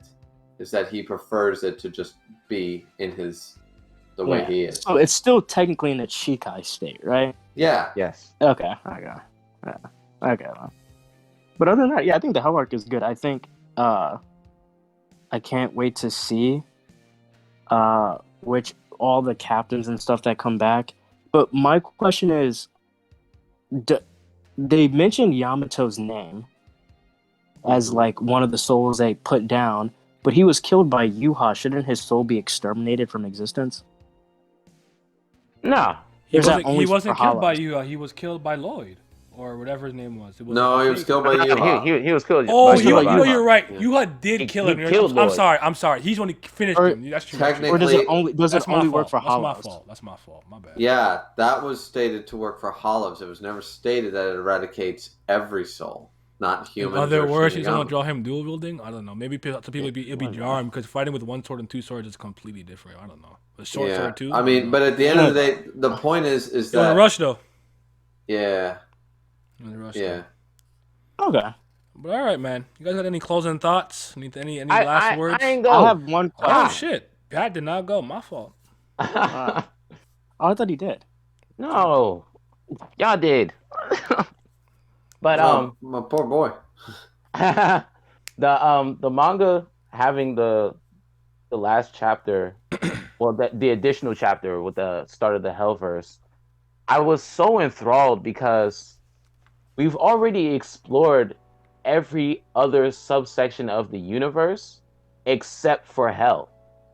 We've been to Soul Society. We've been to the Soul King's Palace. We've been to Hueco Mundo. By the way, that burn the witch shit, not real to me. I don't accept. Nah, that shit real. I don't know how it would like the eastern they or wouldn't northern notice part, it, bro. but that's just not. me. That's not moving me. But keep going. Wait, we have a chance to extend it so that it can connect to the main universe, bro. Let Kubo rock. Yeah. I guess if I let, we'll say, right. nah. To be fair, if we let Kubo's had a long time to figure out the details and iron shit out. If we give him the time, he might make it work. Just let it be known. If it's not hitting, Nah, you go hear me. No. Nah, you're not rocking with dragons? Listen. I know, right? I like dragons.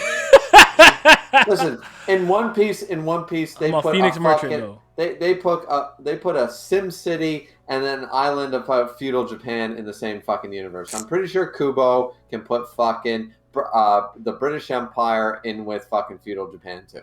Just saying. All right, man. Keep going past. Hogwarts meets feudal Japan. Let's go. We'll see.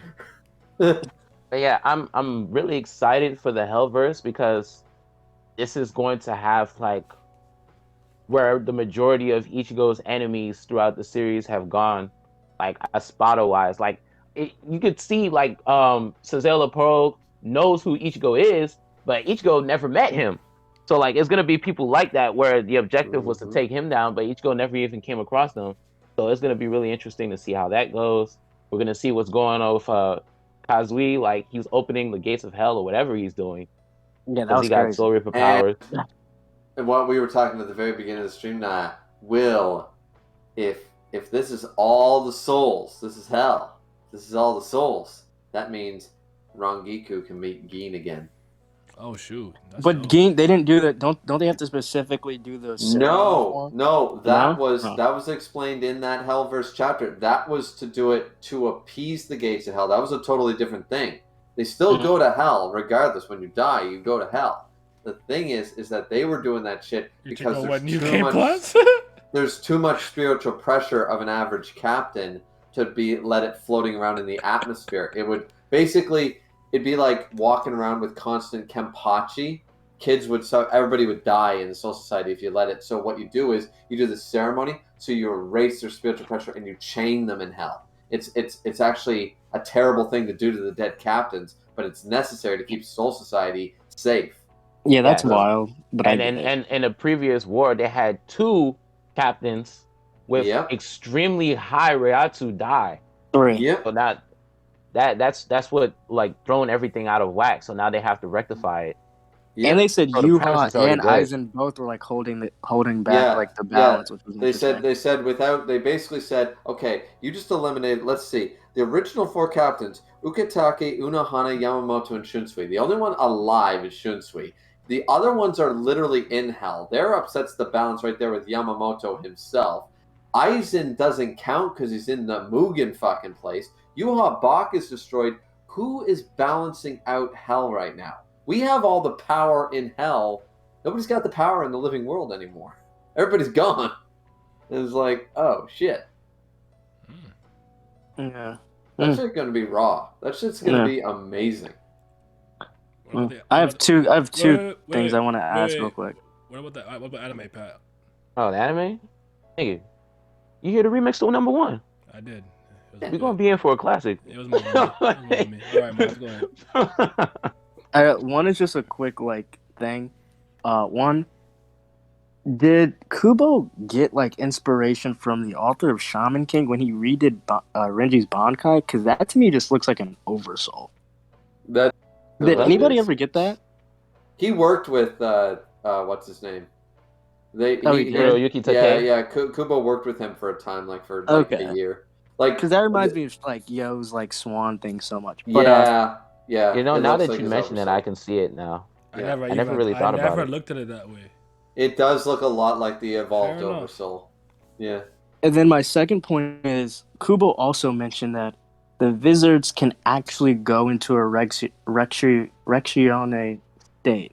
So we might see that in the Hell Arc. Oh. Yeah, so we might see that in the Hell Arc. Oh, well, Thing did it, didn't he? Who? Ichigo? No, you said Fullbringers? No, the Wizards. Vizards, yeah. Didn't Tozen use Resurrection? Nah, he's not a Vizard. Tozen? No, he is. No, Tozen did go Rexion. Tozen did, but he's not a Vizard. He was modified by the Hogyoku. Yeah, he's not. I didn't know that's my fault. He's not a true visored. He is like Kubo. I think in the interview, I thought Kubo he put a mask up, but him, his mask was completely white. I guess to signify that he was blind. Kubo kind of classifies him as like a thing because they use Tozen as a reference to ask the question. Think of it this way: he's a second generation visored. Yeah, because that's a good way of putting it. Yeah. Aizen refers to the visors as failed Arrancar. He's stronger. Okay. Yeah. By the way, so we might see that in the arc. Is a new Soul King, but is that not what novel is that novel canon? And should I that's a can't fear your own world one. Or should I? They use it. That's that. Here's the deal. Everyone has been arguing me, Naya, because I'm a big Bleach stan. Everyone's arguing me on the stream like, oh, that shit's canon and not. Here's my reasoning. Listen, I'm just gonna wait when the anime comes out. When the new arc comes out, anything I see in the manga done by Kubo, that's my new canon. I only asked the question because I started hearing a lot of because I was watching a couple of videos on Bleach, like I said, to prepare for this, and I was hearing a lot of things I've never heard before. Like Aizen secretly wanted Kenpachi not to be a part of the Karakura Town thing because he feared his potential, which came full circle in the war. And I'm like, I've never seen an inkling or hint of that throughout the story. And I really don't think that Kenpachi's a good match for Aizen in the sense that Aizen's too smart. Yeah. Not even if they were equal in strength, and I don't whatever how it is. You know how that would end? I just think Aizen is too smart for Kenpachi's arc. Like Kenpachi's raw, and he's gonna overcome a lot of things that are not in his favor, just based off who he is. But I do think there comes a point where it's like this is not a good matchup for you, regardless. Yeah. And we saw that even in the very last arc when Mayuri's like, "You're not fighting. Is it the left or the right arm of the soul? Pernitas. Yep. Yeah. He's like, no. Your dumbass will die. Let me handle this. Move." There are some things I like about the light novels. Let's be real, like the confirmation that Kisuke's alive and stuff. Things we didn't get at the end of the manga, but then people thought Kisuke Urawa died. Yeah, everyone thought that everybody was dead. Kisuke, Yoruichi, everybody died in the death ball. We never got confirmation they were alive, so people were worried. And it was confirmation in the light novel that they were alive. They survived. It's like, okay, cool, right? Mm-hmm. We like that information. The thing that I don't like is when they expand lore like that and they're like, oh, the 8th Kenpachi was the most dangerous and had this crazy Bankai. I'm like, I don't is that the guy with like the constant release Bankai or some shit? Something like that. And I'm like, I don't give a flying fuck. Like, that's a character I will never see in the manga, so I don't care. Just, you know. It's a very interesting conversation to have in the sense that, like, sometimes I think about ancillary information from outside sources divorced from the literal story itself and how much credence I put into it. Think supplementary. I'm very much an elitist of the original. Yeah, I'm very much okay with supplementary information in the sense that it's like, what did you, for example, Tower God, what did you show me in the webtoon? You showed me this, but in your blog you said that. What you're saying in the blog is not moving me because of what I'm looking and reading and seeing in the fucking webtoon. That's why I don't like Viva cards. If you want to tell me, yo, Rayleigh's blood type is -Z, that's cool. His favorite food is fucking pussy. That's great. But like, do not tell me Sengoku is a conqueror and that shit. I'll slap the fuck out of you, bro. Are you kidding me? Are you kidding me? I hated that. I still hate it. Even the fact that we got names of devil fruits. It's like when you introduce a character, just put the name in a box. What the hell is wrong with you? Like, I'm glad to confirm that Sengoku has conquerors. I always said that he clearly did. But the fact that we found that out in an SBS and not in the manga, that does hurt me. Wild. It does hurt. Yeah. Oh, man. Again, I think sometimes there's complementary information that's like, oh, that's interesting. Sure. Like you brought it up earlier, where it's like, this is not important to the story of the arc of Bleach, but it's nice info to know. You slap that in an information data book. That's the thing you slap in there. If you want to actually quantify powers and stuff like that, whatever, sure. But like, there's certain things that I'm like, you do not tell me this through an interview. You do not tell me this in a data book or Viva card or whatever, a blog post. You show me this in the narrative itself. That's right. I agree 100%. So, listen, Kubo, like, as much as I stand Bleach, Kubo wasn't perfect and Bleach is not perfect. Nothing is. Yes. Nothing is flawless. Yes. Yeah. You might think it's a masterpiece, but it's not flawless. Yeah. That's true. But except for Lord of the Rings. We ain't going to argue that one. But damn, is it fun. That is not flawless, but it's good. Hey, Kubera's almost. If you complain about those fucking eagles in a ring, I'm gonna slap you. It wasn't. Has nothing to do with that. I truly do not believe there's a perfect story. That's fair. That's not a bad stance. I could tell you a story. I could tell you a story was kind of perfectly tailor suited for my personality, sure. But nothing on this planet is flawless, and nothing on this everything is imperfect. But it could still be a masterpiece. So, like, I don't necessarily if you say, yo, you think Monogatari is perfect? You gave it a 10 out of 10? No, I think it's a masterpiece. I don't think it's perfect. My 10 out of 10 comes from the fact that I think that what he intended to do, he did. Sometimes I think about what your intent was, and if you accomplished it, I'm going to give you points. This is a comedy series. I like that. Did I laugh? I did. 10 out of 10. Good job. This is a love story with drama and shit. Oh, there was infidelity. I thought the drama was good and the interpersonal relationships were good. You get a 10. You know, like I think about a 10. I'm not going to judge a shooting game because it has maybe not the greatest hand-to-hand combat. I'm a judge. You know what I'm saying? Like I think about all those moving parts. So that's all to say. Yeah, like I think Bleach's big thing is just we could have just had more. That's it. Yeah.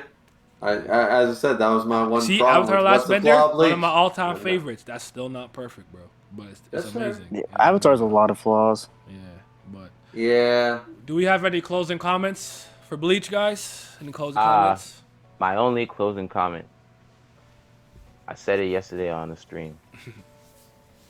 The most iconic phrase of any power-up for any power system in any series you'll ever fucking watch is when one of them niggas say Kamehameha. Oh. Kai. When them boys say Bon Kai, that's when you know shit just got crazy. Turtle wave beam. Bon Kai. I feel that. Miles, any last words? Any final things to say? No, not at all. Griever. I just gotta say, now I feel like number one. Hey, shining bright for everyone. I don't know the lyrics. All right.